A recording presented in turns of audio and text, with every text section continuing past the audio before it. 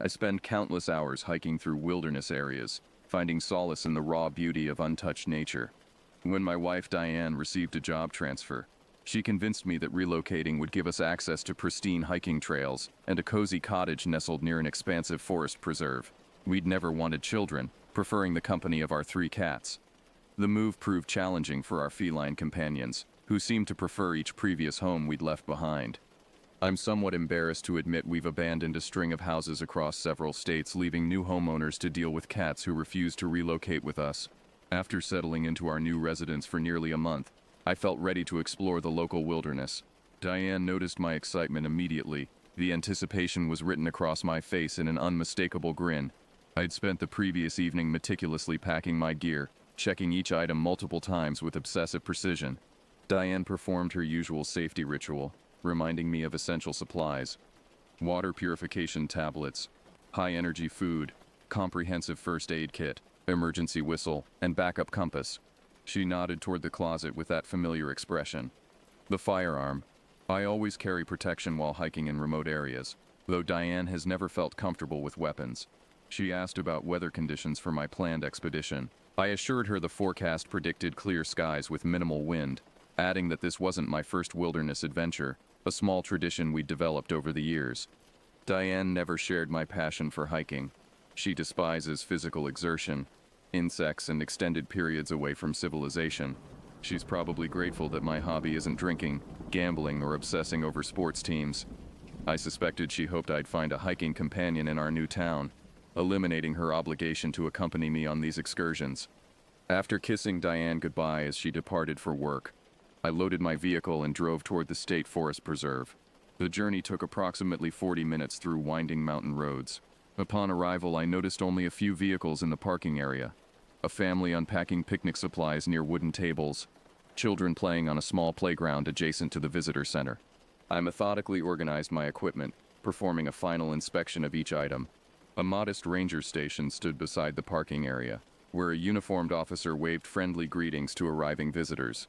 Next to the building, a large display board showcased available trail routes, color-coded according to difficulty levels. Each trail featured estimated completion times, terrain descriptions, elevation changes, and wildlife information commonly encountered in specific areas. I photographed the entire display with my phone, ensuring image quality would allow me to reference the information throughout my hike. The park ranger approached, offering a printed trail map. I accepted gratefully and thanked him for the gesture. He inquired whether this was my first visit to the preserve. I confirmed it was, explaining that we'd recently relocated to the area and I'd been eager to explore the local trails since our arrival. "Welcome to the region," he replied warmly. "Do you have much hiking experience?" I assured him I'd been exploring wilderness areas for several years. "Excellent. I only ask that you remain on designated trails. We can't afford to have visitors getting lost in these mountains." I promised to follow regulations, and he wished me a safe hike as I headed toward the trailhead. I selected the most challenging route available, featuring steep inclines, rocky terrain, and the longest distance. The estimated round-trip duration was 7 hours, which suited my preferences perfectly.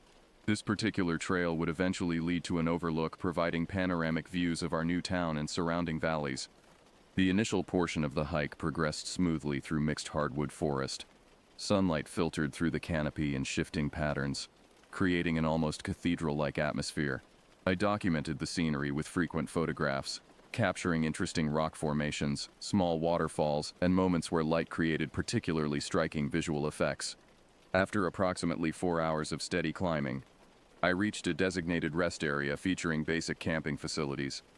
The location appeared deserted, suggesting either an exceptionally quiet day for hikers or that I was among the first to reach this elevation. I utilized the primitive restroom facilities, consumed energy bars and water, then prepared for the steepest section of the ascent. The sounds of forest life accompanied my progress. Birds calling from unseen perches, occasional rustling in undergrowth as small animals fled my approach.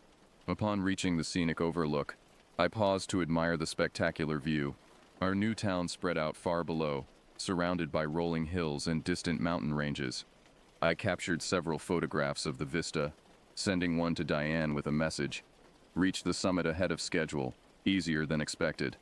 I waited briefly for a response, but assumed she was occupied with work responsibilities when no reply arrived immediately. During my descent, I noticed an intriguing break in the vegetation, a narrow passage leading away from the main trail. The opening was barely visible, obscured by dense undergrowth and overhanging branches. Something about this hidden path triggered my curiosity, though I knew I should remain on designated routes as the ranger had requested. I convinced myself that a brief exploration would be harmless. Perhaps 50 meters into the woods, maintaining visual contact with the main trail at all times. I carefully pushed through the thick vegetation, mindful of my footing on the uneven ground beneath tangled roots and fallen branches. The hidden passage led deeper into a section of forest where sunlight seemed unable to penetrate the thick canopy overhead. And strange sensation washed over me as I moved forward, similar to entering a familiar room and suddenly forgetting why I'd come there in the first place. I didn't feel lost or disoriented, simply unsettled by the dramatic change in atmosphere. The most disturbing aspect was the complete absence of sound. Moments earlier, the forest had been alive with bird calls, rustling leaves, and the distant murmur of wind through trees. Now an oppressive silence surrounded me, broken only by the sound of my own footsteps on the forest floor. My instincts immediately shifted to defensive mode. In my experience, such sudden quiet typically indicated the presence of a large predator nearby.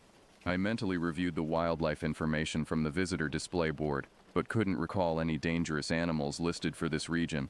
The largest species mentioned had been foxes and possibly black bears in remote areas. I retrieved my phone from my pocket, noting that I had received a message from Diane during my climb. Her text read, "Beautiful view. Be careful up there." I quickly typed a response. "Starting descent now. Everything going perfectly." However, when I attempted to send the message, no signal bars appeared on my display. As I turned to retrace my steps toward the main trail, an unexpected weather phenomenon began developing overhead. What had been a clear, sunny afternoon suddenly transformed into an overcast sky with rapidly moving clouds. Within minutes, the temperature began dropping noticeably, and I noticed small white particles drifting down through the trees. Snow. In the middle of summer. This made absolutely no sense. The snow began falling more heavily, quickly accumulating on the ground around me. I looked back toward where I believed the main trail to be, but the familiar landscape was now covered in a layer of white that obscured my footprints and any recognizable landmarks. The snowfall intensified rapidly, transforming from light flakes into a driving blizzard that reduced visibility to mere meters. I pulled my jacket tighter and tried to orient myself, but the storm seemed to be coming from all directions simultaneously. The wind howled through the trees with increasing fury, creating an almost deafening roar that made it impossible to hear anything else. I sought shelter among a cluster of large pine trees, pressing myself against the trunk to escape the worst of the wind-driven snow. My mind raced as I tried to process what was happening.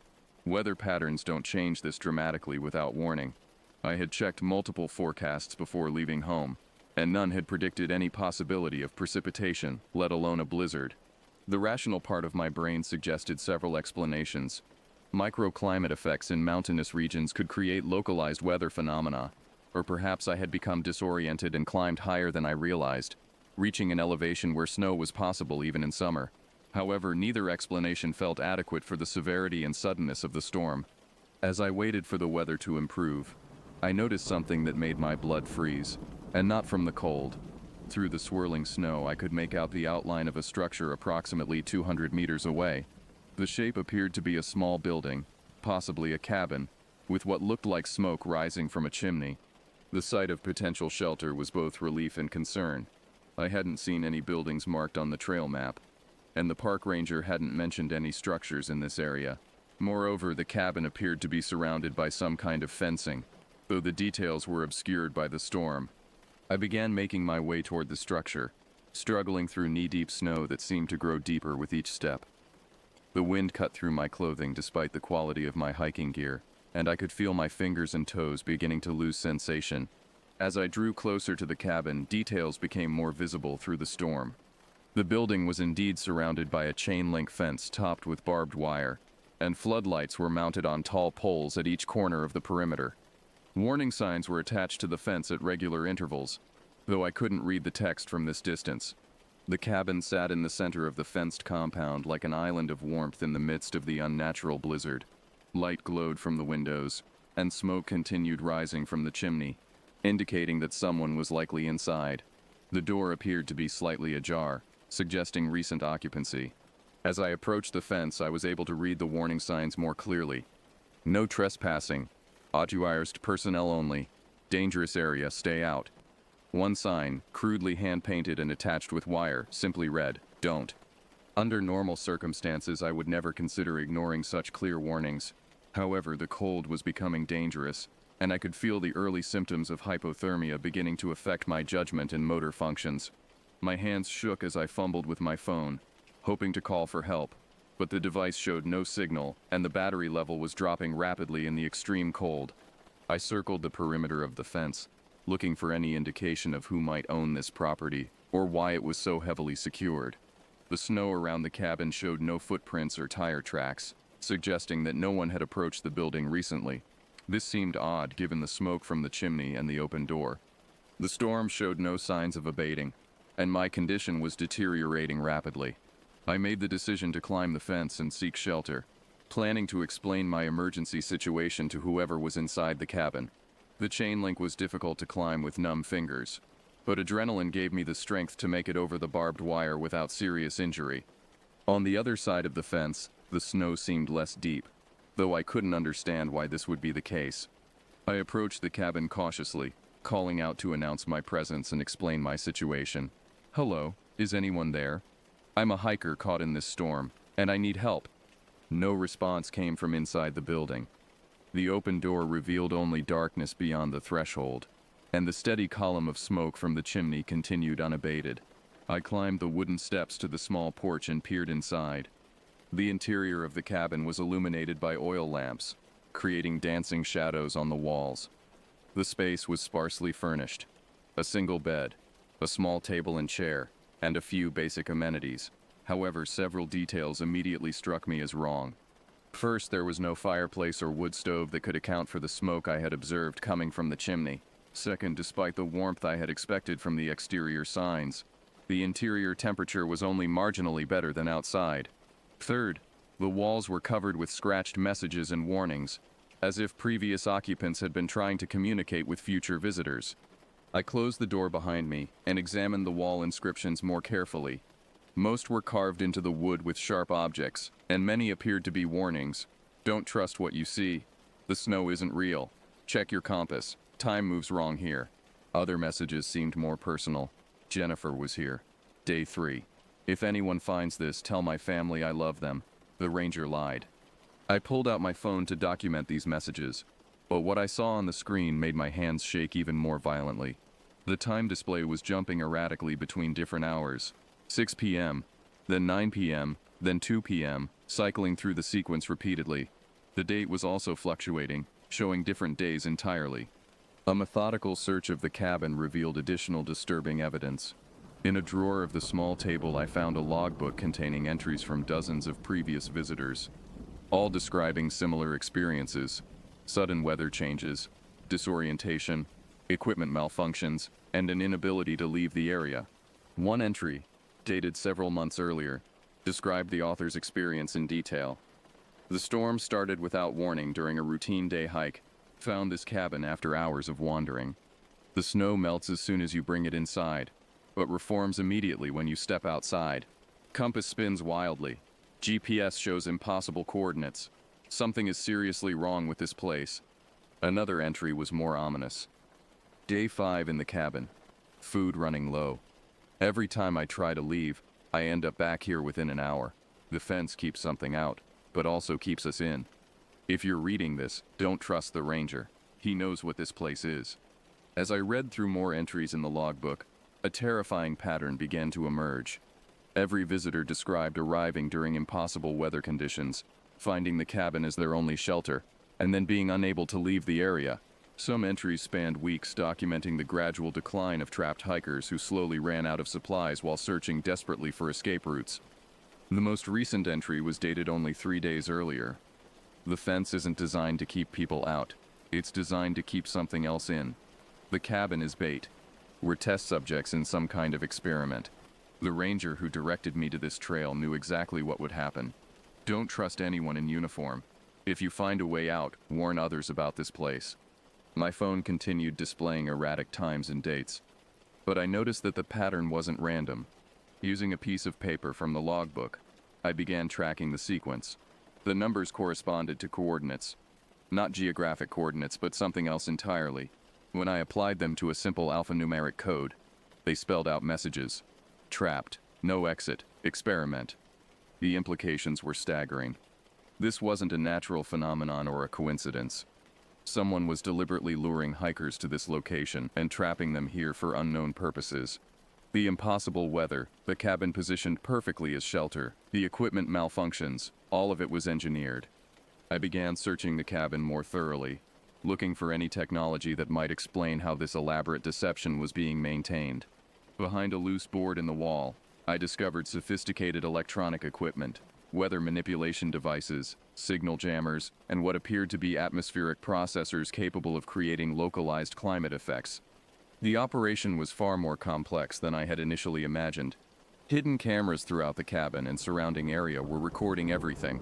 Speakers concealed in the walls could generate sounds or create the illusion of silence. The snow that had driven me to seek shelter was likely some kind of synthetic material designed to dissolve upon close examination. Armed with this knowledge, I began to understand how the trap functioned and how I might escape it. The key was recognizing that most of what I had experienced was artificial, carefully constructed illusions designed to create panic and desperation. The fence wasn't electrified or monitored by guards. It was simply a psychological barrier that most people wouldn't cross. I gathered evidence of the operation, using my phone to document the hidden equipment and photograph pages from the logbook. Despite the device's apparent malfunctions, I discovered that it was actually recording everything normally. The display anomalies were being caused by external interference that could be overcome by shielding the phone with metallic materials I found in the cabin. The exit strategy became clear as I studied the equipment and read through more logbook entries. Previous visitors had been released after specific time periods, likely to prevent outside authorities from launching extensive search operations that might expose the experiment. The longest documented stay was 8 days, after which the individual reported being found by rescue teams in a completely different part of the forest with no memory of how they had gotten there. However, several recent entries described a more sinister development. Some visitors were no longer being released, instead disappearing entirely. The experiment appeared to be escalating, with researchers becoming bolder in their methods and more careless about covering their tracks. I realized that my only chance of escape was to act before the typical release time frame expired. Using tools I found in the cabin's hidden compartments, I disabled several pieces of the weather control equipment and compromised the signal jamming devices. Within hours, the artificial storm began to dissipate, and my phone regained normal functionality. The return hike to the main trail was disorienting, as the landscape had been subtly altered to encourage lost hikers to circle back toward the cabin. However, with the GPS functioning properly and the weather clearing, I was able to navigate directly toward the parking area. When I finally emerged from the forest preserve, I had been missing for 6 days. Diane and local search and rescue teams had been combing the area continuously. My explanation of becoming lost and finding shelter in a natural cave was accepted without question. The truth would have sounded like the ravings of someone suffering from exposure and dehydration. But I kept the evidence. The photographs, the GPS coordinates, the documented proof of what was happening in those mountains. Someday, when I can find the right authorities to trust with this information, I'll expose the people responsible for trapping innocent hikers in their twisted experiment. Until then, I warn every hiker I meet.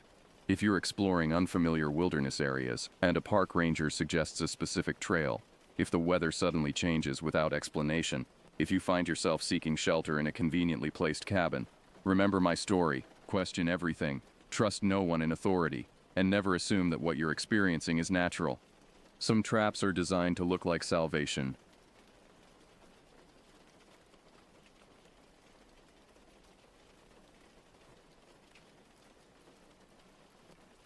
The summer I turned 17 remains burned into my memory like a brand on cattle hide. Not because of any celebration or milestone, but because of what lurked in the shadows of our family's cabin in the remote forests of northern New Mexico. The year was 2020, and everything felt different already. The world had shifted, and so had I. The summer I turned 17 remains burned into my memory like a brand on cattle hide. Not because of any celebration or milestone, but because of what lurked in the shadows of our family's cabin in the remote forests of northern New Mexico. The year was 2020, and everything felt different already. The world had shifted, and so had I. I was struggling that year, caught between childhood and whatever came next. My body felt foreign, my confidence shattered by months of isolation and self-doubt. The mirror had become my enemy, reflecting back a stranger I couldn't recognize. When my parents announced our annual family retreat to the cabin, my stomach twisted with dread. The thought of being trapped in the woods with nowhere to hide felt suffocating. "Fresh air will do you good," Mom insisted, her voice carrying that forced cheerfulness parents use when they're worried about their kids. Dad nodded along, but I caught the concerned glances they exchanged when they thought I wasn't looking. My younger sister, Penny, bounced around excitedly, already packing her hiking boots and camera. At 14, she still found magic in everything. The cabin sat nestled deep in the Sangre de Cristo Mountains, accessible only by a winding dirt road that seemed to stretch endlessly through towering pines and aspens. No cell towers reached this far into the wilderness, just blessed silence and the weight of ancient trees pressing in from all sides. We'd been coming here since I was 7, back when the isolation felt like adventure rather than imprisonment. As we pulled up that first afternoon in late July, I noticed how the shadows seemed deeper than I remembered. The trees pressed closer to the small wooden structure, their branches creating a canopy so thick that even at midday the forest floor remained shrouded in perpetual twilight. The cabin itself looked smaller somehow, more vulnerable against the vastness of the wilderness surrounding it. Dad killed the engine, and the silence that followed felt almost aggressive in its completeness. No traffic, no neighbors, no distractions, just the 4 of us and whatever lived in these woods. Penny immediately jumped out and started exploring, her voice echoing strangely among the trees as she called out discoveries of interesting rocks and unusual flowers. As I hauled my reluctant body from the back seat, a chill ran through me that had nothing to do with the mountain air. Something felt wrong, though I couldn't pinpoint what. The trees seemed to lean inward, listening. The very air felt thicker, more oppressive than in previous years. Even the birds sounded different, their calls more urgent, more warning than welcoming. That first evening passed quietly enough. We grilled burgers on the old propane grill, played cards by lamplight, and fell into the familiar rhythm of cabin life. But as darkness crept through the windows, I found myself glancing nervously at the glass panes, seeing only black void staring back. I volunteered for cleanup duty, anything to avoid the suffocating quiet of my assigned bedroom. As I scrubbed dishes at the kitchen sink, the window above it framed nothing but impenetrable darkness. The weak porch light barely penetrated 3 feet into the tree line, creating a pitiful circle of yellow glow that only emphasized how vast and unknown the surrounding forest truly was. Penny had already crashed, exhausted from her explorations. Mom and Dad sat in the living room, sharing a bottle of wine and speaking in low murmurs about work, bills, normal things that felt impossibly distant in this place. Their voices created a comforting backdrop as I finished the dishes, but underneath their conversation I became aware of other sounds. The forest was never truly quiet. Insects hummed, branches creaked, small creatures rustled through underbrush. But tonight, these familiar noises seemed to carry an edge of tension. Every snap of a twig made me freeze. Every owl hoot sounded more like a warning than a call. I was drying the last plate when the kitchen window exploded with a thunderous impact that sent glass shards flying across the counter. I screamed, stumbling backward as something large and dark crashed through, bringing with it the smell of decay and wet fur. In the chaos of falling glass and my own terrified shrieks, I caught a glimpse of wings, massive, leathery wings spanning at least 6 feet. The thing thrashed frantically in the sink, its claws scraping against porcelain as it tried to right itself. In the horrible seconds before my parents came running, I saw its face clearly. Not quite human, not quite animal, something in between that my brain refused to categorize. Its eyes glowed with an intelligence that was utterly wrong, utterly malevolent. Dad burst into the kitchen first, Mom close behind.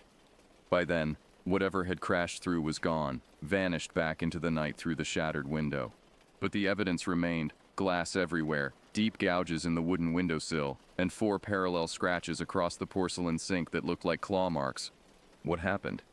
Dad's voice was sharp with concern as he surveyed the destruction. His hands shook slightly as he picked up the larger pieces of glass. and I noticed how his eyes kept darting to the gaping hole where the window had been. I tried to explain, but the words came out in a jumbled rush. Something had crashed through. Something with wings. Something that looked at me with eyes that held too much awareness. Even as I spoke, I could hear how insane it sounded. Dad and Mom exchanged glances. The kind parents share when they're deciding whether their child is having a breakdown. "Probably a bat," Dad said finally, though his voice lacked conviction. "They can get disoriented, especially around lights. But bats don't grow to the size of small children. Bats don't leave claw marks an inch deep in solid porcelain. And bats definitely don't carry the stench of rotting meat." We spent the next hour boarding up the window with plywood from Dad's emergency supplies. As he worked, I noticed how frequently he glanced over his shoulder, how he positioned himself so his back was never to the forest. Mom kept Penny occupied in the living room, but I could hear the worry in her voice as she explained about confused wildlife and accidents. That night, I lay in my narrow bed listening to every sound the cabin made. The old wood creaked and settled. Floorboards popped, and somewhere in the walls, mice scurried through hidden passages. But underneath it all, I swear I could hear breathing that didn't belong to any of us, slow, deliberate breaths coming from just outside the thin walls. Dawn brought no relief. If anything, daylight made the previous night's events seem more disturbing rather than less. The boarded window looked like a wound in the cabin's face, and the claw marks in the sink appeared even deeper in the harsh morning light. Dad was already up when I shuffled into the kitchen, nursing a cup of coffee and staring at the damage with bloodshot eyes. He looked like he'd slept about as well as I had, which is to say, not at all. "Find anything?" I asked, though I wasn't sure I wanted to know the answer. He gestured toward the back door with his coffee mug. "Take a look outside, but stay close to the cabin." The back porch faced a small clearing where we usually set up chairs for evening campfires. This morning, the area looked like a crime scene. Deep furrows carved the earth in long parallel lines. Patches of grass were torn up, revealing dark soil underneath, and scattered across the clearing were feathers. Not ordinary bird feathers, but massive black plumes, each one nearly as long as my forearm. But it was the trees that made my blood freeze. 20 feet up the trunk of the nearest pine, bark had been stripped away in 4 parallel gouges. The exposed wood underneath gleamed pale and fresh, still weeping sap. Whatever had made those marks possessed incredible strength and equally incredible reach. "Dad," I called, my voice barely above a whisper. "You need to see this." He joined me on the porch, and I watched his face pale as he took in the destruction. This wasn't the work of any normal animal. The spacing of the claw marks, the depth of the gouges, the sheer violence of it all. It spoke of something far more dangerous than a confused bat. Penny bounced out to join us, stopping short when she saw our expressions. "What's wrong?" she asked, then caught sight of the clearing. "Whoa, what happened out there?" "Storm damage," Dad said quickly. But even Penny wasn't buying that explanation. No storm could create such precise, deliberate destruction. No wind could strip bark 20 feet up a tree trunk in 4 perfect parallel lines. Mom emerged from the kitchen, took one look at the scene, and immediately began herding Penny back inside, but not before I caught the fear in her eyes. The same fear that was growing in my chest like a tumor. We spent the morning cleaning up, gathering the scattered feathers and trying to restore some normalcy to the clearing. But every few minutes, one of us would pause and scan the tree line, as if expecting something to come crashing out of the shadows. The feathers were unlike anything I'd ever seen. Each one was easily 14 inches long, midnight black with an oily sheen that seemed to absorb light rather than reflect it. When I held them up to examine them more closely, they felt warm to the touch and carried that same awful smell from the night before, like meat left too long in the sun. "We should go home," I said as we finished collecting the last of the debris. "Pack up and leave. Now." Dad paused in his work, considering. For a moment I thought he might agree. Then he straightened his shoulders and shook his head. "We're not running away from some wild animal. This is our place too." But I could see the doubt in his eyes. Whatever had visited us wasn't just some wild animal, and we all knew it. The question was whether we were brave enough to admit it. The rest of that day passed in tense preparation. Dad drove into the nearest town, a 40-minute journey down treacherous mountain roads, and returned with supplies that had nothing to do with family vacation. Floodlights, motion sensors, trail cameras, and a new rifle that he handled with grim familiarity. "Insurance," he called it. but his hands shook as he loaded ammunition. Mom spent the afternoon researching on her laptop, using the cabin's weak internet connection to search for any reports of unusual animal attacks in the area. What she found didn't offer much comfort. 3 hikers had gone missing in the past month, their backpacks found shredded and scattered across remote trails. A local rancher had lost 6 head of cattle to something that tore them apart and left the pieces scattered like confetti. Mountain lions, the official report suggested. Unusually aggressive bear behavior. But the photos Mom showed us looked nothing like typical predator kills. These were scenes of pure carnage, as if something had attacked not for food but for the sheer joy of destruction. Penny, bless her innocence, treated the whole thing like an adventure. She helped Dad install the motion sensors and chatted excitedly about protecting our territory from bears. But I noticed how she stayed closer to the cabin than usual, how her eyes kept drifting upward to scan the branches above us. As evening approached, we retreated inside and went through our new security routine. Every door locked, every window checked twice. The plywood barrier over the kitchen window looked especially ominous as shadows lengthened across it.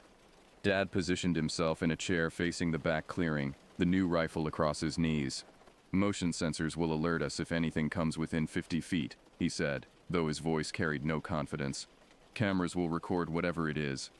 But somehow I didn't think our uninvited guest would be deterred by human technology. The intelligence I'd seen in those glowing eyes suggested something far more cunning than any ordinary predator. This thing had chosen to attack when we were most vulnerable, most isolated. It had targeted the kitchen window specifically, the one room where someone would be alone and unprepared. Night fell like a curtain, and with it came the familiar sounds of the forest settling into darkness. But tonight those sounds carried new menace. Every rustle could be something stalking closer. Every creak might be the prelude to attack.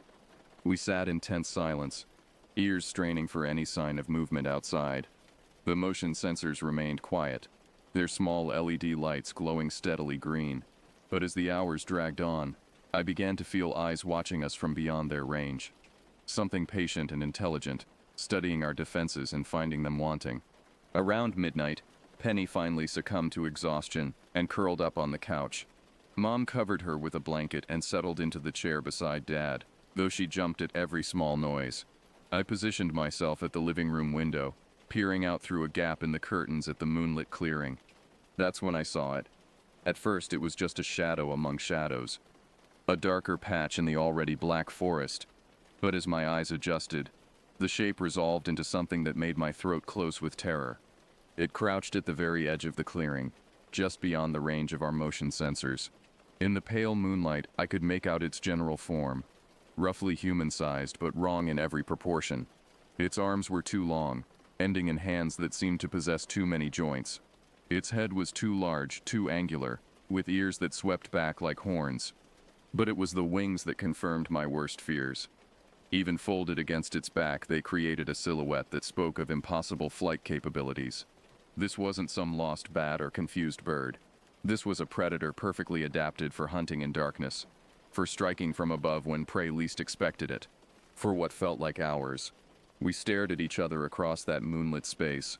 The creature remained absolutely motionless, but I could sense its attention focused on the cabin with laser-like intensity.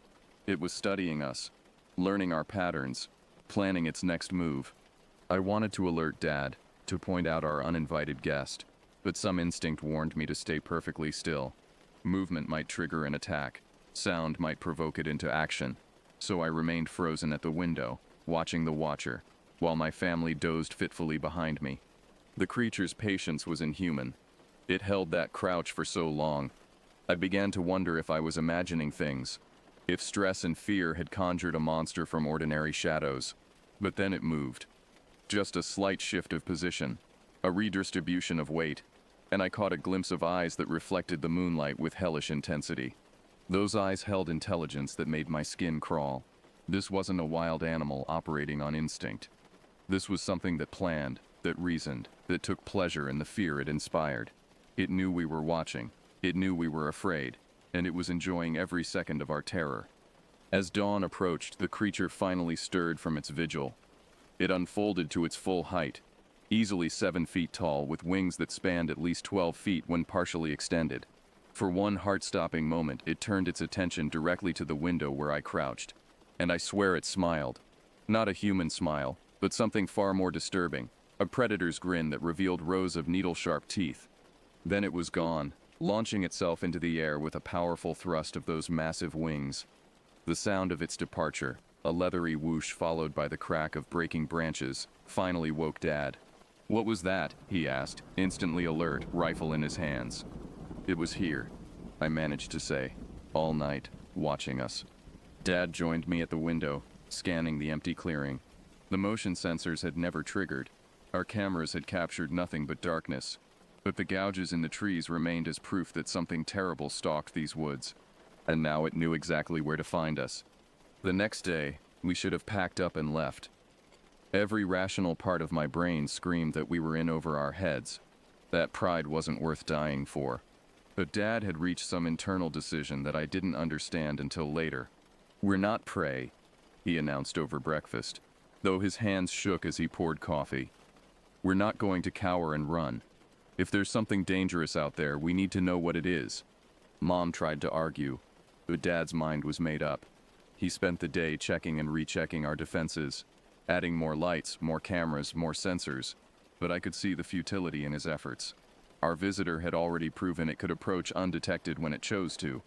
As evening approached, Dad made his final preparations. "Tonight we stay alert, all of us. If this thing wants a confrontation, we'll give it one."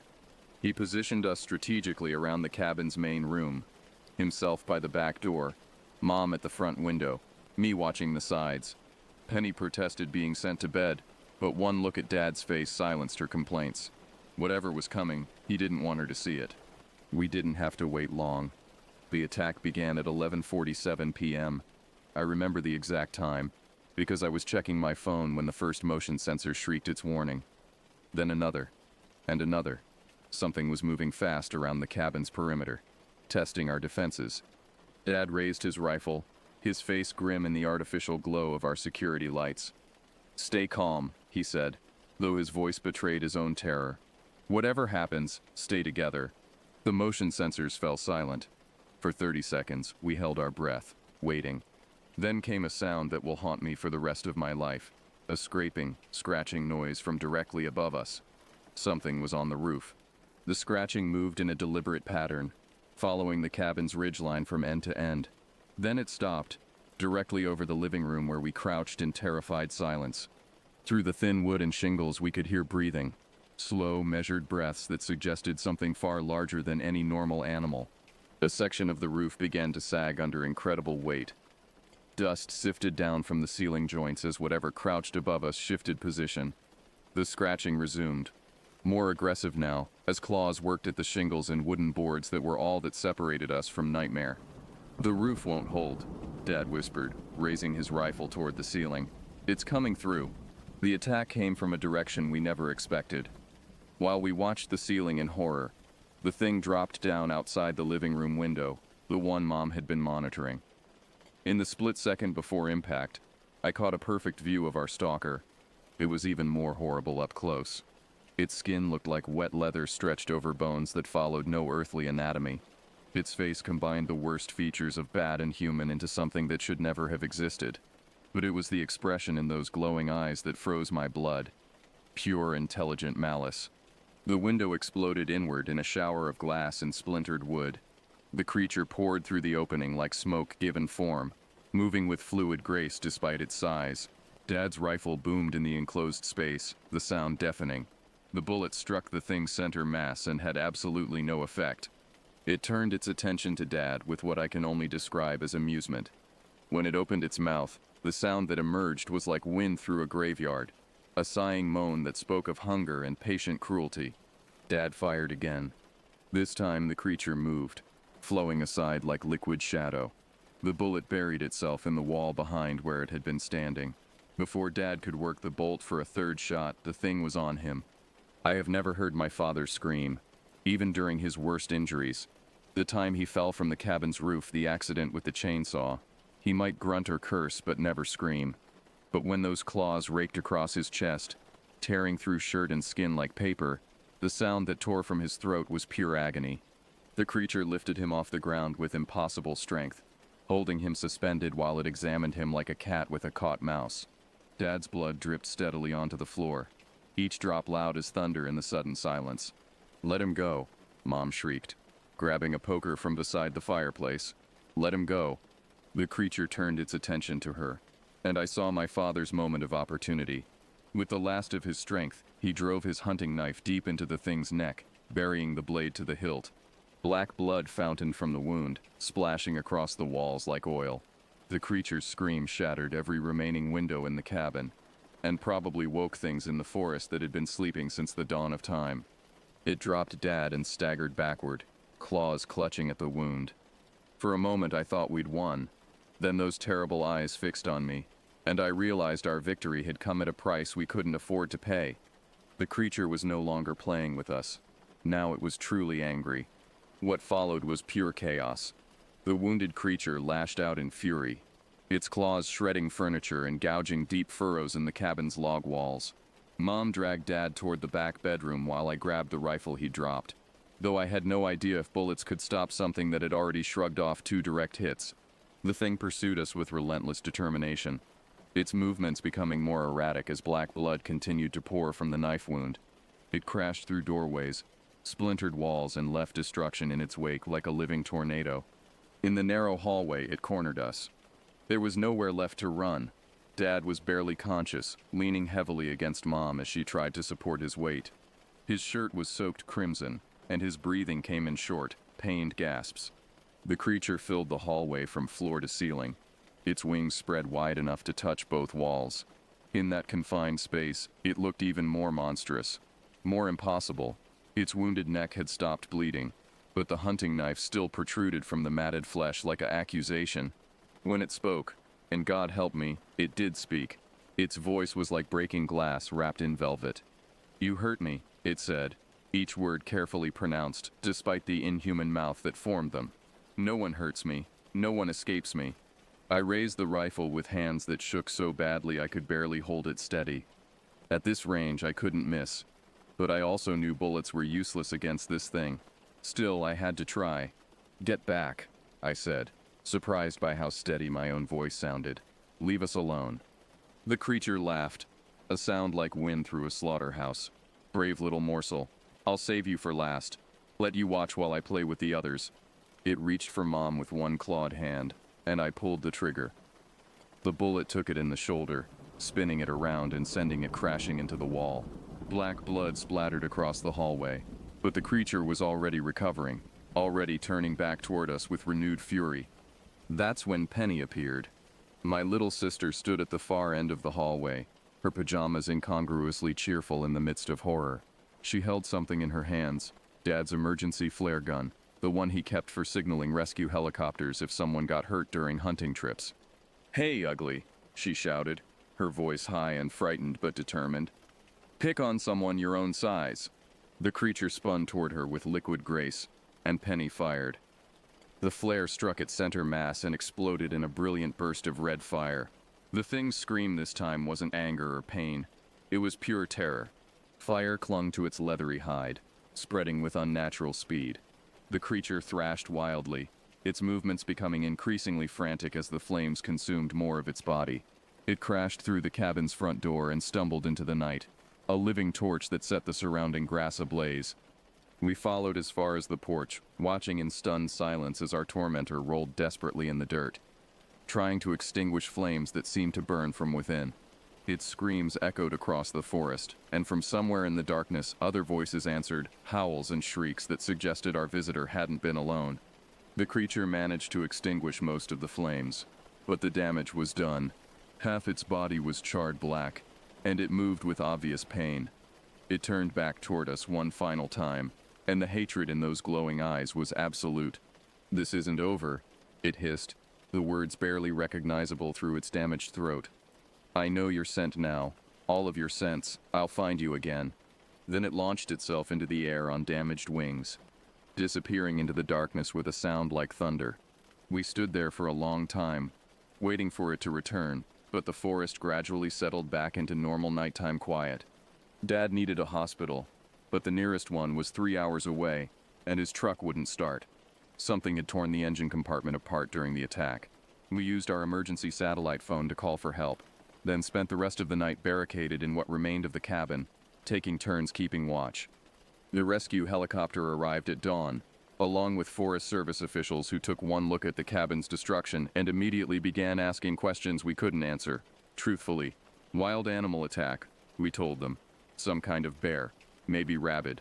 They didn't believe us, but they also couldn't offer any better explanation for the claw marks that scored the walls 20 feet above ground level, or the feathers we'd burned but forgotten to dispose of completely, or the patches of vegetation that had died where black blood had spilled.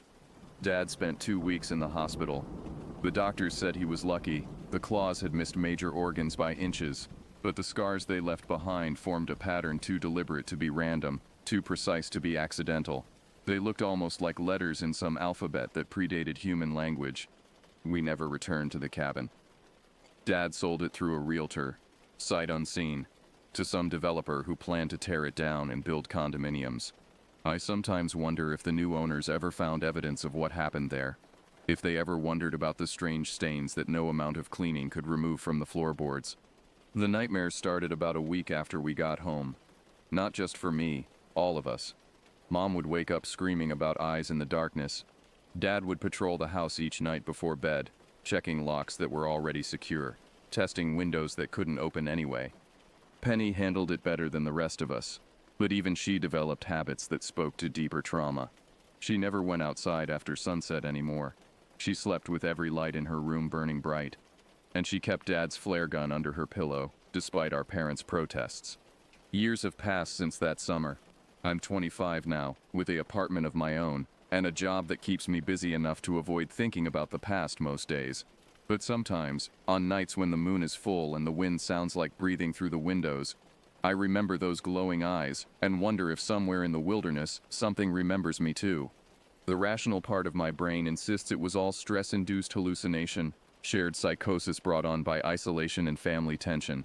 Scientists would say there's no such thing as creatures like the one we encountered. They'd point to the lack of physical evidence, the impossibility of something that large remaining hidden in modern times. But I still carry a scar on my forearm from where flying glass caught me during that final attack. Dad's chest bears marks that no earthly animal could have made. And sometimes, late at night when the world is quiet, I swear I can hear wings outside my window. Patient, waiting wings that remember a promise made in hatred and pain. I've researched extensively over the years, following every lead about unusual animal attacks, unexplained disappearances, and witnesses who describe encounters with impossible creatures. The stories are out there, scattered across the internet like breadcrumbs leading deeper into a forest I'm not sure I want to explore. What I've learned is this: we're not alone on this planet. The wilderness holds things that predate human civilization, things that remember when we were just another species of prey scurrying through the undergrowth. Most of the time they stay hidden, content to hunt in shadows while we convince ourselves we've conquered the natural world. But sometimes, when conditions are right and human arrogance ventures too far into their domain, the ancient things remind us that we're not the apex predators we pretend to be. They show us what real horror looks like, what it feels like to be hunted by something that views us as nothing more than amusing entertainment. The creature that stalked my family that summer is still out there somewhere. I know this with absolute certainty, the same way I know my own name. It's patient, intelligent, and utterly vindictive. It made a promise in the ruins of our sanctuary, and things like that don't forget promises. So I stay in the city now, surrounded by steel and concrete, wrapped in the illusion of safety that civilization provides. I avoid camping trips and hiking trails. I keep my apartment brightly lit after sunset, and on nights when the wind sounds too much like breathing, I check the locks twice and pray to God that some hungers are easier to forget than others. But deep down, I know the truth that keeps me awake. Predators never forget the scent of prey that got away, and sooner or later they always come back to finish what they started. The summer I turned 17 taught me that the world is far more dangerous than we pretend, full of shadows that have teeth and intelligence that wishes us harm. It showed me that courage isn't the absence of fear. It's moving forward despite terror, so complete it threatens to stop your heart. Most importantly, it taught me that family isn't just about blood. It's about standing together when monsters come calling, about protecting each other even when protection seems impossible. We survived that summer not because we were brave, but because we refused to abandon each other to the darkness. Sometimes, on the rare occasions when we all gather for holidays or special events, the conversation will turn quiet and someone will mention that summer at the cabin. We never say much about it. There's an understanding that some experiences are too terrible for casual discussion. But in those moments of shared silence, I see the same knowledge in everyone's eyes. We know what lurks beyond the edge of human understanding. We've looked into the abyss and somehow lived to tell about it, though we choose not to tell that story to people who wouldn't believe it anyway. The world is full of monsters. Some of them walk on two legs and wear human faces, but others have wings that span the darkness and eyes that burn with hunger older than civilization. They're patient, they're intelligent, and they remember every slight, every wound, every face that dared to fight back. I carry that knowledge with me like a scar that never fully heals. It changes how you see the world, knowing that somewhere beyond the safety of streetlights and locked doors, ancient things wait in patient hunger for the chance to remind humanity of its proper place in the food chain. But I also carry something else from that terrible summer. The memory of my little sister standing in a hallway filled with horror, facing down a nightmare with nothing but courage and a flare gun. The image of my father driving a knife into something that should have been impossible, sacrificing his own safety to protect his family. Those memories remind me that monsters aren't the only things that hide in darkness. Sometimes, when pushed beyond our limits, ordinary people discover reserves of strength and bravery they never knew existed. We find out what we're really made of when everything civilized falls away, and only the most primitive instincts remain. The summer I turned 17, I learned that heroes don't always wear capes or carry magical weapons. Sometimes they're just terrified teenagers with hunting rifles, or 14-year-old girls with emergency flares, or fathers who refuse to let monsters hurt their children even if it costs them everything. And maybe, in a world full of things that hunt in darkness, that knowledge is worth all the nightmares that came after. Maybe understanding that ordinary people can face extraordinary evil, and sometimes win, is the most important lesson anyone can learn. The creature that terrorized us might still be out there, nursing its wounds and planning revenge. But it learned something that summer too, that human beings, for all their fragility, don't go quietly into the darkness. We fight. We protect our own. And sometimes, just sometimes, we emerge from horror stronger than we entered it. That has to be enough, because in a universe where monsters are real and patient, the only alternative to hope is surrender, and surrendering to darkness is a choice I refuse to make.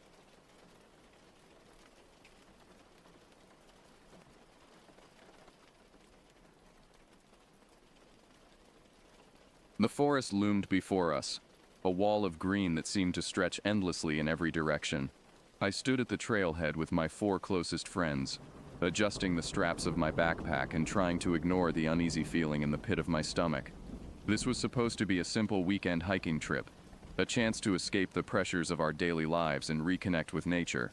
But as I stared into the dense undergrowth, I couldn't shake the sense that we were about to step into something far beyond our control.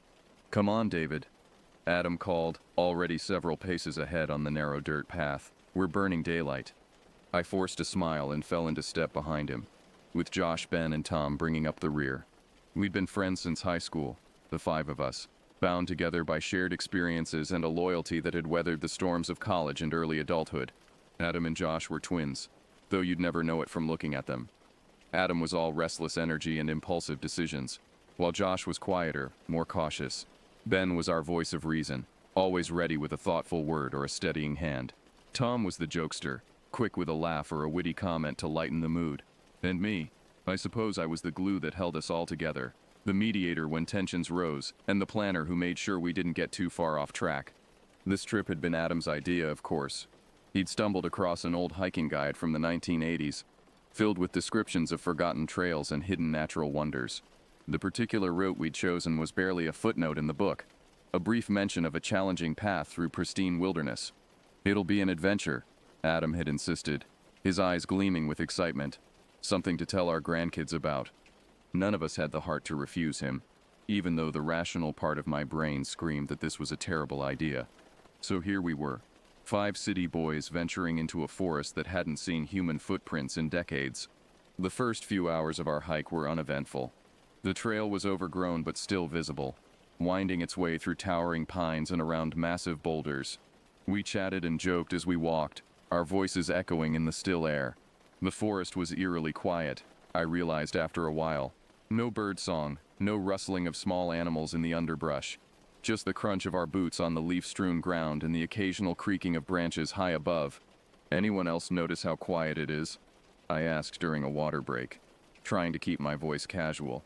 Tom grinned, though it didn't quite reach his eyes.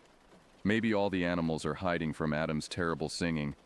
Adam threw a pine cone at him, and just like that, the moment of unease passed. We shouldered our packs and pressed on, determined to reach our planned campsite before nightfall. As the day wore on, the trail became increasingly difficult to follow. What had started as a clear path degenerated into little more than a game trail, forcing us to scramble over fallen logs and push through thick patches of ferns. The trees seemed to press in closer, their branches intertwining overhead to block out most of the sunlight. More than once I caught myself glancing over my shoulder, unable to shake the feeling that we were being watched. It was late afternoon when we finally reached a small clearing that seemed suitable for camping. We set up our tents in a rough circle, gathering fallen branches for a fire. As the flames crackled to life, I felt some of the tension leave my shoulders. We sat around the fire, passing around a flask of whiskey Adam had smuggled along and sharing stories from our college days. But as night fell, the unease returned. The darkness beyond our circle of firelight seemed alive somehow, shifting and pulsing with unseen movement. I tried to focus on the conversation, on Tom's latest joke about his disastrous dating life, but my eyes kept being drawn to the shadows at the edge of the clearing. "Did you guys hear that?" Ben asked suddenly, his voice low and tense. We all fell silent, straining our ears. For a long moment, there was nothing. Then I heard it, a soft rustling in the underbrush, too deliberate to be the wind. It was the sound of something large moving slowly through the forest, circling our campsite. "Probably just a deer," Adam said, but his voice lacked its usual confidence. We stayed up late that night, feeding the fire and talking in low voices. None of us wanted to be the first to retreat to their tent, to face the darkness alone. When we finally did turn in, I lay awake for hours listening to every creak and snap from the forest around us. Morning brought a shock that sent ice through my veins. Ben's backpack, which he'd left just outside his tent, was gone. We searched the entire campsite and the surrounding area, but there was no sign of it. It was as if it had simply vanished into thin air. "Maybe a bear got it," Tom suggested, but we all knew that was unlikely. A bear would have left some trace, some sign of its presence. This was something else entirely. Ben was visibly shaken, his usual calm demeanor cracking. "All my food was in there," he said, his voice tight with worry. "My spare clothes, my first aid kit." We divided up our remaining supplies, making sure Ben had enough to get by. Adam was all for pressing on, insisting that we couldn't let a missing backpack derail our entire trip. I could see the doubt in the other's eyes, but in the end, we agreed to continue. We were already a day's hike from the trailhead, and none of us wanted to admit defeat so easily. As we set off, I couldn't help but feel that we were making a terrible mistake. The forest seemed different somehow, more menacing. The trees loomed larger, their branches reaching out like grasping fingers. The trail all but disappeared, forcing us to rely on Adam's compass and our own instincts to navigate. We hiked in silence for most of the day, each lost in our own thoughts. Even Tom's usual stream of jokes had dried up, replaced by a tense vigilance. Every snapping twig, every rustle of leaves had us spinning around, searching for a threat we couldn't see. It was late afternoon when we heard the scream. It echoed through the forest, a sound of pure terror that set my heart racing. We all froze, looking at each other with wide eyes. That wasn't human, right?" Tom asked, his voice shaking. Before anyone could answer, we heard it again, closer this time. It was a primal sound, filled with pain and rage, and it was definitely horrifyingly human. "We need to help," Adam said, already moving in the direction of the sound. I grabbed his arm, holding him back. "We don't know what's out there," I hissed. "We need to stick together and get out of here."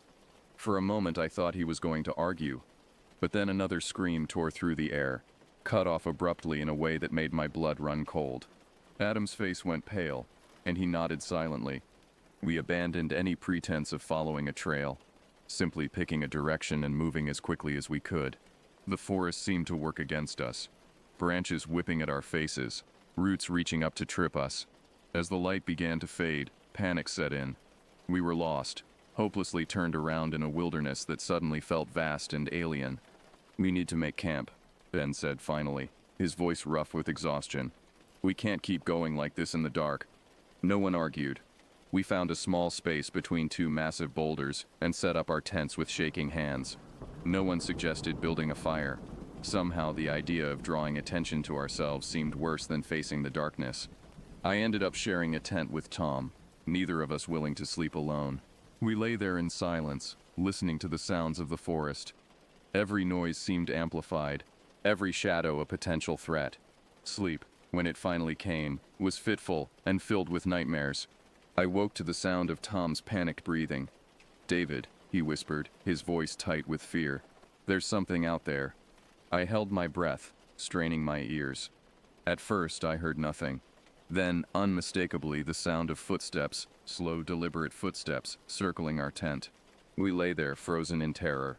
As the footsteps completed one circuit, then another. I could hear the others stirring in their tents, aware of the danger but too afraid to move. The footsteps paused directly in front of our tent. There was a moment of agonizing silence, then the sound of a zipper being slowly pulled open. Tom let out a strangled cry, and suddenly everything was chaos. We burst out of the tent, colliding with Adam and Ben, who had emerged from theirs. In the pre-dawn gloom, I caught a glimpse of a figure, tall and unnaturally thin, melting back into the shadows of the forest. "Where's Josh?" Adam yelled, his voice cracking with panic. "Josh!" We searched the campsite frantically, but there was no sign of Josh or his tent. It was as if he had never been there at all. Adam was inconsolable, alternating between calling his brother's name and demanding that we go search for him. Ben and I tried to calm him down, to make him see reason, but grief and fear had pushed him beyond rational thought. "We need to get out of here," I said finally, grabbing Adam by the shoulders and forcing him to look at me. "We need to find help. We can't do this alone." For a moment I thought he was going to hit me. Then the fight seemed to drain out of him, leaving behind a hollow shell of the friend I knew. We packed up what little we had left and started walking, picking a direction at random and hoping it would lead us to safety. The day passed in a blur of exhaustion and terror. We moved as quickly as we could, but the forest seemed to be actively working against us. Paths that looked promising would end abruptly in impenetrable thickets. Landmarks we used to orient ourselves would vanish when we looked back, as if the very landscape was shifting around us. As night began to fall again, we made a grim discovery. Tucked away in a small hollow, we found Josh's backpack. It was torn and blood-stained, its contents strewn across the forest floor. Of Josh himself, there was no sign. Adam broke down completely at the sight, collapsing to his knees and sobbing uncontrollably. The rest of us stood in shocked silence, the reality of our situation finally sinking in. We were being hunted, picked off one, by something that knew these woods far better than we ever could. We made camp there too exhausted and demoralized to continue. No one spoke as we set up our tents. What was there to say? We'd lost 2 of our friends to this forest, and the unspoken fear was that we'd never make it out ourselves. I volunteered to take first watch, unable to face the prospect of trying to sleep. I sat with my back against a tree, straining my eyes to penetrate the darkness beyond our little camp. The others retreated to their tents, though I doubted any of them would find rest. It was nearly midnight when I heard it, a soft, melodic whistle drifting through the trees. It was a tune I almost recognized, something just on the edge of memory. Without thinking, I found myself standing, drawn towards the sound. "David?" Ben's voice, thick with sleep, snapped me back to reality. "What's going on?" I shook my head, trying to clear the fog that had settled over my thoughts. Ben crawled out of his tent, rubbing his eyes. "We should wake the others. I don't like this." But when we went to rouse Adam and Tom, we found their tents empty. There was no sign of a struggle, no indication of where they might have gone. They had simply vanished, as if the forest had swallowed them whole. Panic clawed at my throat, threatening to overwhelm me. Ben grabbed my arm, his grip painfully tight. "We need to move," he said, his voice low and urgent. "Now." We abandoned the camp, leaving behind everything but the clothes on our backs.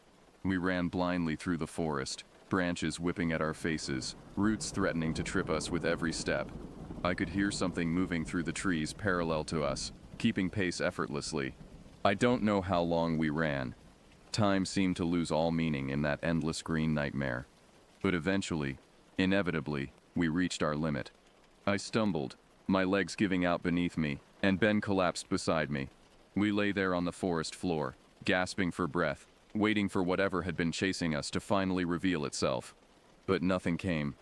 The forest was silent once more, holding its secrets close. As the first light of dawn began to filter through the trees, we heard a sound that made my heart leap. The distant rumble of a car engine. Somehow, against all odds, we'd made it back to civilization. We stumbled out of the forest and onto a narrow country road, waving frantically at the first car we saw. The driver, an older man in a battered pickup truck, took one look at our wild eyes and torn clothes and immediately offered us a ride to the nearest town. The authorities didn't believe our story at first. How could they?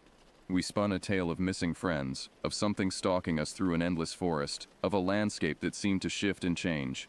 It sounded insane, even to my own ears. But they couldn't ignore the fact that 3 people had gone missing. Search parties were organized, the forest combed for any sign of Adam, Tom, or Josh. They found our abandoned campsites, weathered and overgrown as if they'd been there for years rather than days. They found scraps of clothing, a torn backpack, a single shoe. But of our friends there was no trace. Weeks turned into months, and still no answers came. The official investigation was eventually closed. The disappearances chalked up to a tragic hiking accident. But I knew the truth. We all did. Ben and I tried to move on with our lives, but the memory of those days in the forest haunted us. We'd wake up in the middle of the night, convinced we could hear that soft, melodic whistle drifting through our windows. We'd catch glimpses of tall, thin figures out of the corner of our eyes, only to find nothing there when we turned to look. Years have passed now, and I still don't know what happened in those woods. I don't know what took our friends, or why we were allowed to escape. All I know is that something is out there, something old and patient and hungry. And sometimes, on quiet nights when the wind whispers through the trees, I can almost hear it calling me back.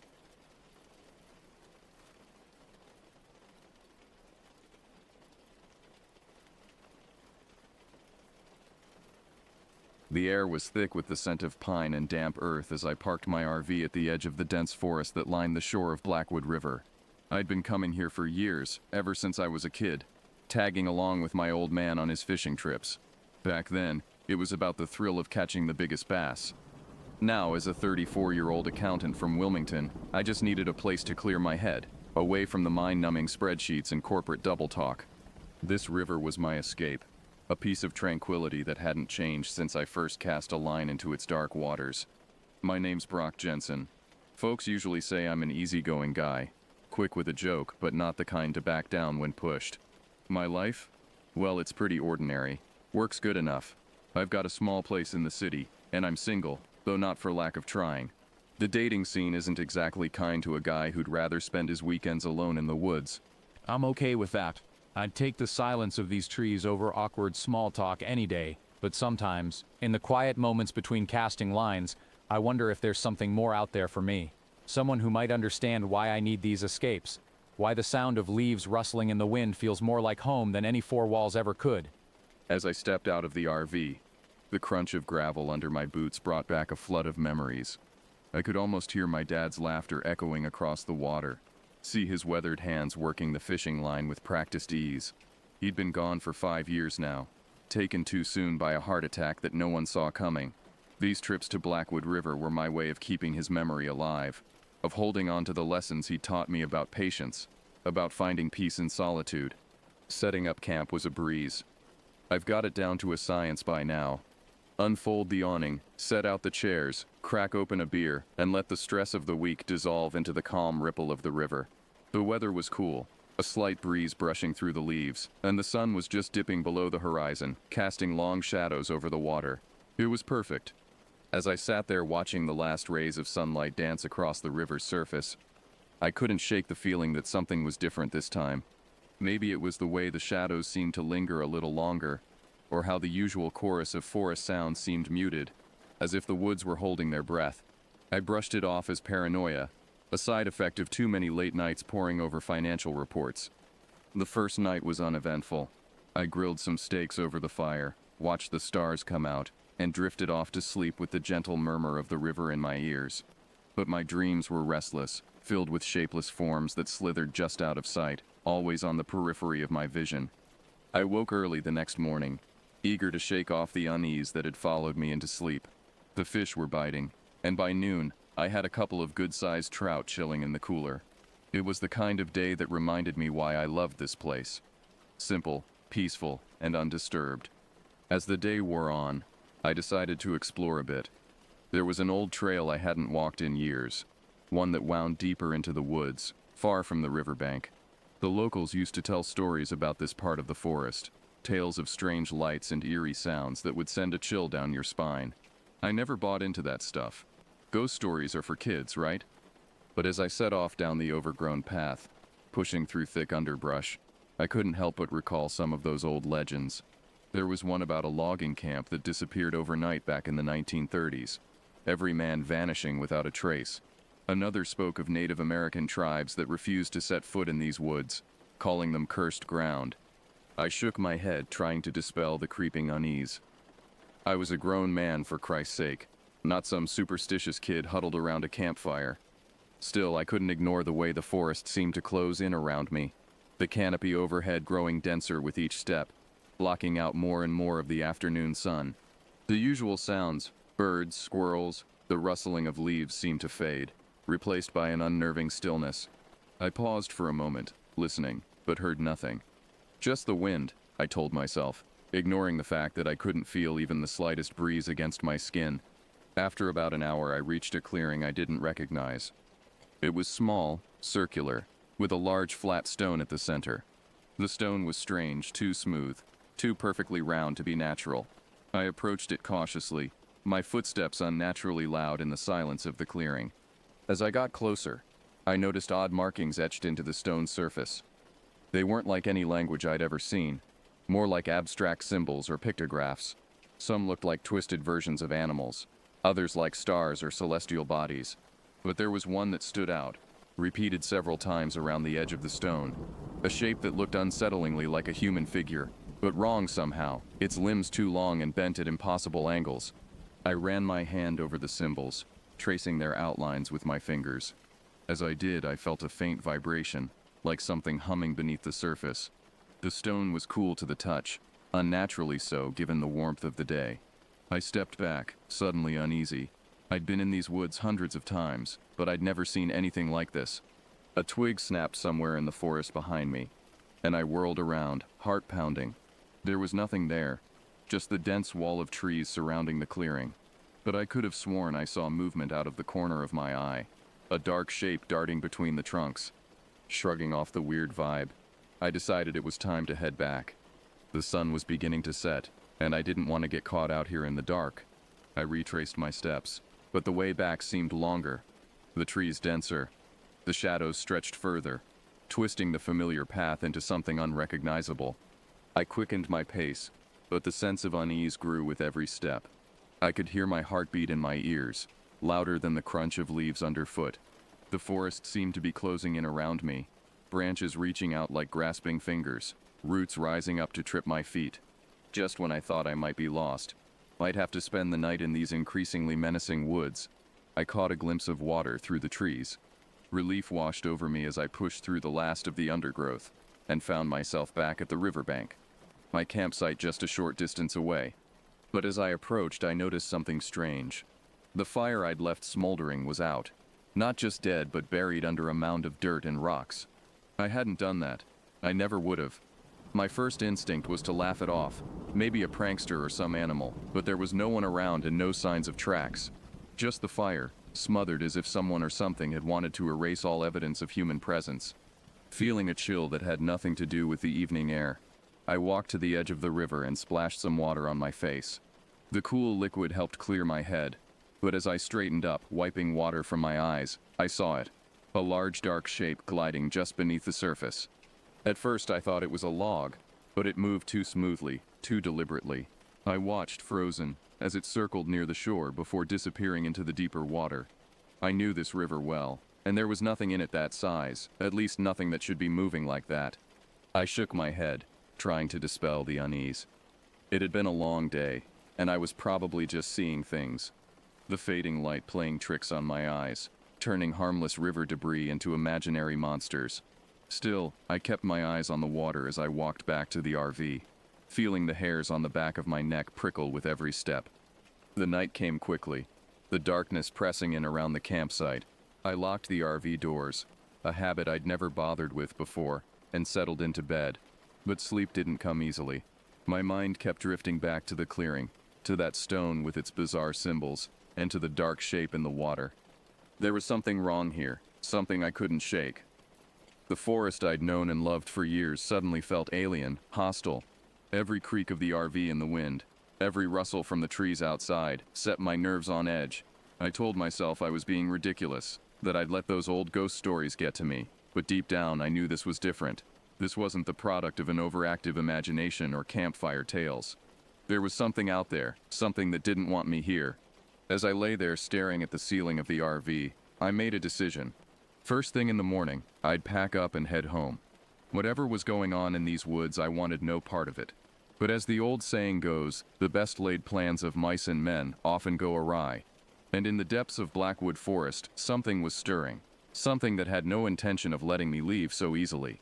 Around midnight, I was jolted awake by a loud thud against the side of the RV. I shot up, heart racing, and listened. Another thud, this time accompanied by a scraping sound, like claws dragging across metal. I grabbed the flashlight from the nightstand and flicked it on, shining it toward the windows. Nothing, just the stillness of the night outside. The thudding grew louder, more insistent, and I realized it wasn't coming from the sides. It was coming from above. Something was on the roof. I bolted upright, grabbing the closest thing I had for a weapon. A tire iron from the compartment under the bed.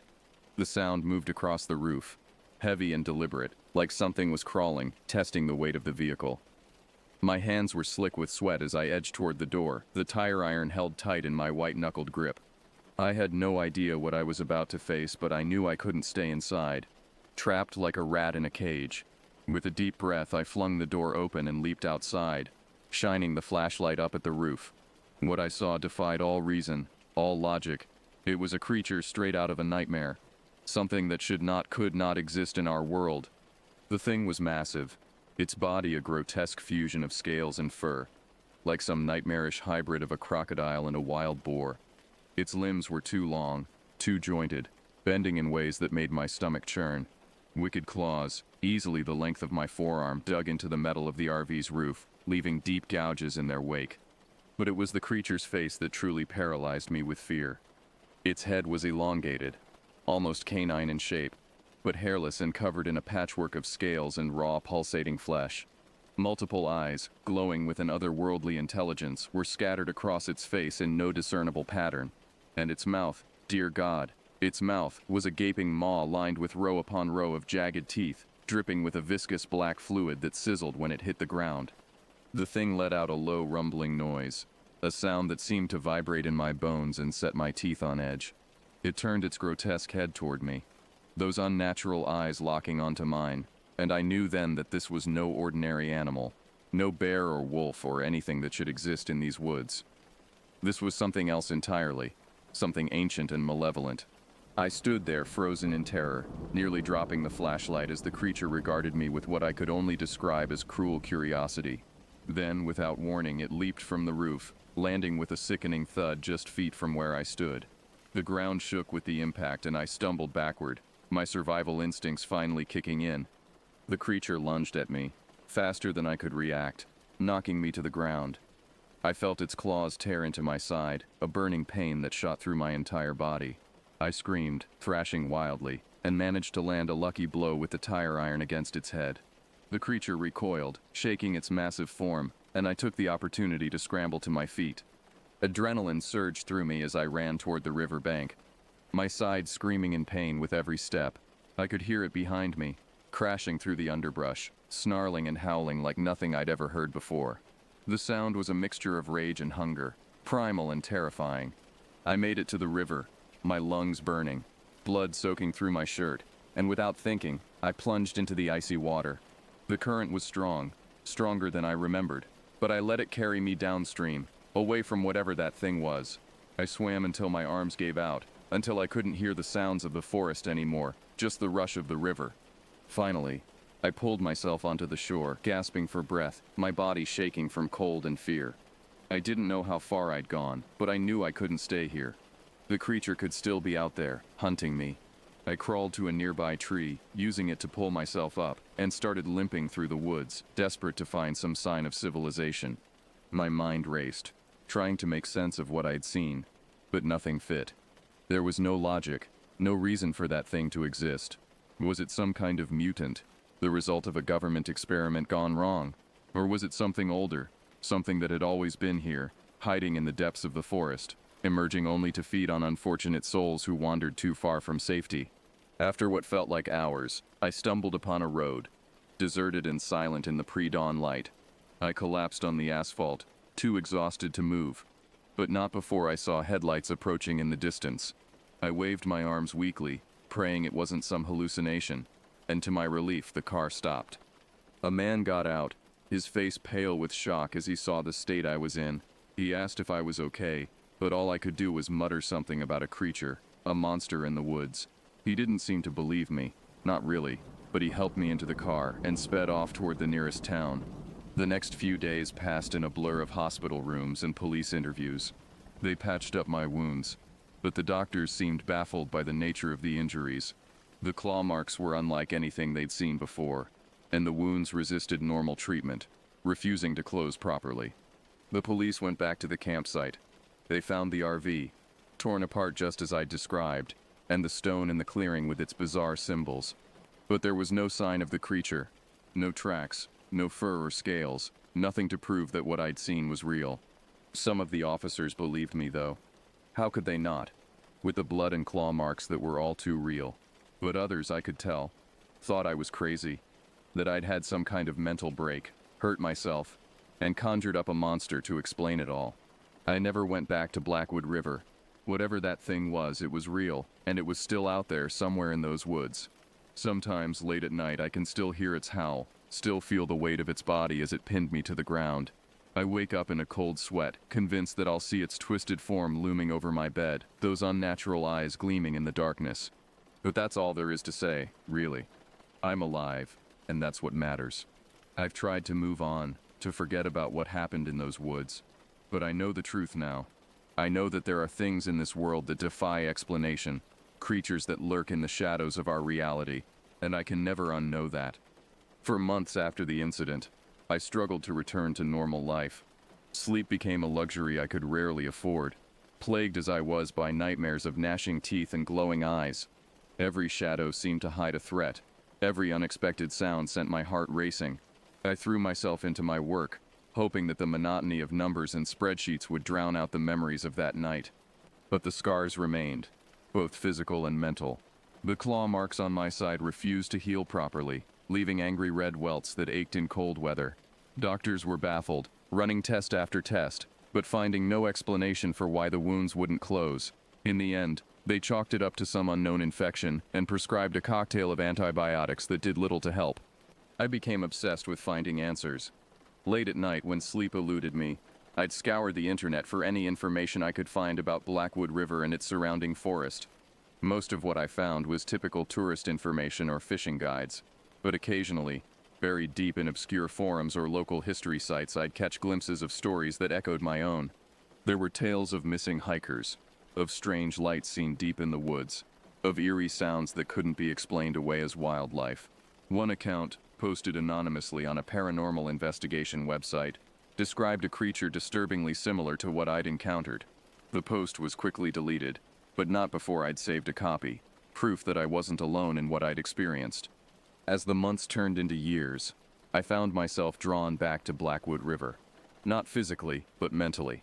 I couldn't shake the feeling that there was something I was missing, some crucial piece of the puzzle that would make sense of it all. The smooth stone with its bizarre symbols haunted my thoughts. What was it? Who had put it there? And what connection did it have to the creature? It was during one of my late-night research sessions, almost 3 years after my encounter, that I stumbled upon a name that would change everything. Dr. Eleanor Vance, a professor of anthropology at a nearby university. She had published several papers on the folklore and legends of the Blackwood River area, including one that mentioned the Star Stone, a mysterious artifact said to have been worshipped by ancient tribes in the region. With trembling hands, I emailed Dr. Vance, expecting yet another dead end. To my surprise, she responded within hours, expressing keen interest in my story. We arranged to meet at a small cafe in Wilmington, far from the shadows of Blackwood Forest. Dr. Vance was not what I expected. She was a small, wiry woman in her 60s, with sharp eyes that seemed to look right through me. As I recounted my experience, she listened intently, occasionally jotting down notes in a worn leather journal. When I finished, she sat back, a grave expression on her face. "Mr. Jensen," she said, her voice low, "what you encountered that night was something my colleagues and I have been studying for years. We believe it to be a guardian, a protector of sorts, tied to the land itself." She went on to explain that the stone I'd found was indeed the Star Stone of legend, an ancient artifact of immense power. According to her research, it served as a gateway between our world and somewhere else. The creature I'd seen was likely drawn to the stone's energy, emerging to defend it against perceived threats. "But why me?" I asked, my voice cracking. I wasn't trying to harm anything. I was just camping, like I'd done 100 times before. Dr. Vance shook her head. "Intent doesn't matter to these beings, Mr. Jensen. Your presence alone, especially your touch on the stone, would have been enough to trigger a response. You're lucky to have escaped with your life." As we talked, I felt a weight lifting from my shoulders. Here, finally, was someone who believed me, who could offer some explanation for the inexplicable. Dr. Vance shared more of her research, painting a picture of a hidden world existing alongside our own, filled with forces and beings beyond our comprehension. In the weeks that followed, I found myself working closely with Dr. Vance and her team. My experience combined with my financial background proved valuable in securing funding for their research. We never returned to the exact spot of my encounter. The risks were too great, but we explored other areas of the forest, gathering data and piecing together the puzzle of Blackwood River's secrets. Slowly, I began to heal. The nightmares became less frequent, the paranoia less acute. Understanding, even if it was just a fraction of the truth, brought a measure of peace. I still bear the scars of that night, both physical and emotional, but they no longer define me. Today, 5 years after my encounter, I lead a different life. I left my accounting job, using my skills instead to manage the finances of Dr. Vance's research foundation. We've made remarkable progress in understanding the phenomena surrounding Blackwood River, though we've only scratched the surface of what's really out there. I still camp, believe it or not. Not at Blackwood River, never there again, but in other forests, other wild places. I've learned to appreciate the beauty of nature again, while always maintaining a healthy respect for its mysteries. Every time I sit by a campfire, watching the stars emerge in the darkening sky, I'm reminded of how little we truly know about the world around us. Sometimes, in the deepest part of the night, when the fire has burned low and the forest grows still, I think I can hear something moving in the darkness beyond the light. A part of me tenses, ready to run, to fight. But another part, the part that's grown and changed since that night by Blackwood River, simply acknowledges it. There are things in this world beyond our understanding, creatures that defy explanation. They were here long before us, and they'll be here long after we're gone. All we can do is respect their existence, protect the wild places they call home, and hope that in doing so we can find a way to coexist in this vast, mysterious universe we all share. As for the thing in Blackwood River, it's still out there. I'm sure of it. Waiting. Watching. Guarding secrets we may never fully comprehend.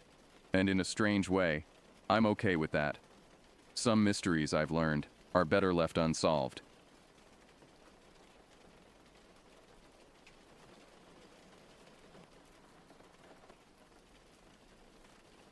My name is Nolan Brackett, and this is the story of how my life and the lives of everyone in our small town of Cayuga changed forever. It was the summer of 2011, a time that should have been filled with the laughter of children on vacation and the buzz of lawnmowers on lazy Saturday mornings. Instead, it became a season of fear, suspicion, and loss that would haunt us for years to come. I've been a police officer in Cayuga for 15 years. It's a small town in upstate New York, the kind of place where everyone knows everyone else's business. where doors are left unlocked at night, and where the biggest crime is usually a teenager swiping a six-pack from the corner store. At least, that's how it used to be. The day everything changed started like any other. I was at the station nursing my third cup of coffee and trying to wake up properly. The night shift had been quiet, just a couple of noise complaints and a drunk who needed a ride home. Nothing out of the ordinary. My partner Jake Stoddard was at his desk across from mine. Jake was a rookie, fresh out of the academy, with an earnest face and a perpetual look of enthusiasm that sometimes grated on my nerves. But he was a good kid, and he had a knack for lightening the mood with his terrible jokes. "Hey Nolan," Jake said, looking up from a stack of paperwork. "Did you hear about old man Dunleavy's missing goats again? He thinks aliens took them this time." I chuckled, shaking my head. "Aliens, huh? Maybe Bigfoot gave them a lift." "You know, I'm starting to think Dunleavy's missing goats are just wandering off because they're tired of his conspiracy theories." Jake was about to respond with what I'm sure would have been another groan-worthy quip when the phone rang. I picked it up expecting another call about a lost dog or a noise complaint from Mrs. Henderson about the Thompson kids' rock band practice. "Cayuga Police Department," Officer Brackett speaking. The voice on the other end was trembling, thick with worry. "Nolan, it's Margaret Vance. You gotta come quick. It's my daughter, Emily. She didn't come home last night." I felt a chill run down my spine. Emily Vance was a good kid. 17 years old, smart as a whip, always respectful. She was the kind of teenager who made you think maybe the next generation wasn't going to hell in a handbasket after all. It wasn't like her to disappear. "Okay, Margaret, calm down," I said, trying to keep my voice steady. "We're on our way. Don't touch anything in Emily's room, all right? We'll be there soon." I hung up and turned to Jake. "We've got a missing person. Emily Vance didn't come home last night." Jake's eyes widened. "Emily? But she's not the type to—" "I know," I cut him off. "That's why we're going now. Come on." We jumped into the cruiser and sped to the Vance residence, a modest two-story house on Elm Street. The summer heat was already building, the air thick and heavy with humidity.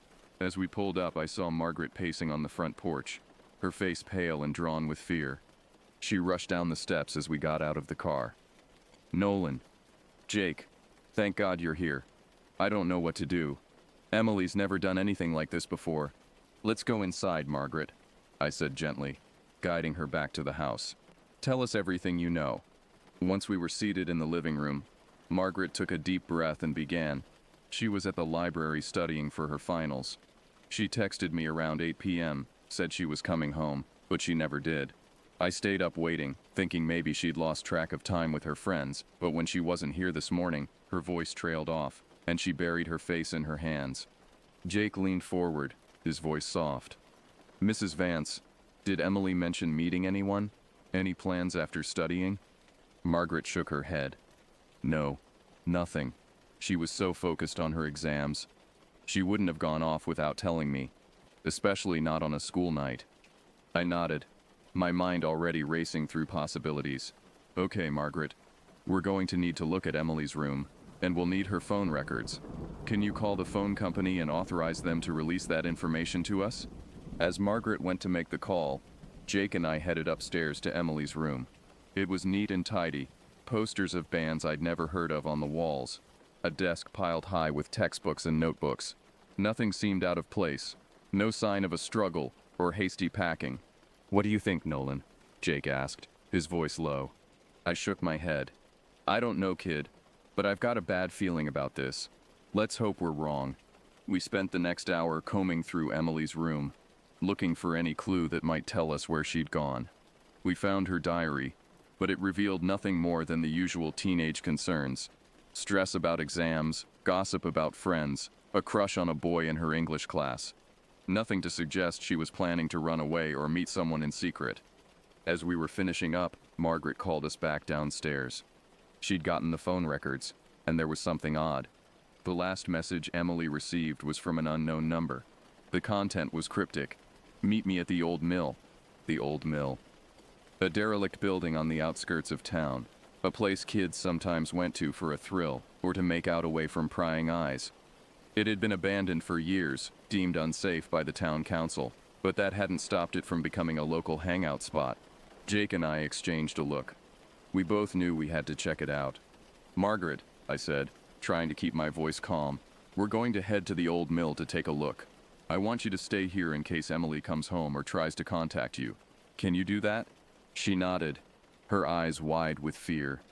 "You'll call me if you find anything, right?" "Of course," I assured her. "We'll let you know as soon as we know anything." As we headed back to the cruiser, I could feel the weight of the situation settling on my shoulders. In 15 years on the force, we'd had our share of missing persons. But they were usually drunks who'd wandered off or kids who'd run away after a fight with their parents. They almost always turned up within a day or two, sheepish and apologetic. But this felt different.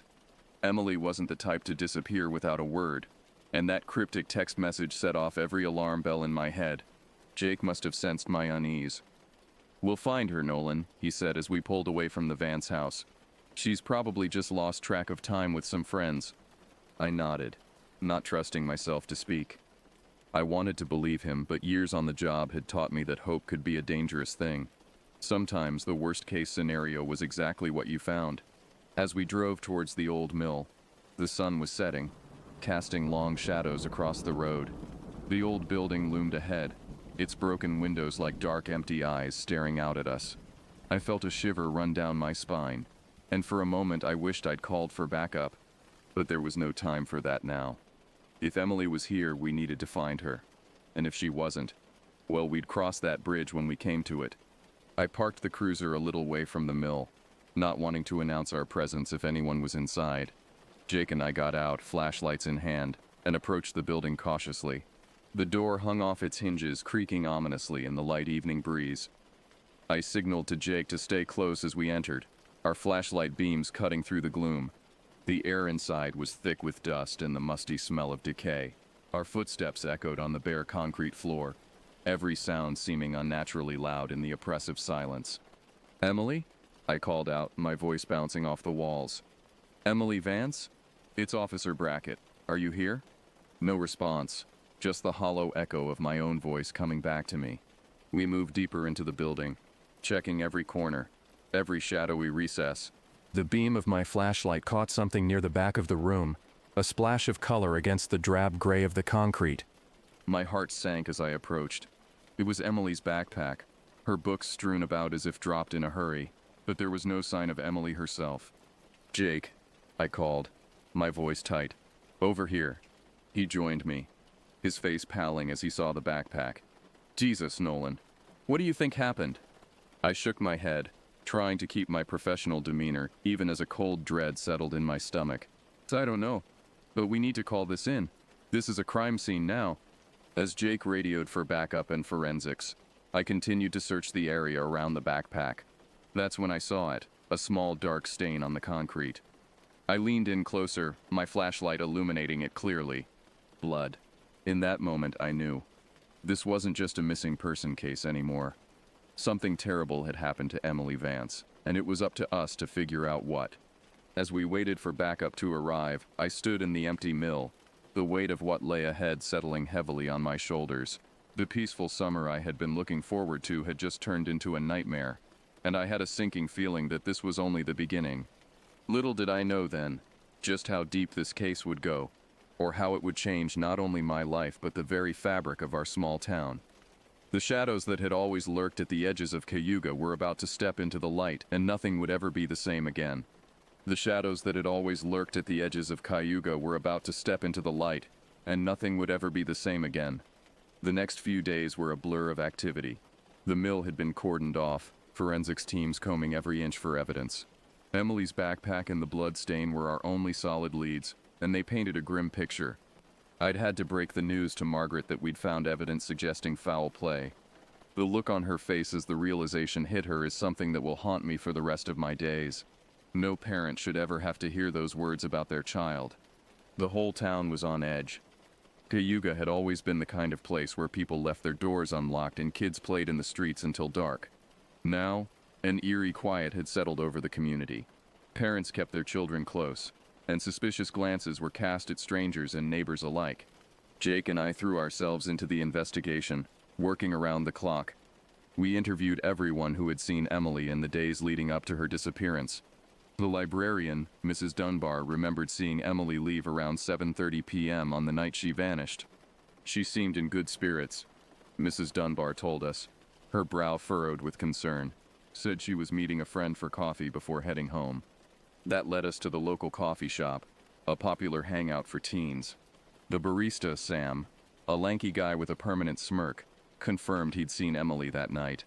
Yeah, she was here with Lucas, Sam said, wiping down the counter. They left together around 8, I think. Lucas, Emily's friend and study partner. We tracked him down at his home, a nervous, lanky kid with a habit of biting his nails. He seemed genuinely distraught about Emily's disappearance. We were studying together, Lucas said, his eyes darting nervously. But then she got a text and said she had to meet someone. I offered to go with her, but she said it was fine. I should have insisted. It's not your fault, Lucas, I reassured him, even as I made a mental note of his behavior. In cases like these, you can never rule anyone out. Did Emily say who she was meeting? Lucas shook his head. No, she just said she had to go. I thought maybe it was her mom or something. We dug deeper into Emily's phone records, tracing the unknown number that had sent the text about the old mill. It led us to a burner phone purchased at a convenience store in town. The surveillance footage showed a man in a hoodie, his face obscured, buying the phone. It wasn't much, but it was something. As we expanded our investigation, a name surfaced. Harold Gibbons. He was a drifter with a history of petty crimes who had been in and out of Cayuga over the past few months, doing odd jobs and keeping to himself. No one had paid him much attention, but now he was our prime suspect. Jake and I tracked Gibbons down to a seedy motel on the outskirts of town. When we knocked on his door, he opened it a crack, his eyes darting suspiciously. Harold Gibbons? I asked, my hand instinctively moving towards my holster.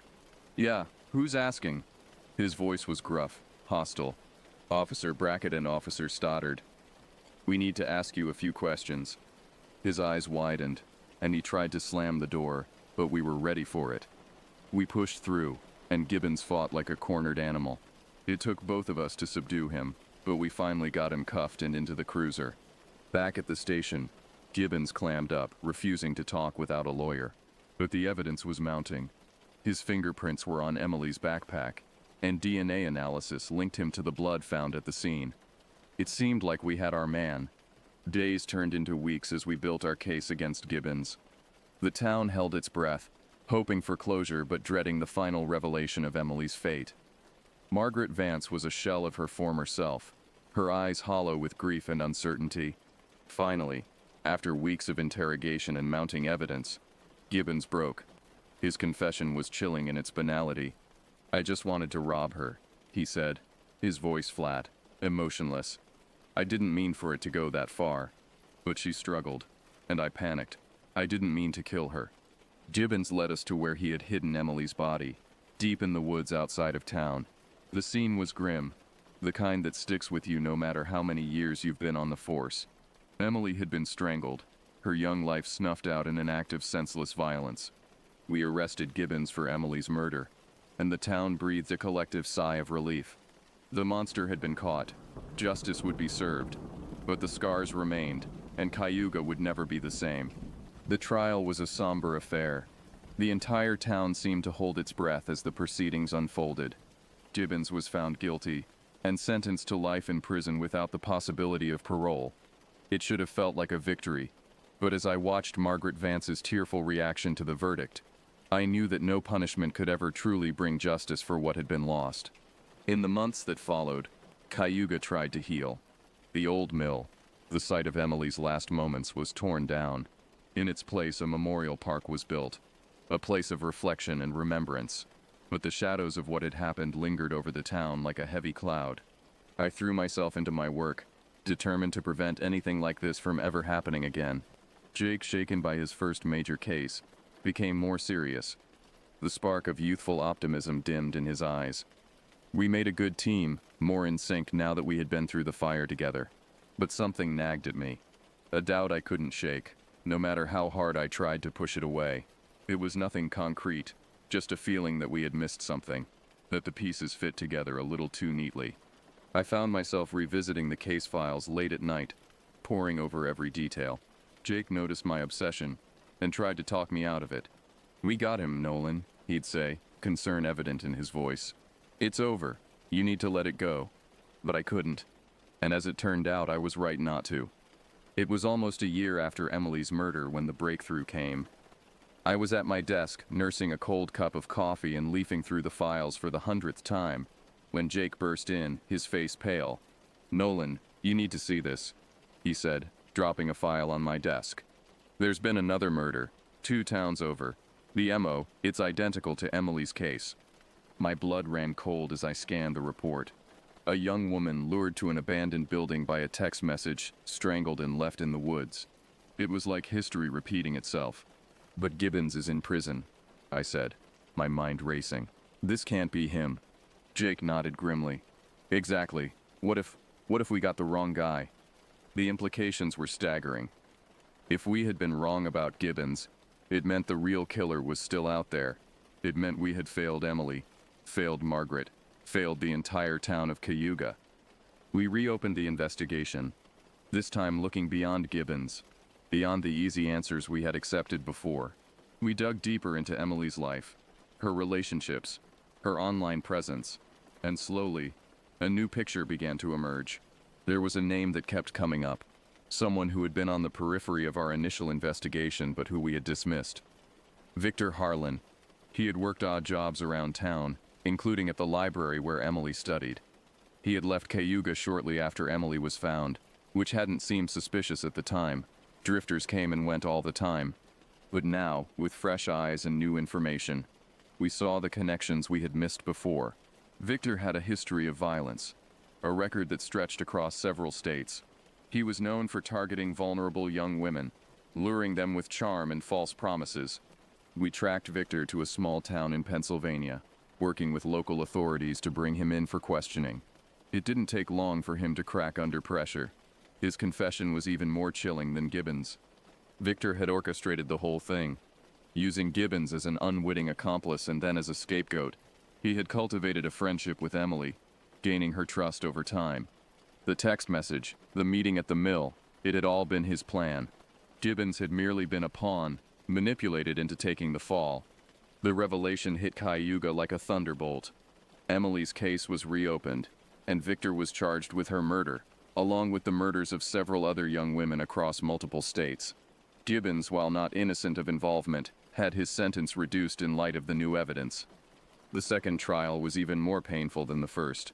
Margaret Vance had to relive her daughter's death all over again, this time with the added anguish of knowing how close we had come to letting the real killer escape justice.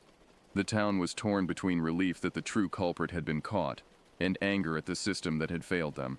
As for me, the weight of our mistake bore down heavily. I had let my desire for a quick resolution blind me to the inconsistencies in the case. It was a failure I would have to live with for the rest of my career. But amidst the pain and recrimination, there was also a sense of closure.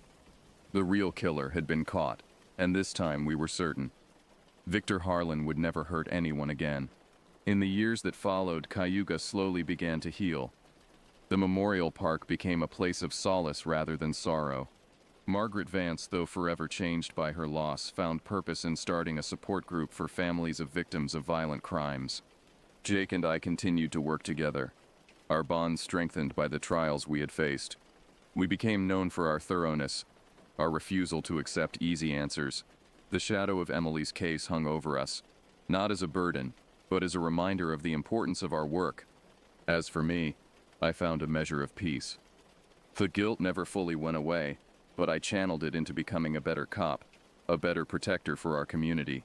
Every case, every investigation, was a chance to honor Emily's memory by seeking the truth, no matter how difficult or complex it might be.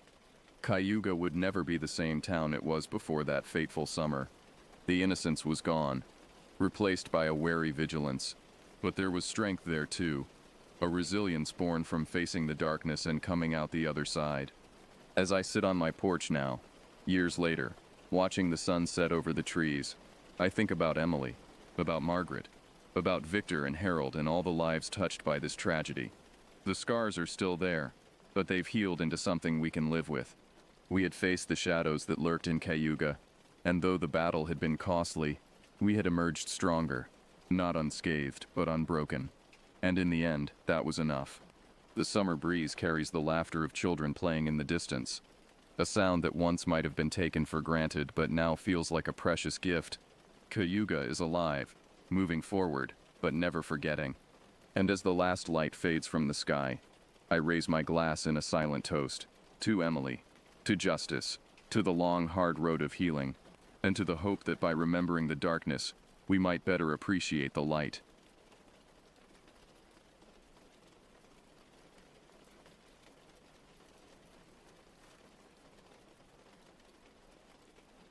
The summer I turned 12, my parents decided we needed a family getaway to reconnect. After my father's recent job promotion had kept him working late for months, they booked a remote log cabin in the mountains of Northern California, promising 4 days of fishing, hiking, and quality time with my grandmother, who had been feeling increasingly isolated since my grandfather's passing the previous winter. As our car wound up the narrow mountain road, towering pine trees pressed close to either side, their branches creating a canopy so thick that only scattered beams of afternoon sunlight penetrated to the forest floor. The GPS signal had died 20 minutes ago, and my mother clutched the printed directions with white knuckles as my father navigated the increasingly treacherous curves. "There it is," my grandmother announced from the passenger seat, pointing a gnarled finger toward a weathered wooden structure that emerged from the tree line like something from a nightmare. The cabin squatted in a small clearing, its dark logs stained nearly black with age and moisture. Several windows had boards nailed across them, and the wraparound porch sagged under the weight of accumulated debris and fallen branches.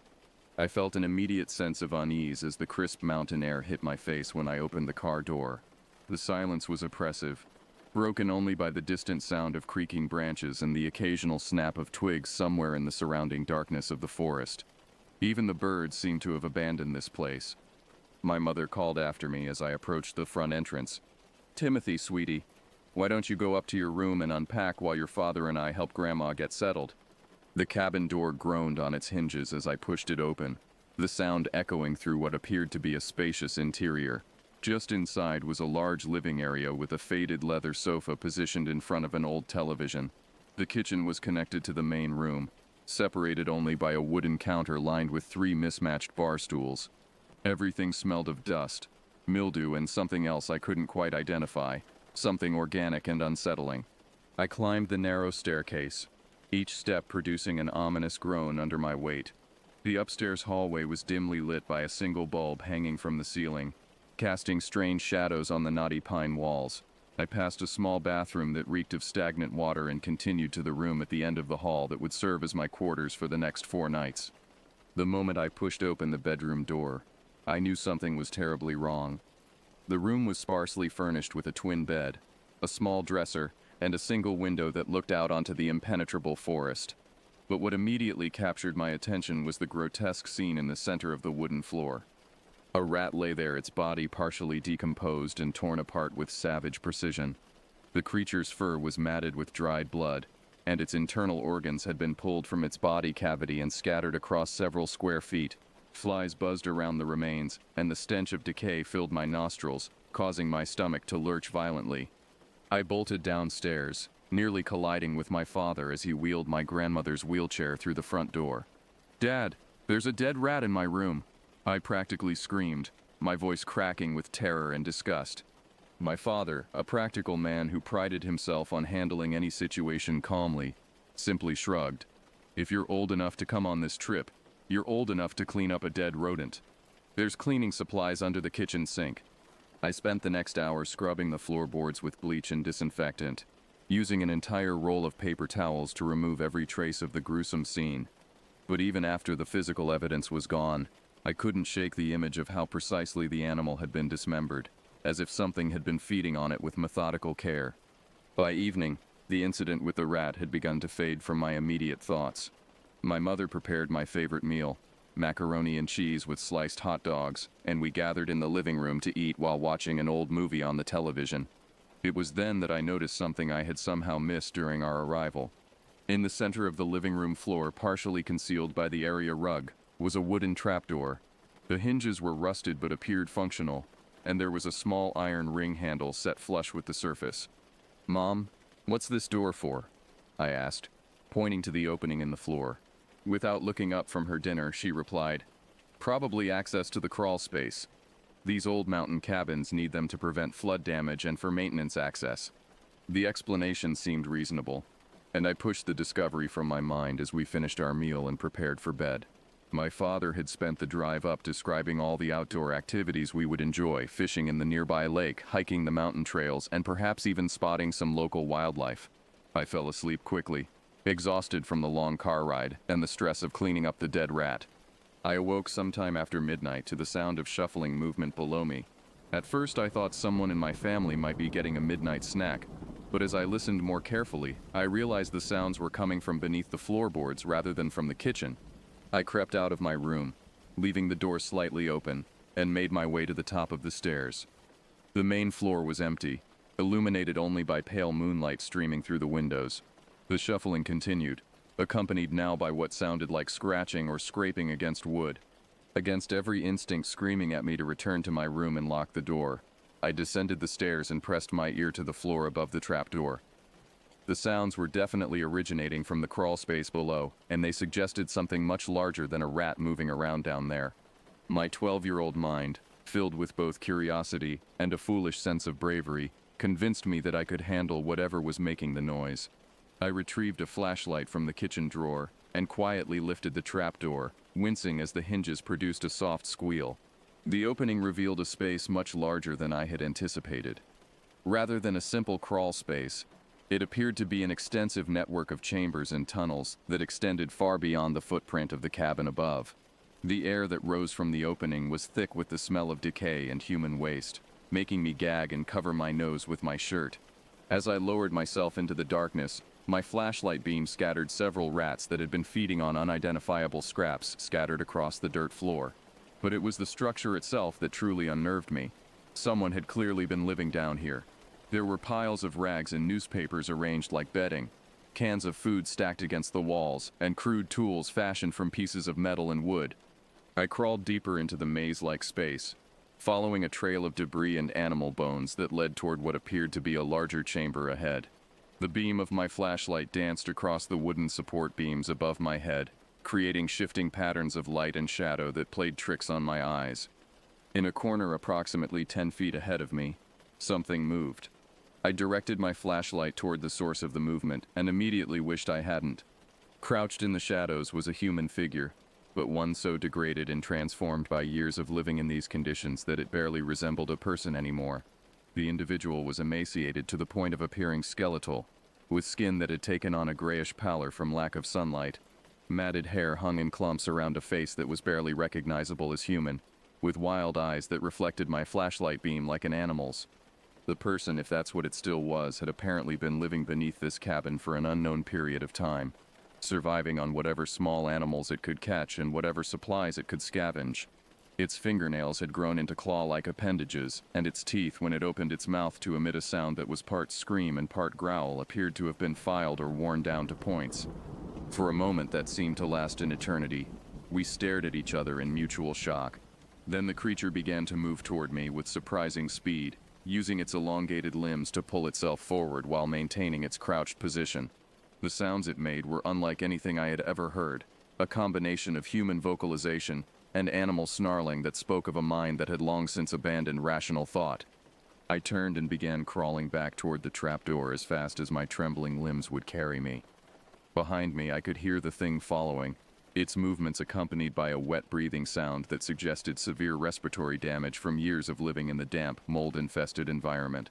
The distance back to the trapdoor seemed impossibly far, and with each foot I covered, I could hear my pursuer gaining ground.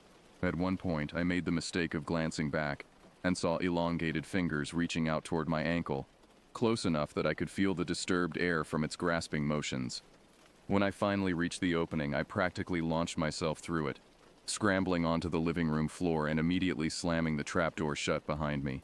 Something struck the underside of the wooden panel with tremendous force, and I threw my entire body weight on top of it to keep it closed while whatever was below clawed and pounded at the barrier. After several minutes that felt like hours, the struggling beneath the floor subsided, and I sprinted upstairs to my parents' bedroom. I pounded on their door, screaming for help. But when my father groggily emerged, he dismissed my story as the product of an overactive imagination and a nightmare brought on by the stress of being in a new place. "Timothy, you're 12 years old," he said with the exasperated tone of a parent dealing with what he perceived as childish fears. "There's nothing living under our cabin except maybe some mice. Go back to bed." No amount of pleading or description of what I had seen could convince him to investigate. I was sent back to my room, where I spent the remainder of the night sitting in the corner with my back against the wall, clutching a kitchen knife I had grabbed on my way upstairs, listening for any sound that might indicate the thing had found another way into the main cabin. The following day passed in a haze of forced normalcy. We went fishing on the nearby lake, and my father was pleased when I caught a small bass on my second cast. We hiked a portion of the mountain trail system, and my grandmother seemed to enjoy being outdoors despite the difficulty of navigating her wheelchair over the rough terrain. But as evening approached and we returned to the cabin, my anxiety began to build exponentially. I couldn't eat the dinner my mother prepared, and I found myself constantly checking the trapdoor to ensure it remained securely closed. That night, I lay in bed fully clothed, a kitchen knife hidden under my pillow and my flashlight clutched in my sweating palm. I had wedged a chair under my doorknob and positioned myself so I could see both the door and the window, though I doubted my ability to escape through the second-story opening if necessary. Around 2 a.m., I heard the unmistakable sound of the trapdoor being opened. This time, however, the creature didn't remain in the crawl space. I listened in terror as footsteps moved across the living room floor, followed by the sounds of cabinet doors being opened and closed in the kitchen. Whatever was down there had grown bold enough to explore the main cabin, perhaps looking for food or investigating the source of the noise and activity it had been hearing above its head. The footsteps began ascending the stairs, each creak of the wooden steps sending waves of panic through my body. I gripped the knife handle so tightly that my knuckles turned white, and I found myself struggling to breathe as the sounds moved down the hallway toward my room. The doorknob to my room turned slowly, but the chair I had wedged beneath it held firm. For several seconds there was silence, followed by the sound of fingernails scratching against the wooden door. Then came a sound that will haunt me for the rest of my life, a voice that was unmistakably human but distorted by years of disuse and damage, whispering my name. "Timothy, Timothy, I know you're in there." How it knew my name I couldn't comprehend, but hearing that broken voice speaking to me through the door nearly caused me to lose consciousness from terror. The scratching continued, growing more frantic, and I could see the door beginning to shake as the thing threw its weight against it. Just as I was certain the barrier would give way, I heard another door opening in the hallway, followed by my father's voice shouting, "Get away from there!" There was an ear-splitting shriek unlike anything I had ever heard, followed by the sound of shattering glass and running footsteps. I managed to remove the chair and open my door to find my father standing in the hallway holding his fishing knife, which was now stained with blood. At the end of the hall, the bathroom window had been smashed from the inside, with glass scattered across the floor and a trail of blood leading to the opening. "Dad, what was that thing?" I asked, my voice barely above a whisper. My father's face was pale, and his hands were shaking as he lowered the knife. "I don't know, son, but we're leaving, right now." We packed our belongings in less than 20 minutes and loaded the car in the darkness, my grandmother asking confused questions that no one answered. As we drove away from that cursed place, I looked back once to see a figure silhouetted in the broken bathroom window, watching our departure with those terrible reflecting eyes. We never spoke of what happened at the cabin, and my family has avoided wilderness vacations ever since. But sometimes, in the quiet hours before dawn, I still wake up thinking I hear scratching sounds and whispered voices calling my name from somewhere beneath the floor. If you ever find yourself in an unfamiliar place and hear sounds that don't belong, trust your instincts. Leave immediately. Some things that hide in the darkness are far worse than any nightmare your imagination could create, and some encounters leave scars that never fully heal. The creature we encountered that night was human once. I'm certain of that. But years of isolation, desperation, and madness had transformed it into something else entirely. A reminder that the most terrifying monsters are often the ones that were once just like us.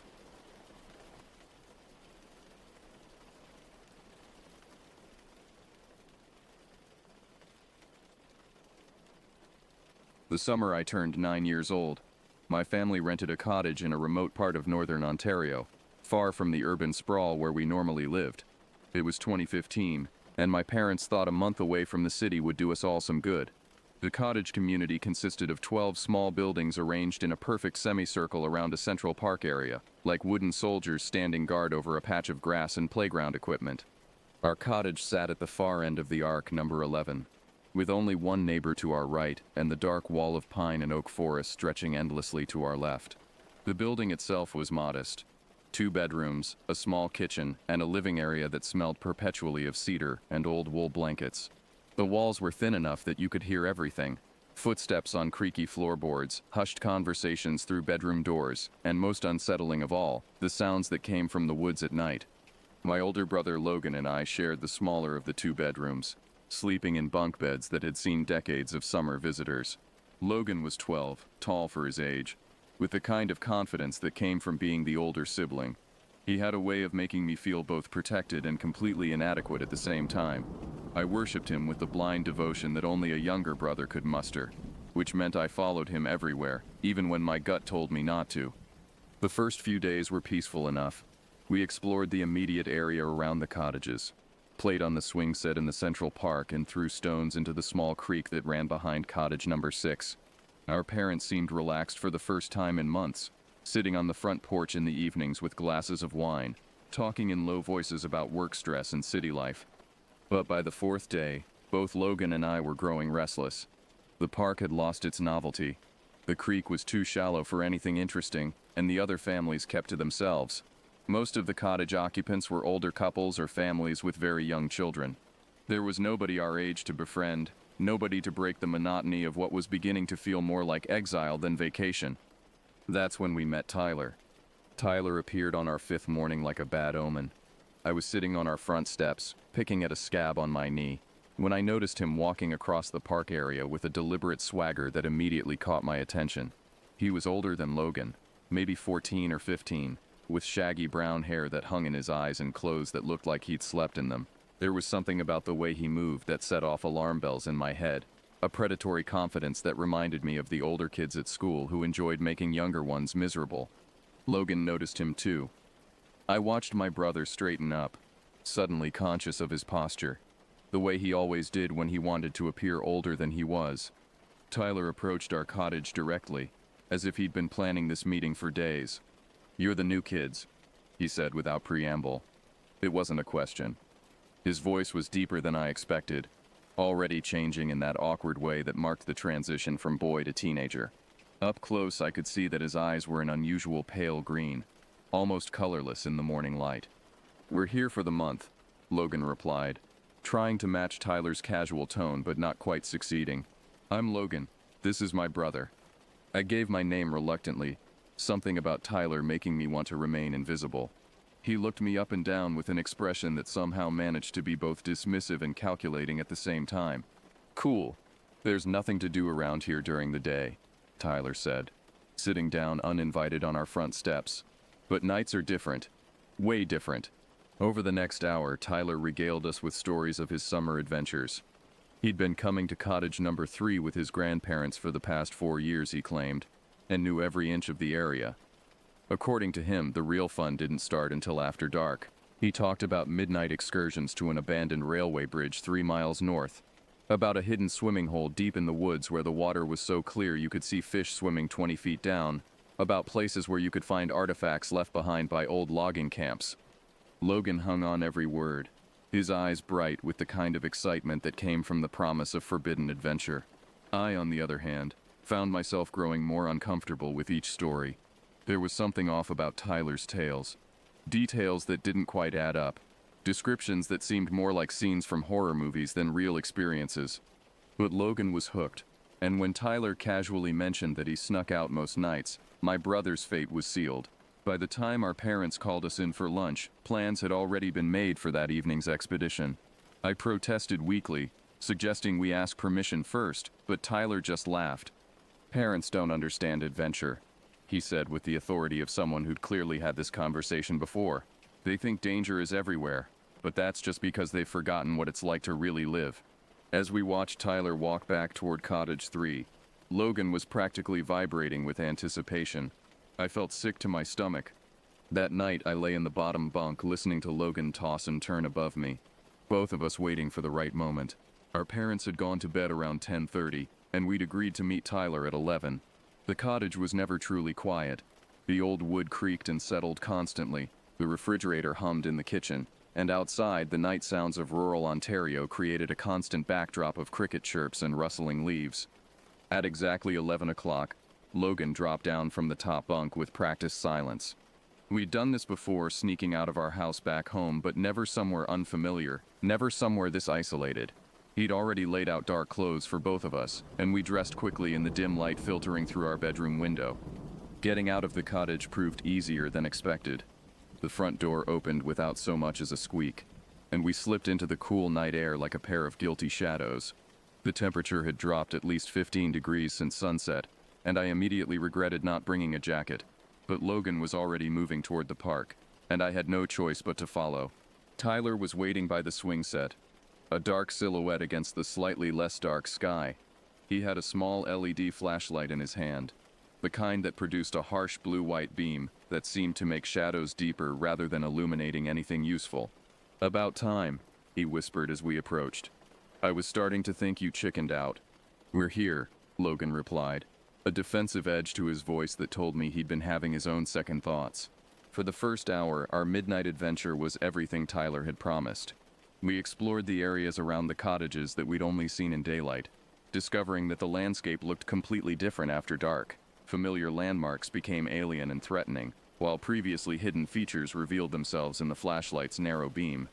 Tyler led us to a small clearing behind Cottage 8 where someone had built a fire pit years earlier. The charred stones were still there, along with rusty beer cans and cigarette butts that spoke of other clandestine gatherings. He'd brought matches and a small bundle of kindling, and within minutes we had a modest fire crackling in the pit. Sitting around the flames, Tyler regaled us with more stories, these ones darker and more disturbing than his daytime tales. He spoke of strange sounds that came from the deep woods on moonless nights, of lights that moved between the trees with no apparent source, of a local legend about something that had been killing livestock in the area for decades. "My grandmother told me about it," he said, his face half in shadow from the firelight. "Back in the 70s, they found 3 cows torn apart just a few miles from here. Not eaten, torn apart, like something had just wanted to destroy them.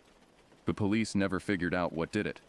Logan was enthralled, but the stories made my skin crawl. I kept glancing toward the tree line, expecting to see glowing eyes staring back at us. Every snapping twig or rustling branch made me jump, and I found myself sitting closer and closer to the fire as the night wore on. Eventually, Tyler declared that we should explore further. The fire was burning low anyway, and according to him we'd barely scratched the surface of what the area had to offer. I suggested we head back. It was already well past midnight, but I was immediately outvoted. "The night's just getting started," Tyler said, kicking dirt over the dying embers. "Besides, this is when things get really interesting." Tyler led us away from the cottage community and toward the forest that bordered the eastern edge of the property. Up close, the tree line looked like a solid wall of black, impenetrable and unwelcoming. The flashlight beam seemed pitifully weak against such overwhelming darkness, creating a small bubble of visibility that only served to emphasize how much we couldn't see. "There's a path about 50 yards in," Tyler explained, pushing through the undergrowth with the confidence of someone who'd done this many times before. "It's an old logging road, mostly grown over now, but you can still follow it pretty easily." The trees were primarily oak and maple, their branches forming a canopy so thick that even the faint starlight disappeared within moments of entering the woods. Our footsteps seemed unnaturally loud on the carpet of dead leaves, and more than once I thought I heard something large moving parallel to our path, just beyond the reach of the flashlight. Logan walked directly behind Tyler, trying to project the same fearless attitude but failing to hide the tension in his shoulders. I brought up the rear, constantly looking over my shoulder and jumping at every sound. The temperature seemed to drop another 10 degrees once we were under the canopy, and I was shivering almost immediately. "How far are we going?" I asked, trying to keep the fear out of my voice. "Not much further," Tyler replied, but something in his tone suggested he wasn't entirely sure himself. "There's this clearing I want to show you. It's different." We walked for what felt like hours but was probably only 20 or 30 minutes. The old logging road was barely visible, more of a slightly less dense area between the trees than an actual path. Several times we had to backtrack when Tyler admitted he'd taken a wrong turn, and with each course correction I became more convinced that we were hopelessly lost. The woods around us were alive with sound, Not the peaceful chirping of crickets and the gentle rustle of wind through leaves that you might expect, but something more unsettling. There were scrabbling sounds in the undergrowth, sudden crashes as something large moved through the branches above us, and most disturbing of all, what sounded like breathing that wasn't our own. "Do you hear that?" I whispered during one of our stops, when Tyler was trying to get his bearings. "Hear what?" Logan asked, but he was listening too, his head tilted to one side. The breathing was subtle but unmistakable once you noticed it, a slow, rhythmic sound that seemed to come from all around us. It was too deep and too regular to be coming from any of the small animals we might expect to encounter, and too widespread to be coming from a single source. "It's just the wind," Tyler said, but his voice lacked conviction. He was listening too now, his earlier bravado fading as the reality of our situation began to sink in. We continued deeper into the woods, following what Tyler insisted was the right path. But I noticed that he was gripping the flashlight tighter now, swinging the beam back and forth more frantically as if trying to pierce the darkness through sheer determination. The breathing sound continued, sometimes louder, sometimes softer, but never completely absent. It was Logan who first noticed when the breathing stopped. We'd been walking for another 10 minutes when he suddenly held up his hand, bringing our small procession to an abrupt halt. "Listen," he whispered. We stood motionless in the middle of what Tyler claimed was still the old logging road, straining our ears in the darkness. The absence of sound was so complete, it was almost physical, pressing against our eardrums with its weight. No breathing, no rustling leaves, no insect chirps, no wind through the branches, nothing. "That's weird," Tyler said, trying to maintain his air of expertise but clearly unnerved by the sudden change. "Usually the woods are pretty noisy at night." The silence stretched on, becoming more oppressive with each passing second. I found myself holding my breath without realizing it, as if making any sound might attract unwanted attention. Logan was doing the same thing, his face pale in the flashlight's glow. Then Tyler made a decision that, looking back, I realize was the moment everything went wrong. Instead of suggesting we turn back, he declared that we should keep moving. "We're almost there anyway," he said, though I noticed he hadn't been able to identify any landmarks for the past 20 minutes. Besides, it's probably just, I don't know, maybe there's a storm coming or something. There was no storm coming. The night sky, what little we could see of it through the canopy, was clear and studded with stars. But Logan nodded agreement, and I was trapped between my fear of continuing and my greater fear of being left alone in the woods. We resumed walking, our footsteps now sounding thunderously loud in the unnatural quiet. The flashlight beam seemed weaker somehow, as if the darkness was actively fighting back against the light. Shadows moved at the edge of our vision, just quick enough and just far enough away that we couldn't be sure if they were real or tricks of our frightened minds. After another few minutes, Tyler stopped again, this time with genuine uncertainty. "I think we might have taken a wrong turn back there," he admitted, sweeping the flashlight beam in a full circle. The light revealed nothing but trees in every direction. No path, no landmarks, nothing that might indicate which way we'd come from, or which way we should go. "What do you mean, wrong turn?" Logan's voice cracked slightly on the last word. "I mean, I'm not exactly sure where we are," Tyler replied, and for the first time since we'd met him, he sounded like the scared teenager he really was, rather than the confident guide he'd been pretending to be. The silence around us seemed to deepen, if such a thing was possible. It wasn't just the absence of normal forest sounds now. It was as if the entire world had been muted, as if we'd stepped into some dead zone where sound itself couldn't exist. That's when I heard the breathing again, but this time it was different. Louder, more labored, and definitely coming from a single source rather than seeming to emanate from the woods around us. It sounded like something large struggling for air, like a person with severe asthma trying to climb a flight of stairs. "Okay, now I hear it too," Logan whispered, his voice barely audible. The three of us stood frozen, listening to the harsh, rasping breaths that seemed to be getting closer. Tyler swung the flashlight wildly, trying to locate the source of the sound, but the beam revealed nothing but empty forest in every direction. The breathing grew louder and more labored, until it sounded like whatever was making it was in genuine distress. But there was something else mixed in with the harsh inhalations. A sound that made my skin crawl and my stomach clench with primitive fear. It was excitement. The breathing wasn't just labored, it was eager, anticipatory, like a predator that had found its prey. "We need to get out of here," I whispered, finally finding my voice. "We need to go back right now." But before anyone could respond, the breathing stopped completely, and in the sudden silence that followed, we heard something that made Logan grab my arm so hard it left bruises. Above us, somewhere in the canopy, branches were creaking and swaying as if something large was moving through them. Tyler aimed the flashlight upward, and that's when we saw the lights. They were brilliant blue, brighter than anything natural, and they swayed back and forth about 20 feet above our heads. At first glance, they looked like some kind of bioluminescent fungus, or maybe reflected light from a passing aircraft. But as we watched, frozen with terror, it became clear that they were moving with purpose, tracking back and forth as if they were scanning the ground below, as if they were searching for us. The light suddenly focused on our location, and in that blue illumination I could make out shapes in the branches above that shouldn't have been there. Something large and angular, moving with fluid grace despite its size, repositioning itself for a better view of the 3 terrified children below. That's when we heard them moan. I've spent years trying to find words to describe that sound, and I've never been successful. It was human and animal at the same time, expressing a level of need and hunger that bypassed rational thought and went straight to the most primitive parts of the brain. It sounded like grief and rage and desperate longing all rolled into one horrifying vocalization that seemed to go on forever. The sound broke whatever spell had been holding us motionless. Logan let go of my arm and bolted, crashing through the underbrush in what he hoped was the direction of the cottage community. Tyler was right behind him, abandoning all pretense of leadership and running with the pure panic of a cornered animal. I tried to follow, but I'd never been much of a runner. My coordination had always been poor, a fact that had been the source of constant frustration in gym class and playground games. Within 50 yards I was falling behind, my lungs burning and my legs feeling like they were made of rubber. Behind me, I could hear something crashing through the trees, keeping pace with our flight but not quite catching up. The blue lights were moving too, paralleling our path through the canopy, and occasionally I caught glimpses of them through the leaves above.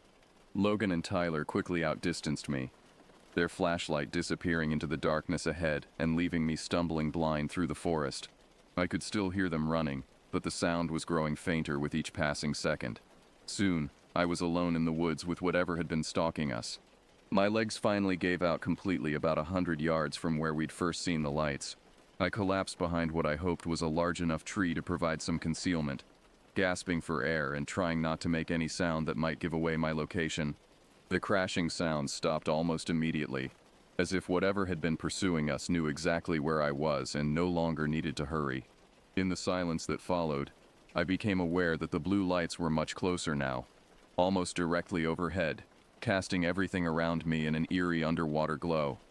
I pressed myself against the tree trunk and tried to become invisible, but I knew it was useless. Those lights were searching for me with the methodical patience of something that knew its prey had nowhere left to run. That's when I heard it land. The impact shook the ground beneath me, a heavy thud that suggested something much larger than any animal native to Ontario had just dropped from the trees. I bit down on my knuckle to keep from crying out, tasting blood as my teeth broke the skin. Through the gaps in the undergrowth, I could see the blue lights moving at ground level now, no longer 20 feet above, but close enough that they cast my hiding spot in stark relief. The lights swept back and forth with mechanical precision, searching every shadow, every possible place of concealment. When they found me, I got my first clear look at the thing that had been hunting us. It stood upright like a human, but wrong in every other way.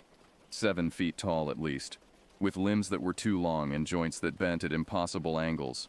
Its skin was gray-black, stretched taut over a frame that looked like it was made of coat hangers and piano wire. The arms reached almost to the ground, ending in hands that were more like bundles of finger bones held together by sinew. But it was the torso that made me understand I was looking at something that shouldn't exist. The chest cavity was split open, ribs spread wide like the wings of some massive bird. There was no sternum, just a gaping cavity where the heart and lungs should have been, filled instead with a writhing mass of black tissue that pulsed and contracted with its own rhythm. The blue lights were its eyes, set in a skull that was too narrow and too long, like someone had taken a human head and stretched it in all the wrong directions. The face below those eyes was mercifully hidden in shadow, but I could see the wet gleam of teeth that were far too sharp and far too numerous. It knew I was there. Even as I held perfectly still, hardly daring to breathe, those blue lights fixed on my location with absolute certainty. It took a step forward, then another, moving with the careful deliberation of something that had all the time in the world. I don't know what made me move. Maybe it was pure panic. Maybe some deeper survival instinct that finally overcame my paralysis. But something inside me snapped, and I bolted from behind the tree, crashing through the underbrush with no plan except to get as far away as possible. The thing behind me made that moaning sound again, closer now, filled with what sounded like pleasure. I could hear it following, not running but moving with the same patient pursuit, as if it knew I couldn't maintain this pace for long. I ran until my vision started to gray at the edges, until each breath felt like swallowing broken glass, until my legs finally buckled and I collapsed face first into a thorn bush that tore my pajamas to shreds and left me bleeding from dozens of small cuts. The thorns were agony, but they also provided perfect camouflage. I burrowed deeper into the bush, feeling the barbs tear at my skin but not caring, focused only on becoming as small and invisible as possible. Through the tangle of thorns, I watched those blue lights search the area where I'd fallen. The creature moved in widening circles, systematic and thorough, coming close enough that I could hear its breathing, that same labored, eager sound that had first alerted us to its presence. It stayed for what felt like hours, hunting for me in the darkness. Several times it came close enough that I could have reached out and touched those impossibly long legs, close enough that I could smell it, a mixture of decay and something else, something like ozone or burning metal. But the thorn bush held my secret, and eventually the blue lights moved away, disappearing deeper into the woods. I stayed hidden until I saw the first hint of dawn filtering through the canopy, until I was sure beyond any doubt that I was alone. The journey back to the cottage community was a nightmare of its own. I was lost, injured, and wearing nothing but the torn remnants of my pajamas. It took me most of the morning to find my way back to anything resembling civilization, stumbling out of the woods and onto Highway 11 just as the early commuter traffic was beginning. The driver who found me later told the police that I looked like I'd been attacked by a wild animal. I was covered in blood from the thorn bush, delirious from exhaustion and fear, and babbling about blue lights and impossible creatures. He called 911 from his cell phone and stayed with me until the ambulance arrived. I spent 2 days in the hospital in North Bay while doctors cleaned my wounds and made sure I didn't have a concussion. My parents drove up immediately, of course, and Logan was there when I woke up the first time, looking guilty and scared and younger than his 12 years. He told me that he and Tyler had made it back to the cottage community around 3 in the morning, both of them convinced that I was right behind them. It wasn't until Tyler went back to his grandparents' cottage that Logan realized I wasn't there. He'd waited until dawn before finally waking our parents, hoping against hope that I would appear before he had to admit what we'd been doing. The search party that went looking for me found nothing. No tracks, no signs of the creature I described. Nothing but the normal wildlife and vegetation you'd expect in a northern Ontario forest. The police were polite but skeptical when I tried to tell them what had happened, clearly convinced that a 9-year-old's imagination had run wild during a night alone in the woods. My parents were just grateful to have me back alive. They never punished Logan or me for sneaking out. I think they were too shaken by how close they'd come to losing one of their children.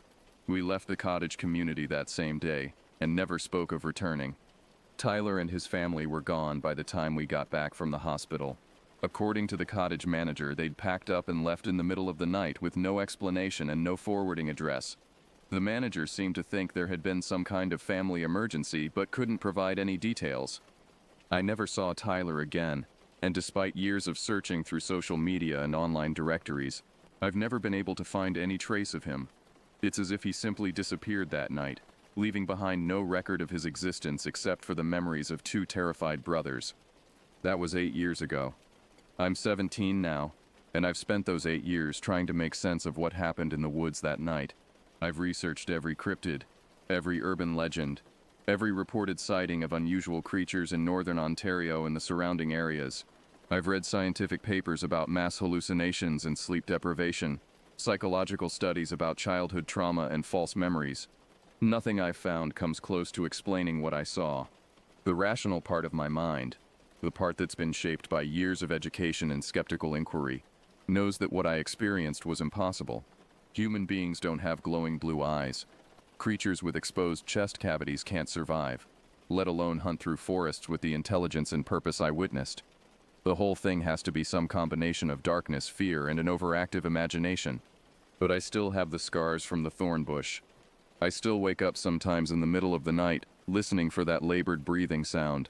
And sometimes when I'm driving through rural areas after dark, I find myself scanning the tree line for blue lights that I know aren't there. Logan and I never talked about it after that first day in the hospital.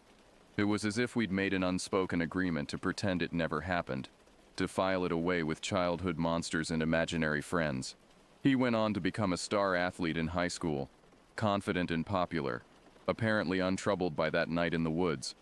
But I've noticed that he doesn't like camping anymore, and he still leaves lights on when he sleeps. I'm writing this now because I've finally accepted that I'll never have a satisfactory explanation for what happened that night. I'll never find scientific evidence for the creature I encountered, never locate Tyler to confirm that he experienced the same thing, never convince anyone that my 9-year-old memories are anything more than the product of trauma and imagination. But I know what I saw. I know what hunted us through those dark woods, what waited with inhuman patience for us to separate so it could take one of us. And I know that somewhere in the forests of northern Ontario, it's still out there, still waiting, still breathing in the dark.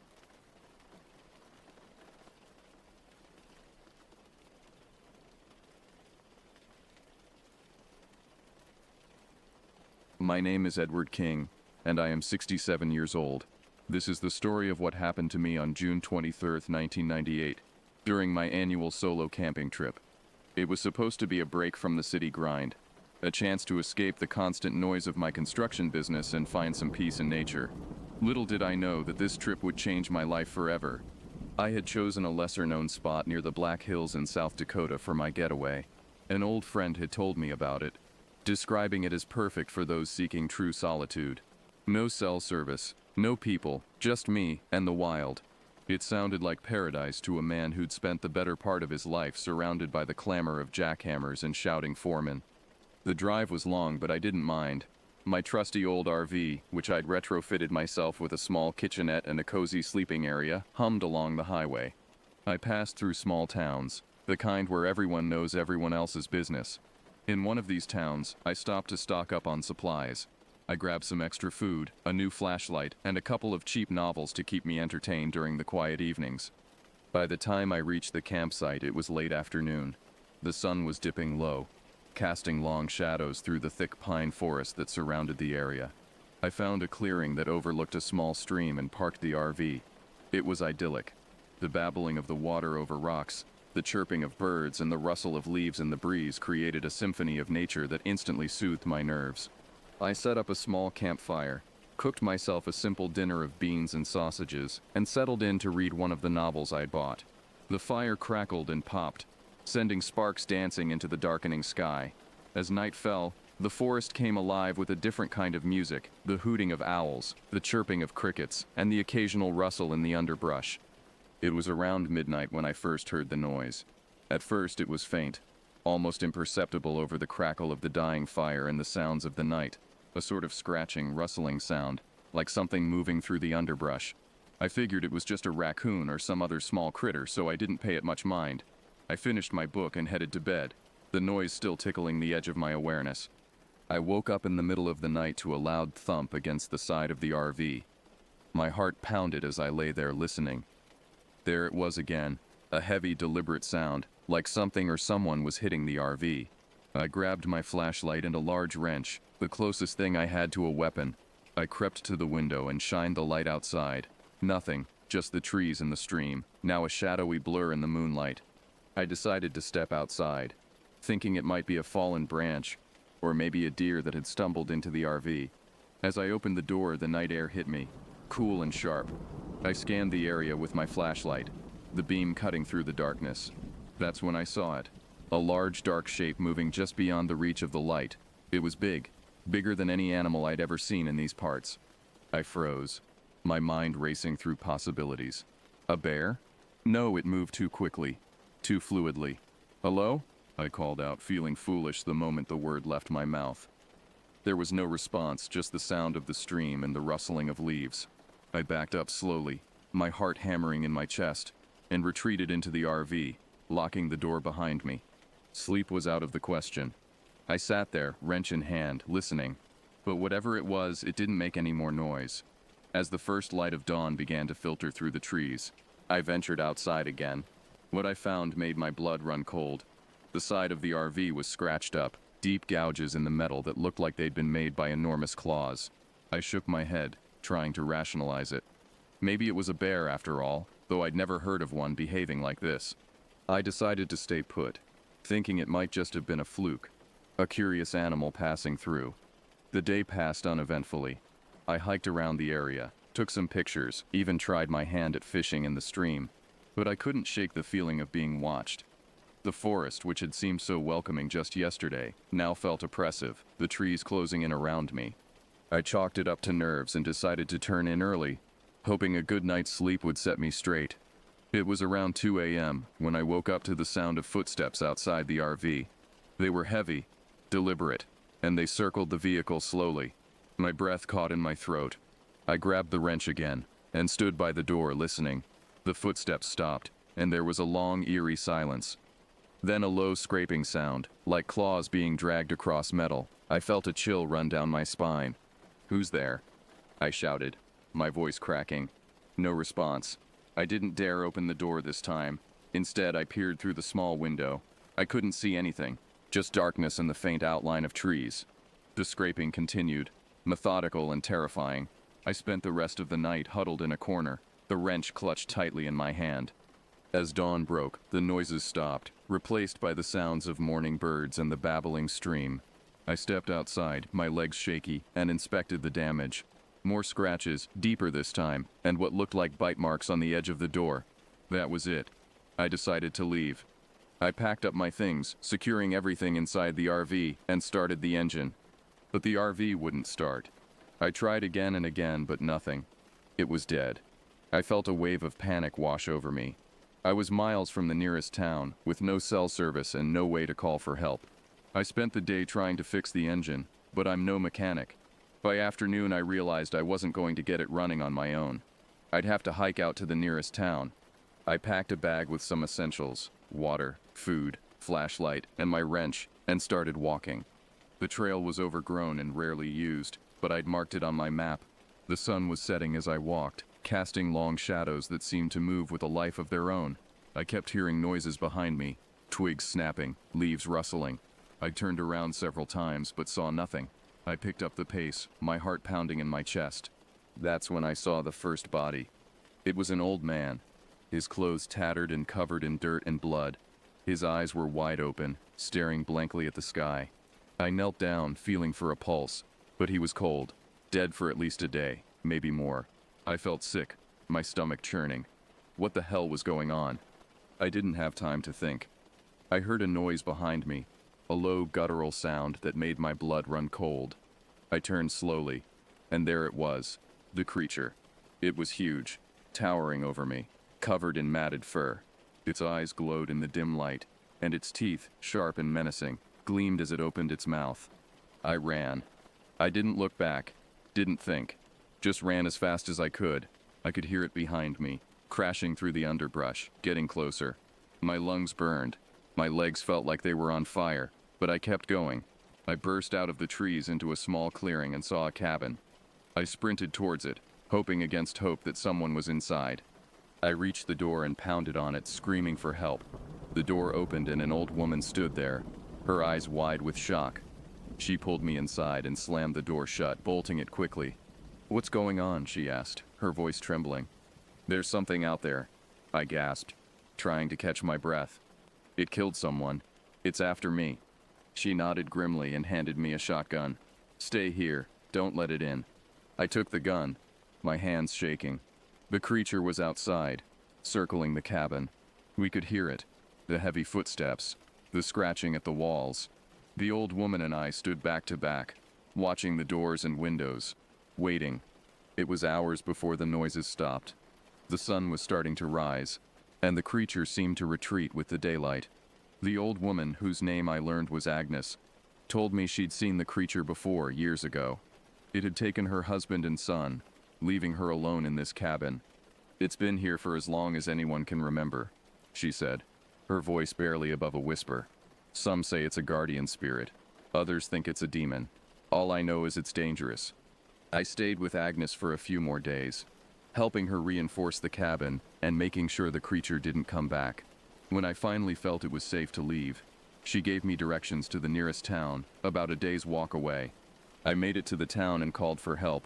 The authorities went back to the campsite, but there was no sign of the creature. They found the bodies, though, 3 more, in various stages of decomposition. All of them had the same claw marks and bite wounds. I never went back to that spot, and I don't camp alone anymore.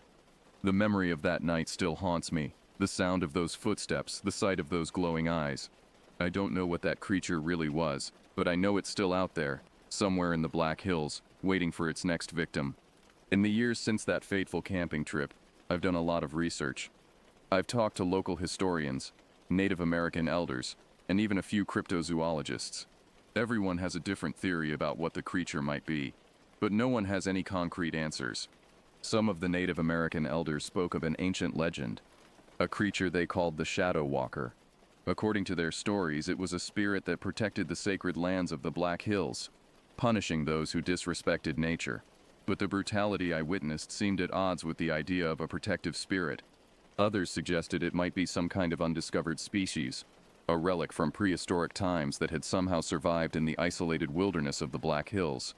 The cryptozoologists were particularly excited by this theory, drawing comparisons to creatures like Bigfoot or the Yeti. But none of these explanations could fully account for what I had experienced. The intelligence I had sensed in those glowing eyes, the deliberate way it had stalked me. It seemed too calculated, too human-like to be a mere animal. I've spent countless nights lying awake, replaying the events in my mind, trying to make sense of it all. Sometimes I wonder if I imagined the whole thing, if the stress of my job and the isolation of the camping trip had caused some kind of mental break. But then I remember the claw marks on my RV, the bodies in the forest, and I know it was all too real. The experience changed me in ways I'm still trying to understand. I sold my construction business not long after I returned from that trip. The noise and chaos of the city, which I had once found invigorating, now felt oppressive and overwhelming. I moved to a small town, seeking the peace I had once found in nature but now struggled to recapture. I've tried to move on with my life, to put the events of that night behind me. But every now and then, something will trigger a memory. The crack of a twig in the woods behind my house, a shadow moving at the edge of my vision, the howl of a distant animal that sounds just a little too human. And in those moments, I'm right back there in the Black Hills, running for my life, the creature's hot breath on the back of my neck. In those moments, I remember the words Agnes told me before I left her cabin. It's always out there waiting, and it never forgets a scent. I've often wondered about Agnes in the years since. Did she stay in that cabin, alone with her memories and her fear? Or did she finally leave, unable to bear the weight of her losses and the constant threat lurking in the forest? I've thought about going back, just to check on her, but the fear always holds me back. Sometimes, late at night when the wind is howling and the shadows seem to dance on my walls, I find myself reaching for the phone, ready to call the authorities and tell them everything. But what would I say? That there's a monster in the Black Hills, that it's killed people and is still out there. They'd think I was crazy. Hell, sometimes I think I'm crazy. But then I remember the bodies, the claw marks, the glowing eyes in the darkness. I remember the fear in Agnes's voice as she told me about losing her family, and I know deep in my bones that it's all real. I've tried to warn people in my own subtle ways. When I overhear someone at the local diner talking about camping in the Black Hills, I'll casually mention that I've heard it can be dangerous out there. Most people brush it off. They think I'm just an old man worried about bears or getting lost. If only they knew the truth. There have been more disappearances over the years. Every now and then, I'll see a news story about a hiker gone missing in the Black Hills, or a camper who never returned from their trip. The authorities always chalk it up to accidents or animal attacks. But I know better. I can picture those poor souls running through the dark forest, the creature hot on their heels. I've thought about writing a book, telling my story to the world, but who would believe me? And more importantly, would it do any good? Or would it just draw more thrill seekers to the area, more potential victims for the creature? So I keep my story to myself, carrying the weight of what I know, what I've seen. It's a lonely existence sometimes, living with a truth that no one else believes. But in a way, I feel responsible. As one of the few people who have encountered the creature and lived to tell about it, I feel a duty to remember, to stay vigilant, because I know that somewhere out there, in the deep dark forests of the Black Hills, the creature is still roaming, still hunting, still waiting, and as long as it's out there, no one who ventures into those woods is truly safe. Now when I look at the night sky and see the stars twinkling above, I no longer feel the sense of peace and wonder I once did. Instead, I think of those glowing eyes in the darkness, and I shudder. The vastness of the universe which once filled me with awe now serves as a reminder of how small and vulnerable we really are. There are things out there in the darkness, things beyond our understanding, and sometimes, if we're not careful, we stumble upon them. And when we do, our lives are never the same again. So if you're ever in the Black Hills, and you hear a rustle in the bushes, or see a shadow move in a way that shadows shouldn't, don't dismiss it. Don't try to rationalize it away. Run. Run as fast and as far as you can, because it might just save your life. As for me, I'll stay here in my small town, watching the news for stories of missing hikers and campers, always wondering if the creature has claimed another victim. And at night, when the wind howls and the shadows grow long, I'll sit by my window, staring out into the darkness, remembering, because some things once seen can never be unseen. And some experiences, no matter how much we might wish to, can never be forgotten. The creature in the Black Hills is real. I know because I've seen it. I've run from it. I've survived it. And as long as I live, I'll carry the memory of that night with me. A reminder that the world is bigger, stranger, and far more dangerous than we could ever imagine. And somewhere out there, in the deep dark woods, the creature waits, watching, hunting, remembering, always remembering.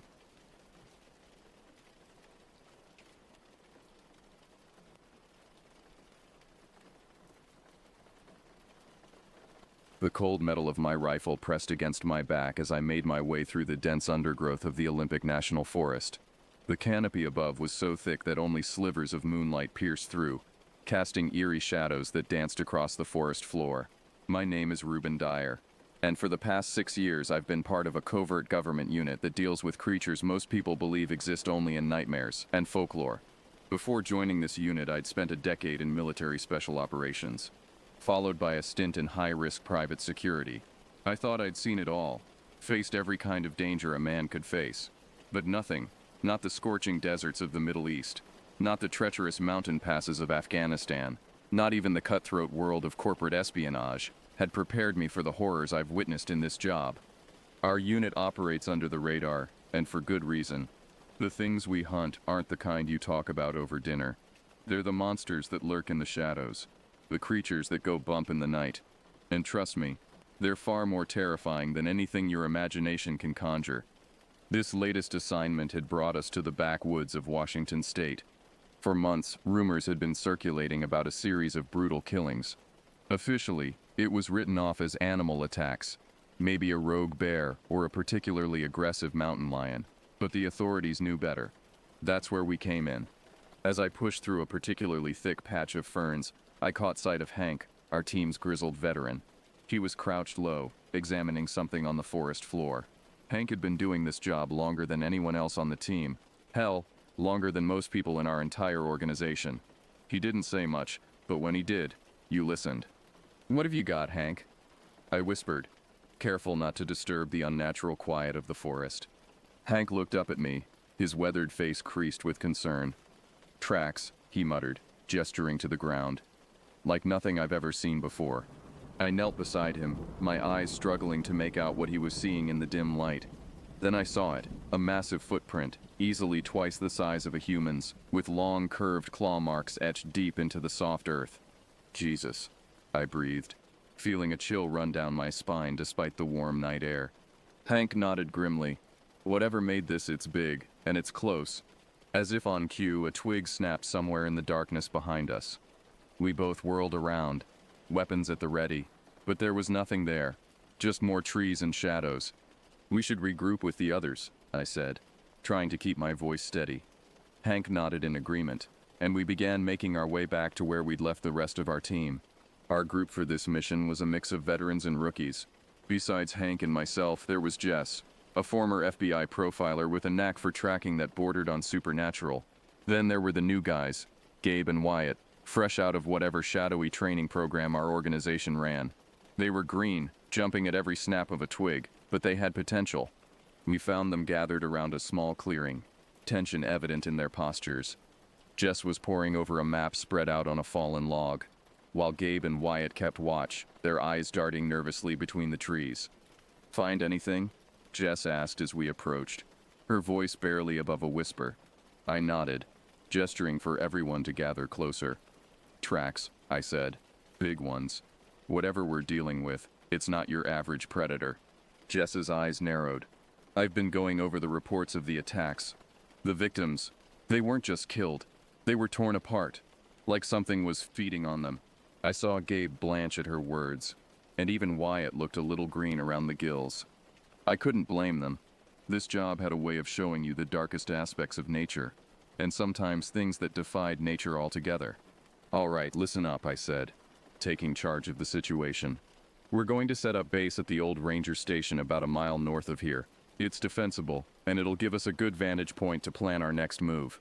We move in pairs, eyes and ears open. Whatever's out there, it knows these woods better than we do. Stay alert." As we gathered our gear and prepared to move out, I couldn't shake the feeling that we were being watched. The forest around us seemed to press in, the darkness between the trees hiding untold dangers.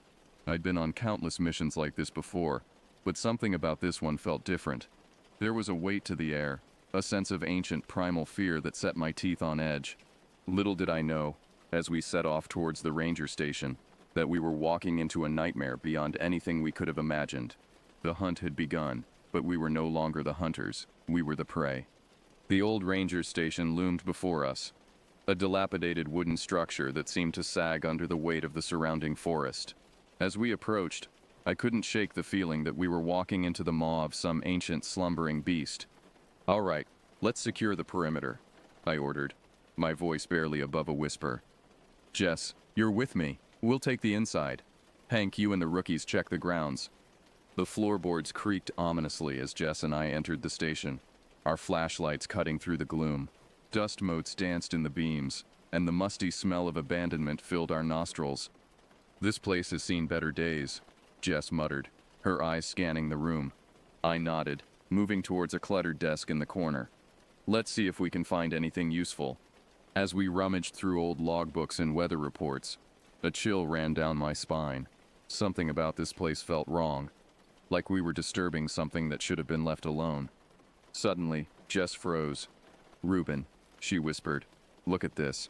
She was holding a yellowed newspaper clipping, dated nearly 50 years ago. The headline read, "Missing hiker's case remains unsolved." It's been happening for decades, I realized, a knot forming in my stomach. Before we could discuss it further, Hank's gruff voice crackled over our radios. "You two better get out here. We found something." We rushed outside to find Hank and the rookies gathered around a large tree at the edge of the clearing. As we got closer, I saw what had caught their attention.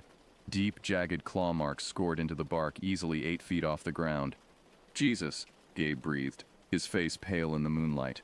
"Whatever made these," Hank said grimly, "it's big, and it's marking its territory." A heavy silence fell over the group as the reality of our situation sank in. We were dealing with something far more dangerous than we had anticipated. "We need to set up surveillance," I decided. "Cameras, motion sensors, the works. If this thing comes back, we need to be ready."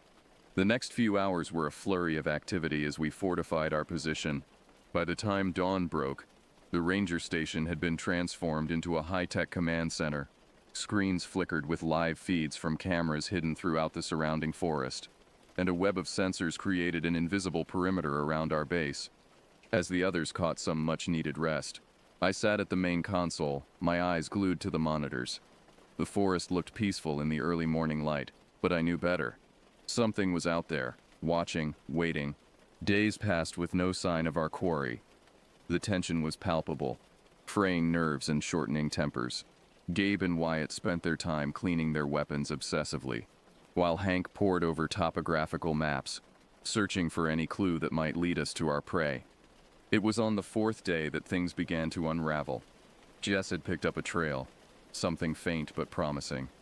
We found ourselves at the edge of a steep ravine, the ground soft and muddy beneath our feet. "The tracks are deep," Jess murmured, crouched over a series of impressions in the earth. Whatever it is, it's massive. But there was something else, something that made the hairs on the back of my neck stand up. The tracks ended abruptly at the edge of the ravine, as if the creature had simply vanished into thin air. "It's messing with us," Hank growled, his eyes scanning the tree line. We spread out, moving cautiously through the undergrowth. The forest was eerily quiet, the usual chorus of birds and insects conspicuously absent. I kept my rifle close, finger resting lightly on the trigger. That's when we heard it, a blood-curdling scream that shattered the silence like a gunshot. We spun around to see Gabe crumpled on the ground, blood pouring from a gash in his throat. Wyatt stood frozen, his eyes wide with terror as something massive and dark darted through the underbrush. I fired instinctively, the rapport of my rifle echoing through the trees. But the creature was gone, vanishing into the dense foliage as quickly as it had appeared. Hank was at Gabe's side in an instant, trying desperately to staunch the bleeding, but it was too late. The young agent's eyes stared sightlessly at the canopy above, his face frozen in a mask of terror. "What the hell was that?" Jess hissed, her voice trembling. "It's playing with us," Hank said grimly, wiping blood from his hands. "That thing is smarter than we gave it credit for."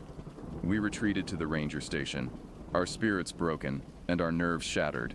As we barricaded the doors and windows, I couldn't shake the feeling that we were no longer the hunters. We had become the hunted. Night fell, bringing with it a suffocating darkness that seemed to press in on us from all sides. The ranger station, once our refuge, now felt like a cage. It started with a low, vibrating hum that resonated through the walls. A sound unlike anything I'd ever heard before, deep and primal, making my teeth ache and my heart race. "It's here," Hank whispered, his face ashen in the dim light of our monitors. The attack came swiftly and without mercy. The door exploded inward in a shower of splinters, and there it was, a nightmare made flesh. The creature was massive, easily 7 feet tall, with a body that seemed to be a patchwork of different animals. Thick, sinewy limbs covered in coarse black fur ended in razor-sharp claws. Its maw was lined with jagged teeth like rows of serrated knives, but it was the eyes that truly chilled me to my core. Glowing orbs that radiated a malevolent intelligence. It lunged at Hank first, moving with a speed that defied its size. He fired point blank, the bullets tearing into its flesh, but it barely slowed. With one swipe of its massive paw, it sent Hank crashing into the wall, leaving a smear of blood in his wake. Jess was next, emptying her clip into the beast's side. For a moment I dared to hope it might be enough, but then it turned on her, jaws snapping shut around her arm with a sickening crunch. Her scream of agony was cut short as it tore into her, ripping flesh from bone with savage efficiency. I grabbed the shotgun, our last line of defense, and fired. The blast caught the creature in the head, staggering it momentarily. But it wasn't enough. With a roar that shook the very foundations of the station, it charged at me. I fired again, aiming for its chest. The creature swayed, its glowing eyes rolling back in its head, before it finally crumpled to the ground. For a long moment I stood there, shotgun trained on its still form, hardly daring to breathe. When I was finally certain it wasn't getting back up, I turned to my fallen comrades. Jess was barely clinging to life, blood pooling around her mangled body. Hank was slumped against the wall, his breathing ragged and labored. Wyatt was nowhere to be seen, likely taken during our retreat to the station. With shaking hands I radioed for extraction, my voice cracking as I relayed our coordinates. It felt like an eternity before I heard the distant thrum of helicopter rotors. As the medical team rushed Jess and Hank to safety, I stayed behind, watching as another team carefully loaded the creature's body into a containment unit. Unlike other cryptids we'd encountered, this one didn't fade away or dissolve into nothingness. It remained solid, real, undeniable proof of the nightmare we'd endured. Months have passed since that fateful night in the Olympic National Forest. Jess and Hank survived, barely, but they'll never be the same. The physical scars will heal, but the memory will haunt us forever. The creature, whatever it was, is now locked away in some top-secret facility, being studied by scientists who probably don't fully grasp the danger they're dealing with. Part of me hopes they'll find a way to prevent something like this from happening again. Another part dreads what other horrors their research might uncover. As for me, I'm still with the unit. Someone has to do this job. To to stand between the darkness and the unsuspecting world. But now, every time I step into a forest or hear an unexplained noise in the night, I can't help but wonder, what else is out there waiting to be found? The real horror isn't the creatures we hunt. It's the knowledge that there are more out there, hidden in the shadows of our world. And someday, we might meet something we can't stop. But that's a problem for another day. For now, I'll keep doing what I do best, hunting the things that hunt us. Because in this line of work, you never know which mission might be your last.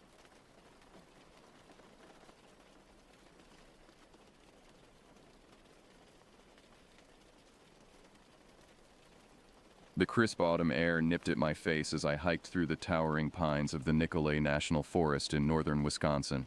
Golden leaves crunched under my boots with each step. I had been a park ranger for over a decade now, serving in parks and forests across the country, from the hardwood forests of Pennsylvania to the temperate rainforests of Oregon. But something about these deep northern woods always unsettled me.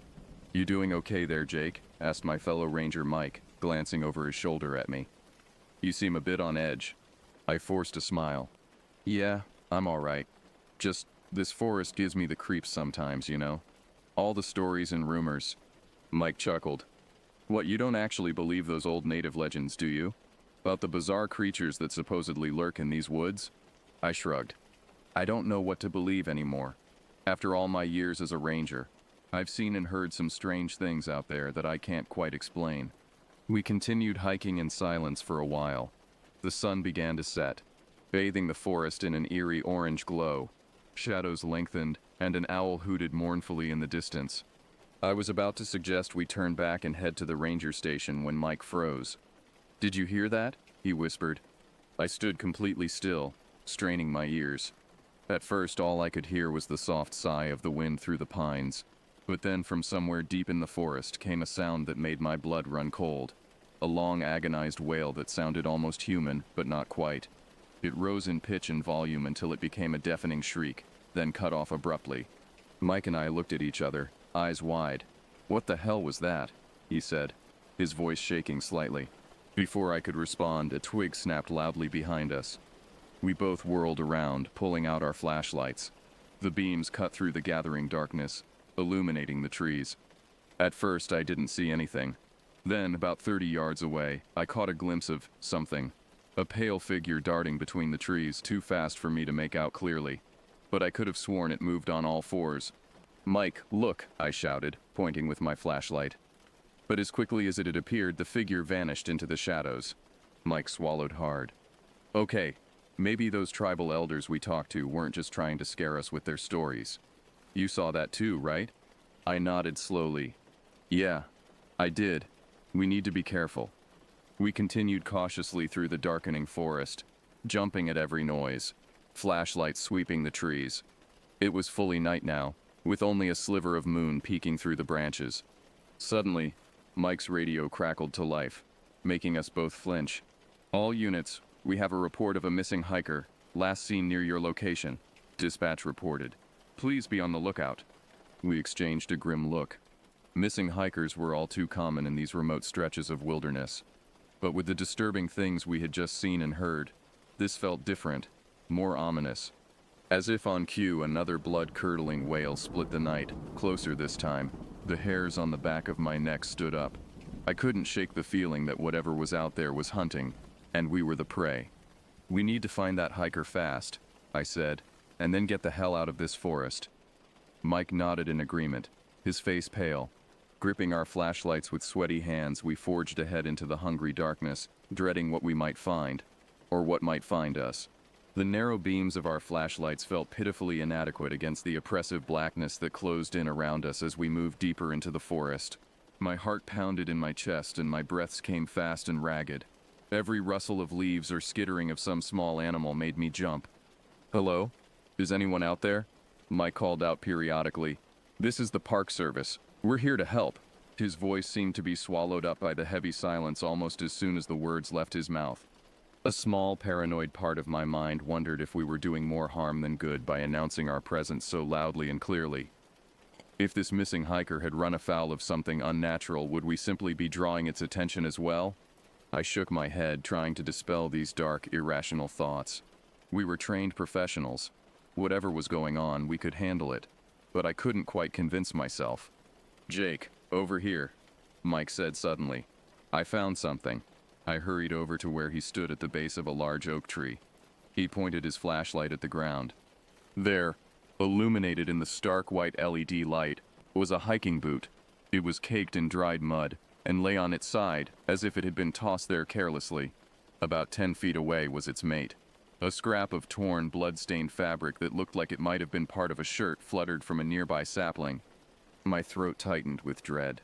This was looking more and more like a crime scene, not a simple lost hiker case.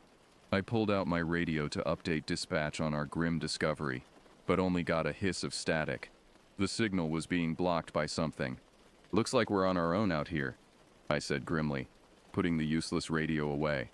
We scanned the area, looking for any other clues, any hint to the hiker's whereabouts or fate, but the forest kept its secrets.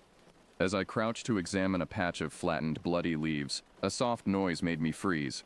It sounded like footsteps, the slow, furtive steps of something trying to move quietly but not quite succeeding, and it was getting closer. I stood up slowly, gripping my flashlight so tightly my knuckles turned white. Mike moved to stand back to back with me, his breath coming in short, frightened puffs. The footsteps grew louder, twigs cracking, from multiple directions now, surrounding us. "Show yourself," I shouted, hating the quaver in my voice. Silence. The steps had stopped. For a few endless seconds, the only sound was the thundering of blood in my ears. Then the shrieks began. Hideous, inhuman howls tearing through the night from all sides, ringing with a disturbing note of twisted glee, as if delighted by our terror. Through the trees, I caught flashes of pale, lurching forms, vaguely humanoid, but moving with a grotesque, disjointed gait. "Run," I screamed. "Run." Blind with panic, we crashed through the underbrush.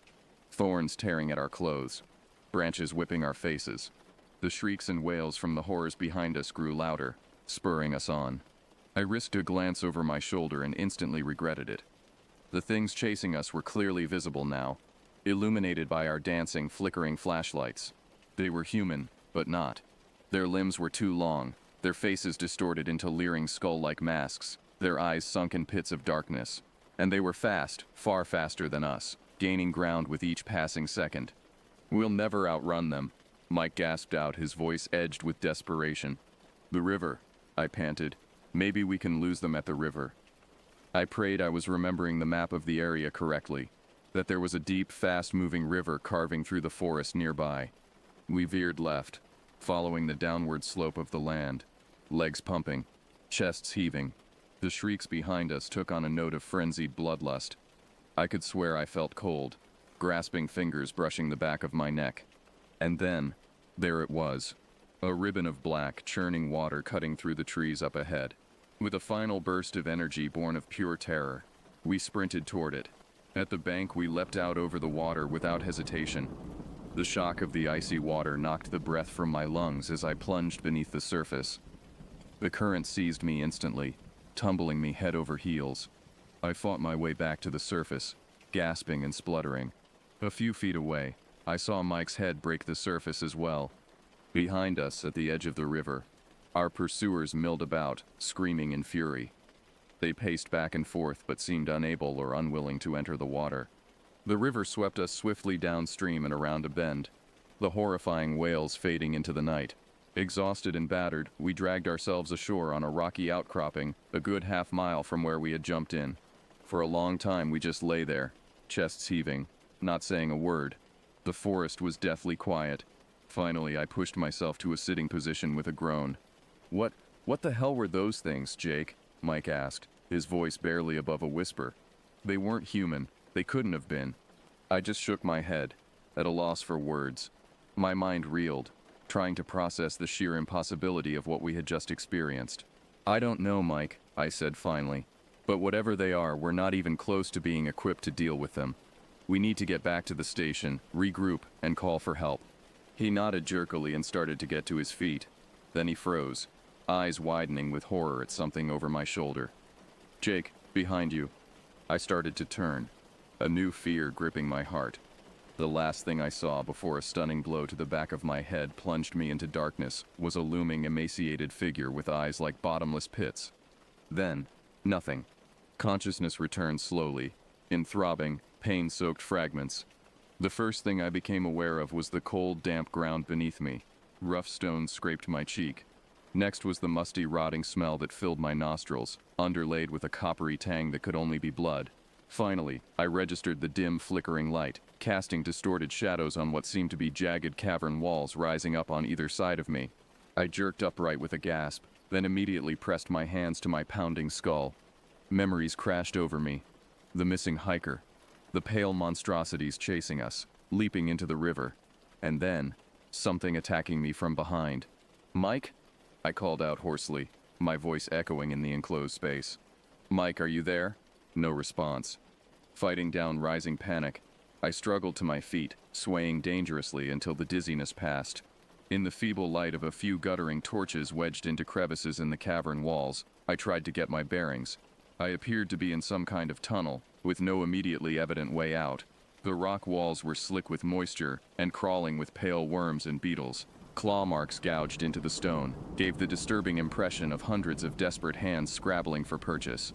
As my eyes adjusted, I saw that the tunnel branched off in several different directions at the far end, each dark maw promising only more fear and disorientation. The one directly ahead of me sloped downwards at a steep angle, descending deeper into the earth.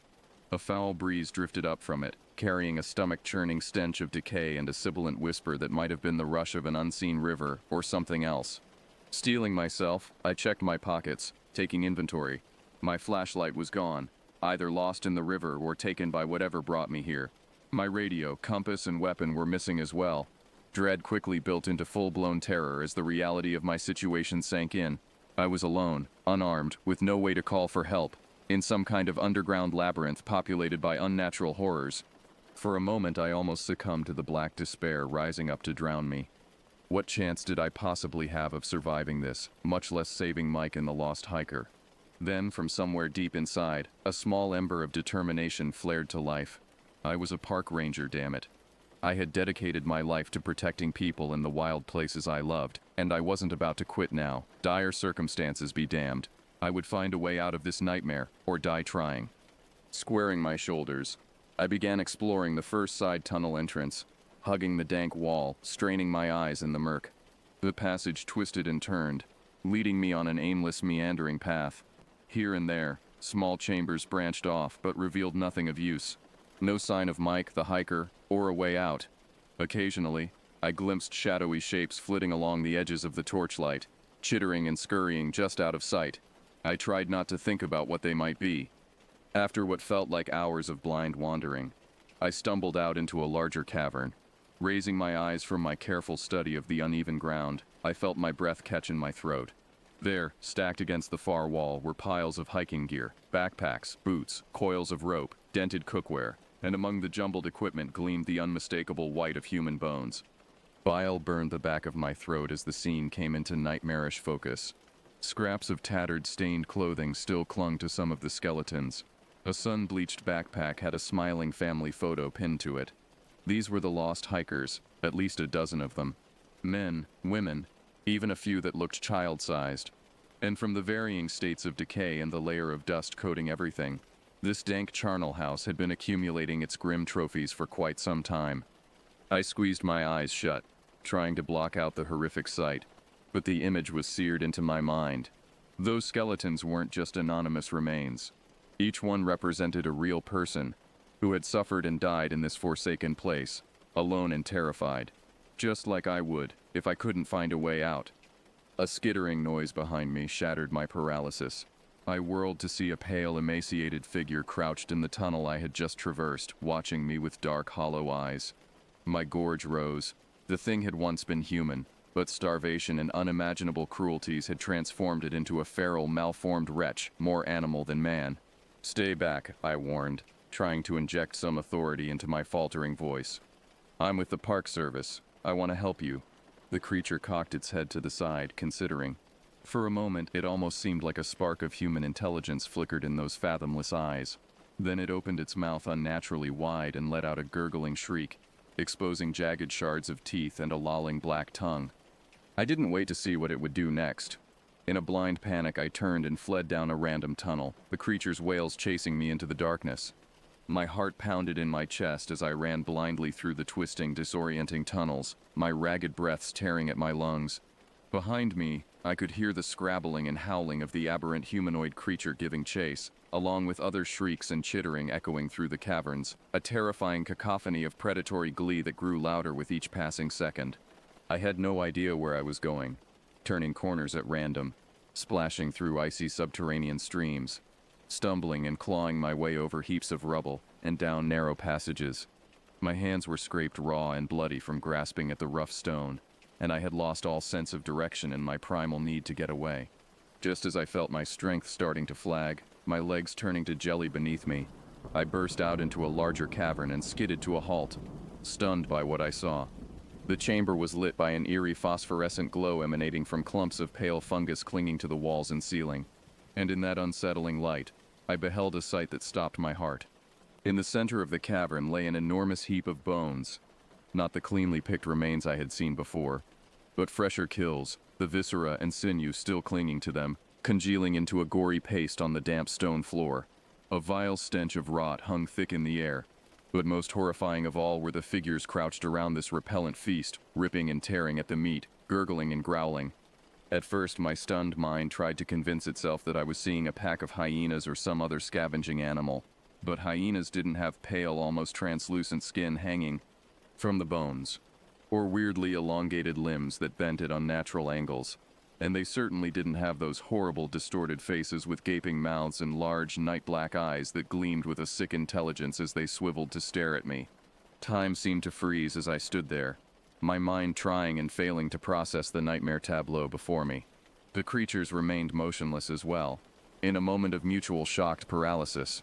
Then, as one, they rose from their grisly meal, bloody claws flexing, lipless mouths peeling back to reveal rows of jagged teeth, and started shambling toward me. Unfrozen into action by pure animal terror, I spun and sprinted for the nearest tunnel opening, just as a cacophony of eager shrieks and howls erupted behind me.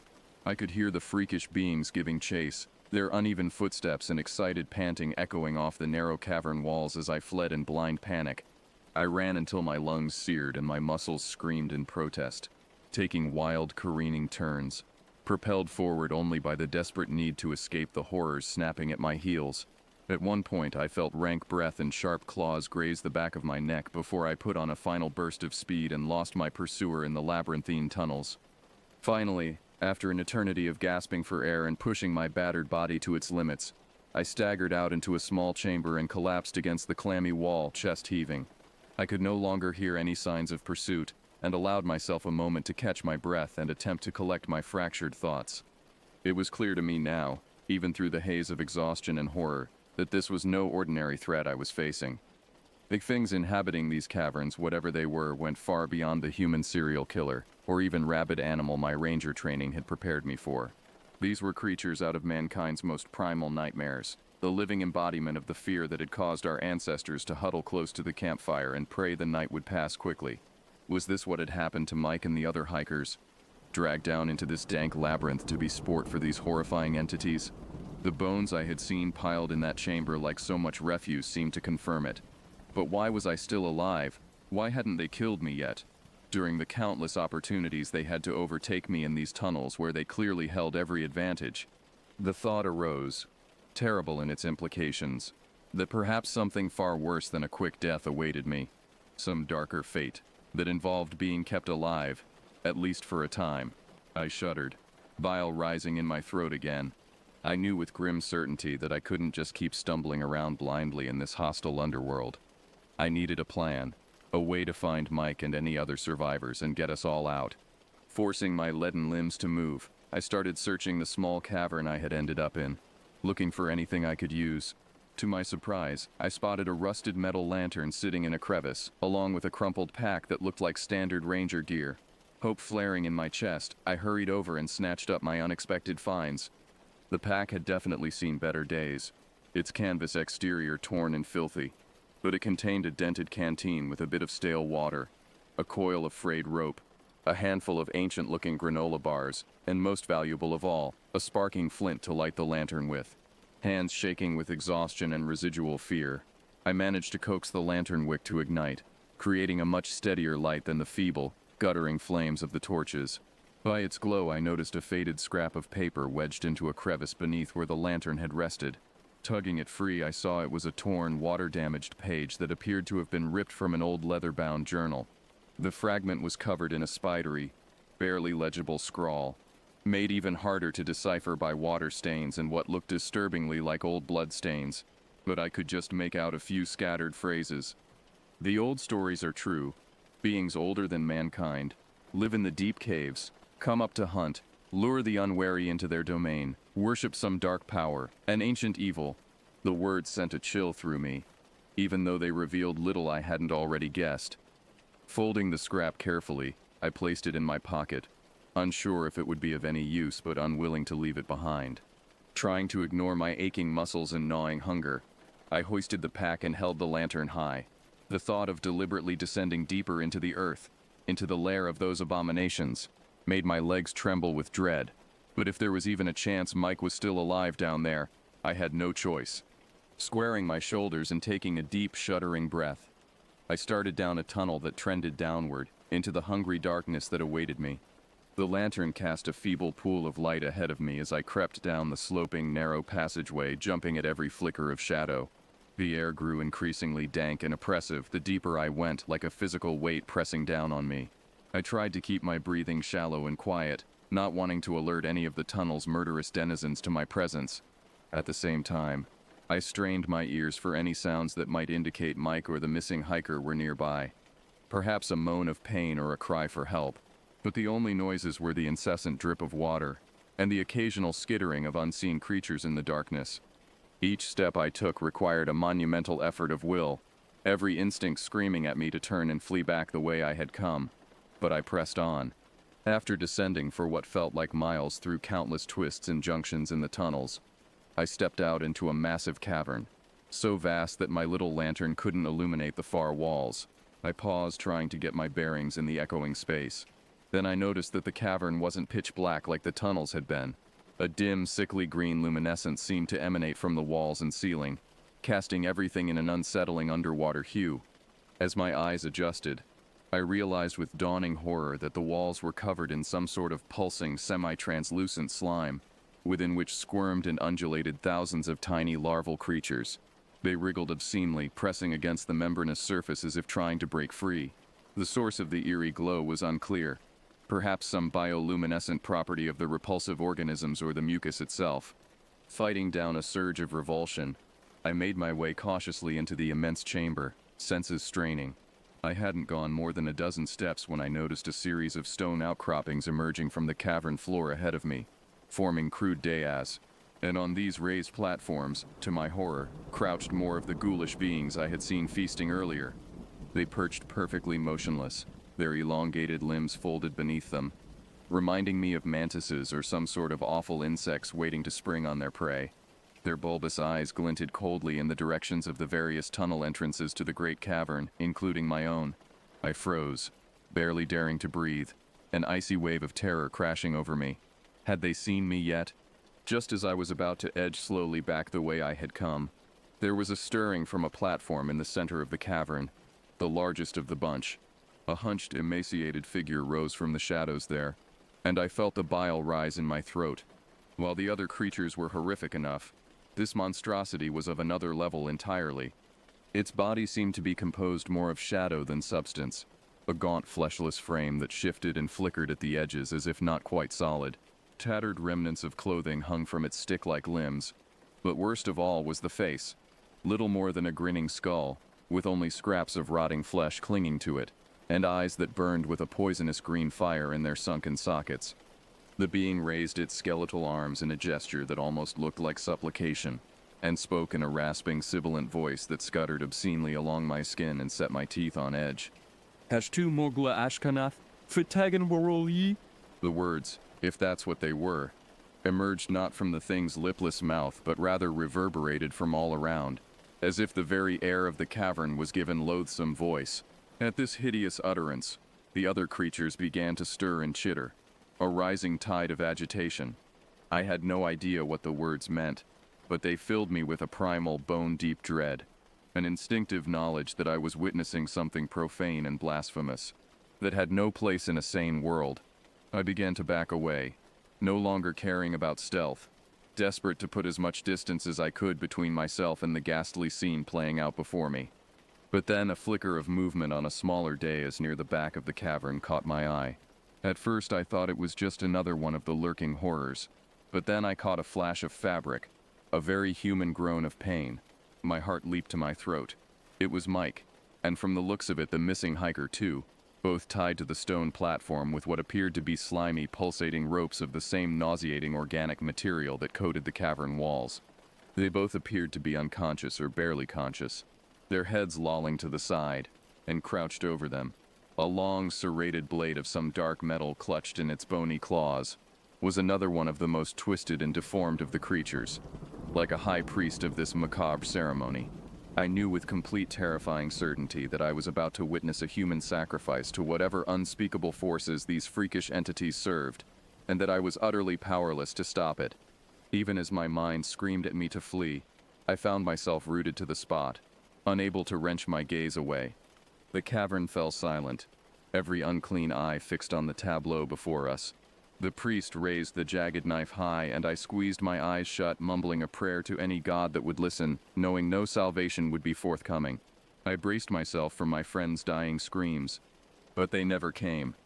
Instead, a sound that I can only describe as a roar of terrible, otherworldly fury echoed through the cavern, shaking the very stone beneath my feet. My eyes flew open again to see the most extraordinary and terrifying sight I have ever beheld. Standing at another entrance to the vast chamber, eyes blazing and a dull red light glowing from beneath its skin as if its veins ran with fire, was an old Native American man. His grizzled features were contorted with incongruous rage and what looked like disgust as he glared at the gathered abominations. He began to chant, the words an ominous rising cadence that sparked some deep ancestral memory. As the sonorous words rolled through the cavern, a brilliant flash of red illuminated the dank space, blinding after the eerie green glow. It coalesced into intricate twisting symbols that seared themselves into the air before the old man like a fiery sigil. He thrust his gnarled staff toward the floating runes, shouting a word that sounded like Begon, but reverberated on a level beyond language. At this unmistakable banishment, the uncanny light intensified into an unbearable brightness, the symbols exploding outward to fill the chamber. The fiendish creatures began to screech and wail in a cacophony of anguish and rage. They writhed and contorted grotesquely as the glare consumed them, their misshapen forms unraveling like shadows under the noonday sun. And then, between one blink of my tearing eyes and the next, they were simply gone, leaving no trace that they had ever existed. Silence reigned in the now empty cavern, the last echoes of those horrible shrieks still ringing in my ears. My legs finally gave out beneath me, and I slumped to the cold stone floor, staring in uncomprehending wonder and residual terror at the old man who now seemed to be the only other living soul in that accursed place. He, in turn, fixed me with an unfathomable gaze, a look that somehow managed to convey grief, weariness, and something like recognition all at once. "I was almost too late," he pronounced in a voice roughened by age and sorrow. "They nearly opened the way for the Ancient Ones to return. We were lucky this time. Somehow, impossibly, I found my voice. Who, what, were those things? What just happened?" He shook his head slowly. "Pray you never have to truly know. They are abominations that have existed in the dark corners of the world since before mankind dreamed of fire. There are some doors that must remain closed, some powers that must not be awakened, for all our sakes." With that, he turned and began to walk stooped and slow toward the platforms where Mike and the hiker remained. Still reeling, I clambered to my feet and stumbled after him, a million questions whirling in my stunned mind. I could only hope that with this inexplicable reprieve I would have the chance to ask them. But for now, getting my fellow rangers to safety was all that mattered. The horrors both witnessed and implied could wait until we were far from this subterranean hell and back under the clean light of day. If indeed such a place still existed unchanged after all I had seen. The nightmares I knew would be with me always, but perhaps also a grim wisdom, that there are far fouler things lurking in the shadows of the world than anything I had ever imagined, and that sometimes the only light that can banish them is a single flame of human courage and compassion against the darkness. With these thoughts echoing in my mind, I reached the platform and set to freeing Mike and the hiker with trembling hands, praying I had the strength to lead them out of this abyss, praying that the world above still made a kind of sense, knowing on some deep soul level that my own world would never be quite the same. Mike groaned as I gently shook his shoulder, trying to coax him back to consciousness. His eyelids fluttered, then snapped open, confusion and fear flooding his gaze as he tried to sit up, straining against his repulsive bonds. "Easy, Mike. It's me. Jake," I said soothingly. "I'm going to get you out of here, but I need you to stay calm, okay?" Recognition slowly dawned on his battered face. "Jake? What's going on? Where are we?" His eyes darted around the cavern, as if expecting the horrors to re-emerge from the shadows at any moment. I couldn't blame him. "I'm not entirely sure," I answered grimly, starting to cut through the spongy ropes with my pocket knife. They were tough and rubbery, resisting the blade. But we're getting out now. As soon as he was free, I moved to the other platform to work on the missing hiker's bindings. He was in even worse shape than Mike, barely conscious, his breath coming in shallow, rapid pants. Dark bruises and half-healed lacerations marred nearly every inch of visible skin, and his clothes hung off him in filthy tatters. It was clear he had endured unimaginable torments at the hands of our captors. I felt a presence at my elbow and glanced over to see the old Native American man crouching beside me. Up close, his weathered face was even more striking, etched with deep lines that spoke of a long life filled with both wisdom and sorrow. His eyes, though, were the most arresting, black as obsidian and seeming to hold knowledge of things no mortal man should gaze upon. He reached out and laid a surprisingly strong hand on the injured hiker, muttering some words in a language I didn't recognize. The man stirred and let out a sigh, his breathing easing slightly. I looked at our strange savior in astonishment. He met my gaze levelly. "An old blessing," he explained, "to ease his suffering and give him strength for the journey ahead." "Journey?" I repeated, hope kindling in my chest. "You know the way out?" He nodded once. "These tunnels hold no secrets from me any longer, but we must move swiftly." His eyes flicked to the slime-covered walls, as if he could sense something beyond my perception. "The wardings I placed will not hold them back forever." A chill rippled down my spine at his words, and I redoubled my efforts to free the hiker. Between the two of us, we managed to get him off the dais and propped upright between us, his arms slung over our shoulders. Mike moved in to take some of the semi-conscious man's weight as well. As we began to make our way towards the tunnel, the old man indicated, our steps echoing in the unnatural silence left in the wake of the creature's destruction. As we walked, I tried to process everything that had happened, my mind reeling. The things I had seen, the horrors I had witnessed, felt like something out of a fever dream, not reality. And yet the evidence was all around me. The eldritch cavern, the rescued hiker's injuries, the haunted look in Mike's eyes that I was sure was mirrored in my own. I turned to our mysterious guide, questions burning on my tongue. "Who are you?" I asked, my voice seeming too loud in the oppressive stillness. "How did you find us? What were those things?" He was silent for a long moment, the only sound our labored breathing and the scuff of our footsteps on the stone. Then he began to speak, his voice low and mesmerizing. "My name is John Blackfeather," he said. "I am a shaman of the Ojibwe people, who have lived in these lands since the time before memory. The creatures you saw are known to us as the Wendigoag, dark spirits of insatiable hunger and cruelty. They have haunted the deep places of the earth for centuries, preying on the lost and the unwary." He paused, his expression distant, as if seeing into a past only he could perceive. "My people have long fought to keep their evil at bay, passing down the old ways, the rituals and wards to bind them, from generation to generation. But as time goes on, fewer and fewer believe in the old stories, until it is too late." A shudder passed through me at his words. To think such nightmares were real, not just myths and legends, was almost too much to bear. Seeming to sense my distress, John laid a comforting hand on my shoulder. "You have faced these abominations and survived," he said solemnly.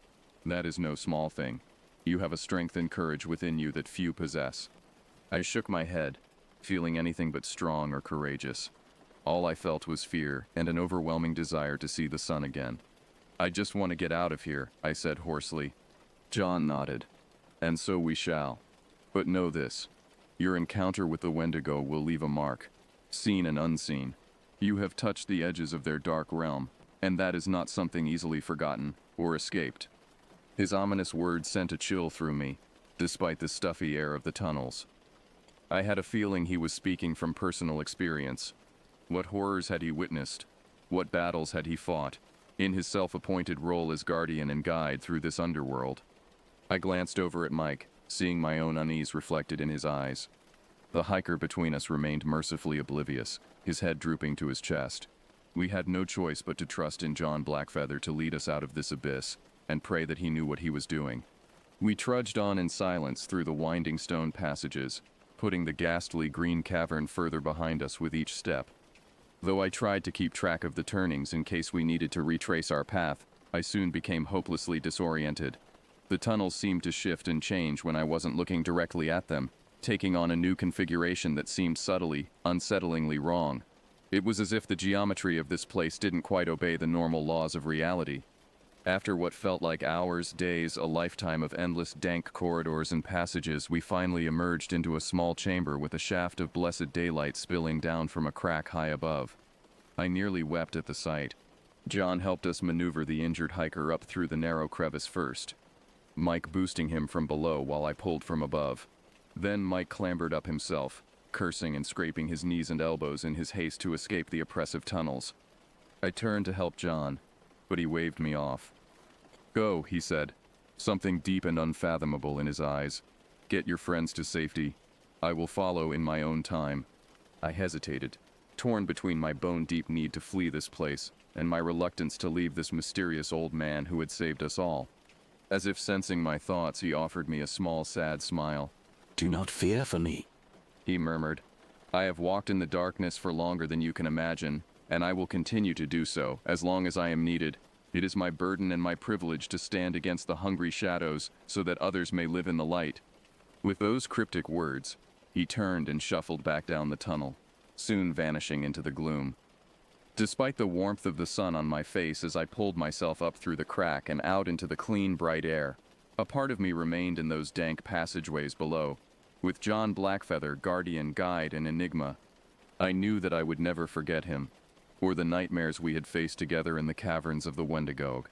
And though I longed to put this subterranean hell behind me and lose myself in the comforting normality of the surface world, his parting words lingered like a chill in my bones, for I had gazed into the abyss and witnessed the horrors that dwelled there. And I knew, with a terrible certainty, that my journey into the hungry darkness was far from over. The shadows would always be with me now, waiting, watching, whispering at the edges of my consciousness, calling me back to the endless tunnels and the abominations that lurked within. But for now, reunited with Mike and the hiker under the vault of blue sky, I let the sheer relief of survival wash over me. We had made it out alive, if not unscathed, and that would have to be enough, for now. As the adrenaline began to drain away, exhaustion and reaction took its place. My knees buckled and I sank to the carpet of pine needles, breathing deeply of the crisp, sap-scented air. Mike collapsed next to me, cradling his head and shaking hands. What the hell just happened?" he croaked, his voice cracking. "I don't know," I answered honestly, "except that everything we thought we knew about the world, about what's possible, was wrong. I could still see the hideous contortions of the Wendigo, still hear their frenzied shrieks ringing in my ears." Mike looked up at me with haunted eyes. "How are we supposed to go back to our normal lives after this? Pretend like none of it happened?" I sighed deeply. "We can't. Those things are still down there in the dark, along with who knows what else. And now we know they're real. So what do we do?" he asked helplessly. I looked out over the serene vista of the forest, now seeming to conceal unimaginable horrors beneath its placid exterior. John Blackfeather's ancient knowing gaze swam before my mind's eye. "We do what we've always done," I said slowly. "We watch over the wilderness, and we protect the people who venture into it, as best we can.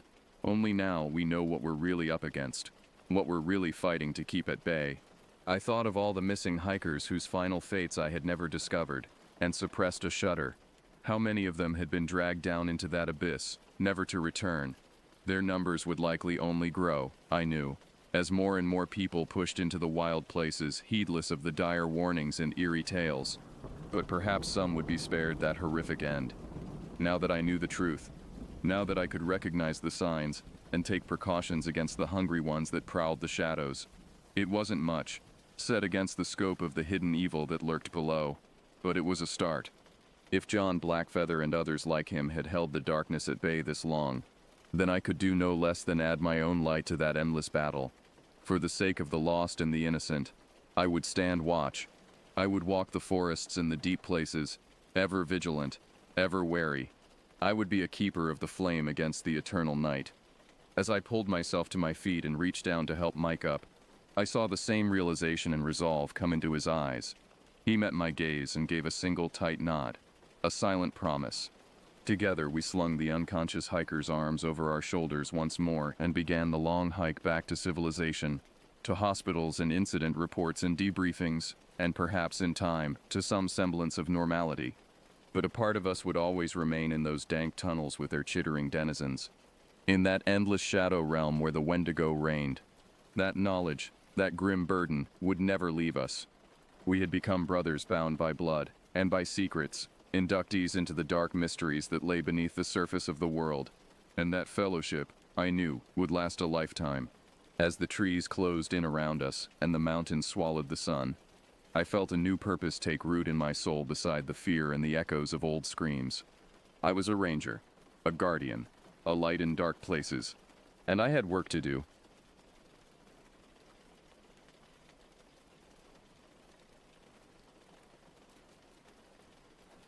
My name is Arthur Williams. I find myself reflecting on a life that's been anything but ordinary. For the past 15 years, I've worked as a park ranger in the dense, mysterious forests of northern Idaho. It's a job that's brought me more joy, wonder, and yes, terror than I ever could have imagined. I suppose I should start at the beginning. I wasn't always a ranger. In my younger years, I worked in an office in Boise, pushing papers and dreaming of something more. It wasn't until my 52nd birthday that I decided to make a change. My wife Sarah had passed away a year earlier, and our children were grown with families of their own. I felt untethered, adrift in a life that no longer seemed to fit. It was during a camping trip in Clearwater National Forest that the idea struck me. I'd always loved the outdoors, and as I sat by my campfire listening to the whisper of wind through the pines and the distant call of a loon, I felt more at peace than I had in years. The next morning I marched into the ranger station and asked about job openings. The transition wasn't easy. At my age, the physical demands of ranger training were challenging, to say the least. But I persevered, driven by a newfound sense of purpose. When I finally donned my uniform and ranger hat for the first time, I felt a pride I hadn't experienced in decades. Clearwater became my home, my sanctuary. I learned every trail, every stream, every rocky outcropping.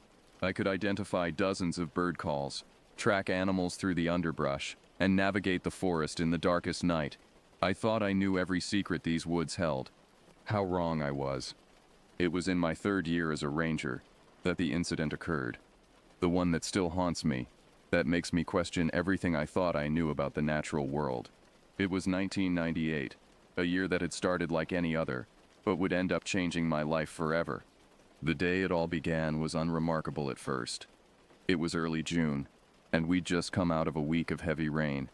I was assigned to check the lesser-known paths for storm damage, a routine task that I'd done countless times before. I woke before dawn, as was my habit. My small cabin on the edge of the forest was quiet, save for the gentle ticking of the old clock in the kitchen.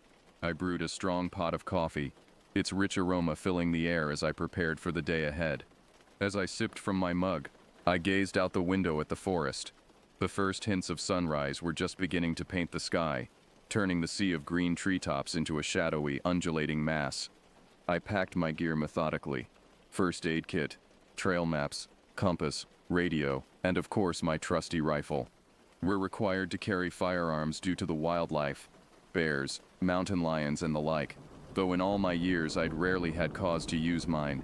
Still, it was a comforting weight at my side as I set out into the misty morning. The air was crisp and damp, heavy with the scent of wet earth and pine. As I made my way down the main trail, my boots squelched in the mud, leaving deep imprints that would soon be erased by the passage of animals or the next rainfall. I radioed in my position to base camp, my voice breaking the early morning stillness. "This is Ranger Williams. I'm heading out to check the eastern trails for storm damage. Over."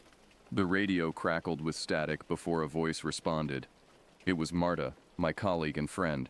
"Copy that, Arthur. Be careful out there. We've had reports of a few mudslides. Over."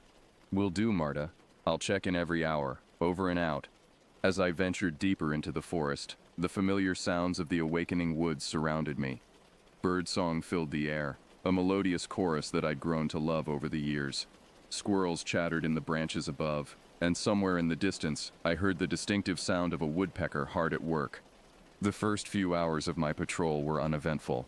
I found a few downed branches and noted areas where the trail had been partially washed out by the heavy rains, but nothing too serious. It wasn't until around noon that I began to notice something off. I had stopped by a small creek for my lunch break, sitting on a fallen log as I unwrapped the sandwich I'd packed.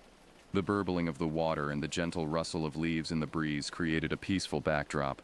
But as I sat there savoring my meal and sipping coffee from my thermos, I realized that something was missing. The birds had stopped singing. Now, to most people, this might not seem like much, but for someone who spends as much time in the woods as I do, it was jarring. The forest is never truly silent.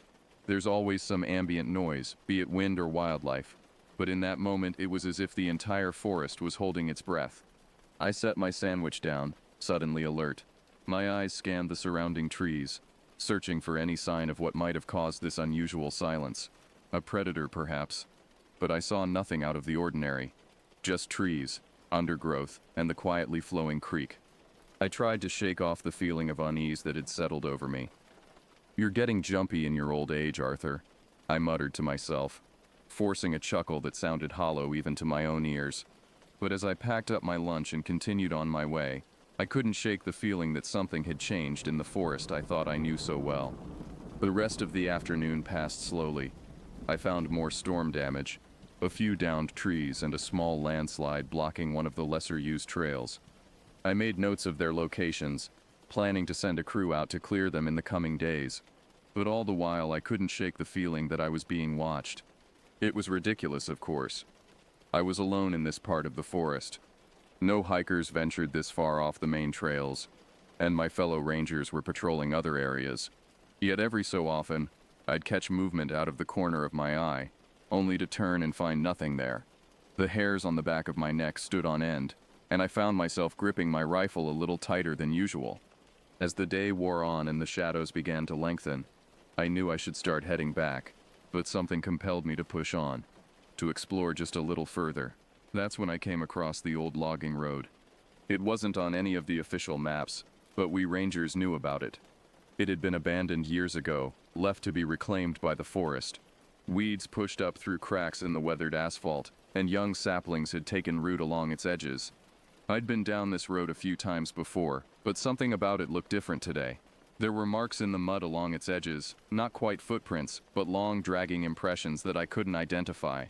Curiosity got the better of me, and I decided to follow the old road, just for a little while. The forest seemed to close in around me as I walked, the trees looming taller and the undergrowth growing thicker. The silence that had unsettled me earlier now seemed oppressive, broken only by the sound of my own footsteps and the occasional snap of a twig beneath my boots. That's when I saw it, a flicker of unnatural color through the trees. I moved closer, pushing aside branches, and found myself on the edge of a small clearing. In the center stood a tent, weather-beaten and sagging, its once bright fabric faded to a dull gray. A small fire pit sat nearby, the ashes within it still warm to the touch. My first thought was that it must be an illegal campsite. We occasionally had issues with people setting up camp in restricted areas, but something about this site felt wrong. The tent looked like it had been there for months, yet the fire was recent, and there was that symbol carved into one of the nearby trees, a circle with an X through it. I'd never seen anything like it before. "Hello?" I called out, my voice seeming unnaturally loud in the quiet forest. "Is anyone here? This is Ranger Williams." No response came, not even an echo. It was as if the forest had swallowed my words. I approached the tent cautiously, one hand on my rifle, The zipper was partially open, and I could see a jumble of supplies inside. Old cans of food, a tattered sleeping bag, and what looked like a journal.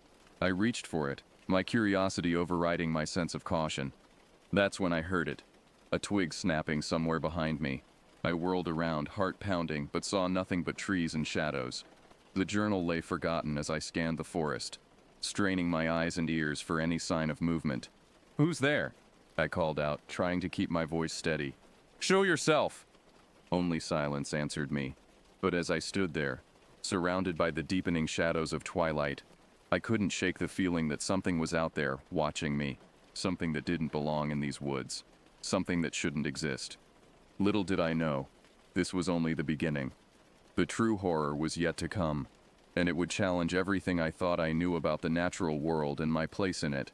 But standing there in that clearing, with night falling fast and unknown eyes upon me, I made a decision that would change the course of my life.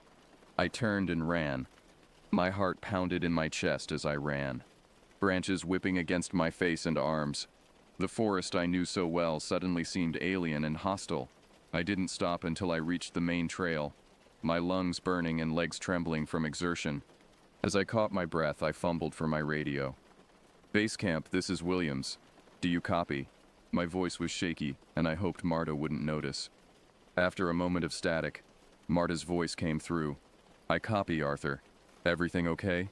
You sound off." I hesitated, unsure of what to say. How could I explain what I'd seen, or thought I'd seen, without sounding crazy? I found an illegal campsite," I said finally. "Abandoned but recent. There's something strange about it. I'm heading back now." "Copy that. Be careful out there. It's getting dark." As if on cue, I noticed the lengthening shadows around me. Twilight was settling in, and with it came a whole new set of forest sounds. The hoot of an owl, the rustle of nocturnal creatures awakening. Normally these sounds were comforting, familiar. Tonight, they sent chills down my spine.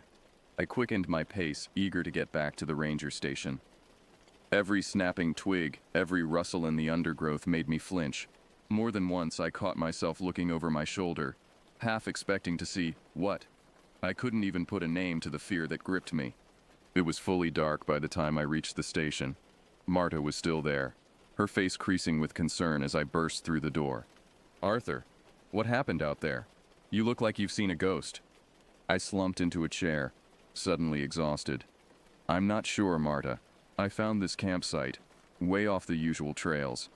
But it was wrong somehow, and I felt like something was watching me." Marta listened patiently as I recounted the events of the day, the unnatural silence in the forest, the strange campsite, the symbol carved into the tree. When I finished, she was quiet for a long moment. "That is odd," she said finally. "But Arthur, you know as well as I do that the forest can play tricks on your mind, especially when you're alone out there." I nodded, wanting to believe her, but I couldn't shake the feeling that this was something more than my imagination running wild. That night, sleep eluded me. Every time I closed my eyes, I saw that symbol carved into the tree, felt the weight of unseen eyes upon me. I tossed and turned, my mind racing with possibilities, each more outlandish than the last. When dawn finally broke, I was already up and dressed. I knew what I had to do. I had to go back. I had to know if what I'd experienced was real, or just a product of an overactive imagination. Marta raised an eyebrow when I told her my plan, but she didn't try to stop me. Instead, she insisted on coming along. "Safety in numbers," she said with a smile that didn't quite reach her eyes. We set out early, retracing my steps from the day before. The forest seemed different in the morning light, less menacing, more familiar. But as we approached the old logging road, that sense of wrongness returned. "There," I said, pointing to the marks I'd seen yesterday. "Do you see those tracks?" Marta knelt to examine them.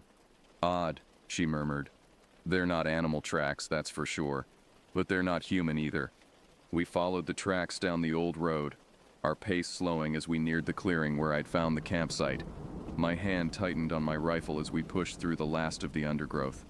The clearing was empty. No tent, no fire pit, no symbol carved into any of the trees. It was as if the campsite had never existed. "Are you sure this is the right place?" Marta asked, her voice gentle.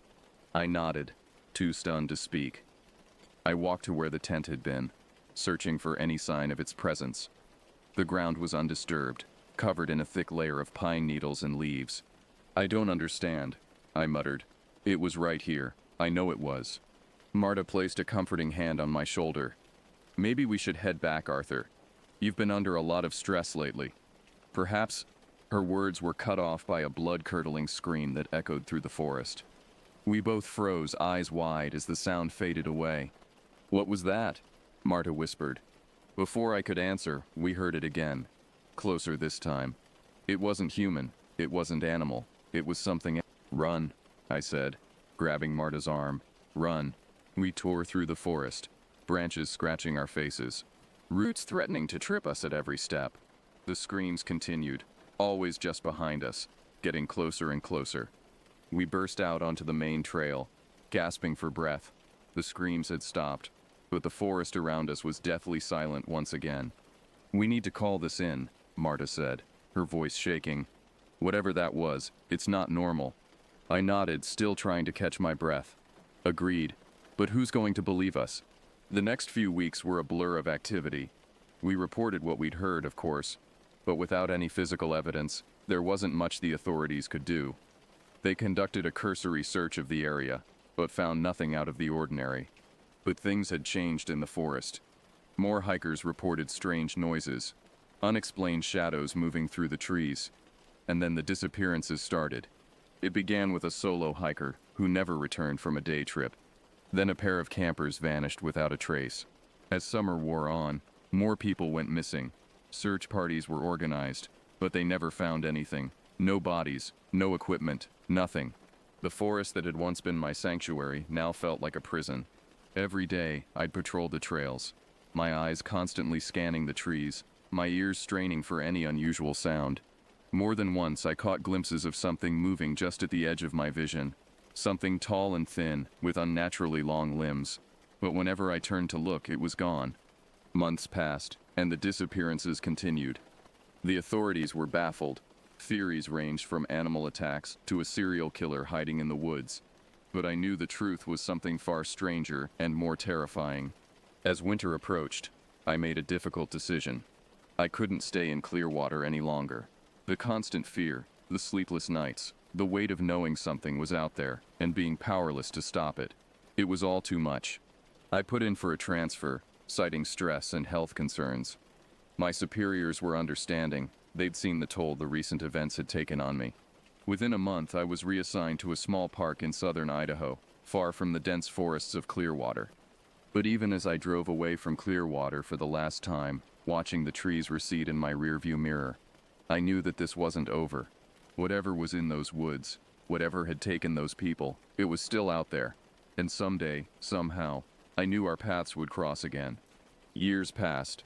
I retired from the Park Service and settled into a quiet life in a small town. But I never forgot what happened in Clearwater. I kept track of the news, noting with a grim sort of satisfaction that the disappearances had stopped after I left. But every so often I'd hear rumors of strange sightings in other forests, of hikers going missing in circumstances that sounded all too familiar. And then, one evening as I sat on my porch watching the sun set, I saw it, a figure standing at the edge of the woods behind my house. Tall and thin, with limbs too long to be human, and a face, if you could call it that, devoid of features. It watched me for a long moment, and I felt the weight of its gaze just as I had all those years ago in Clearwater. Then slowly, deliberately, it raised one elongated arm and beckoned to me before melting back into the shadows of the trees. I sit here now, writing this account, knowing that I have a choice to make. Do I ignore what I've seen, try to convince myself that it was a trick of the light or an overactive imagination?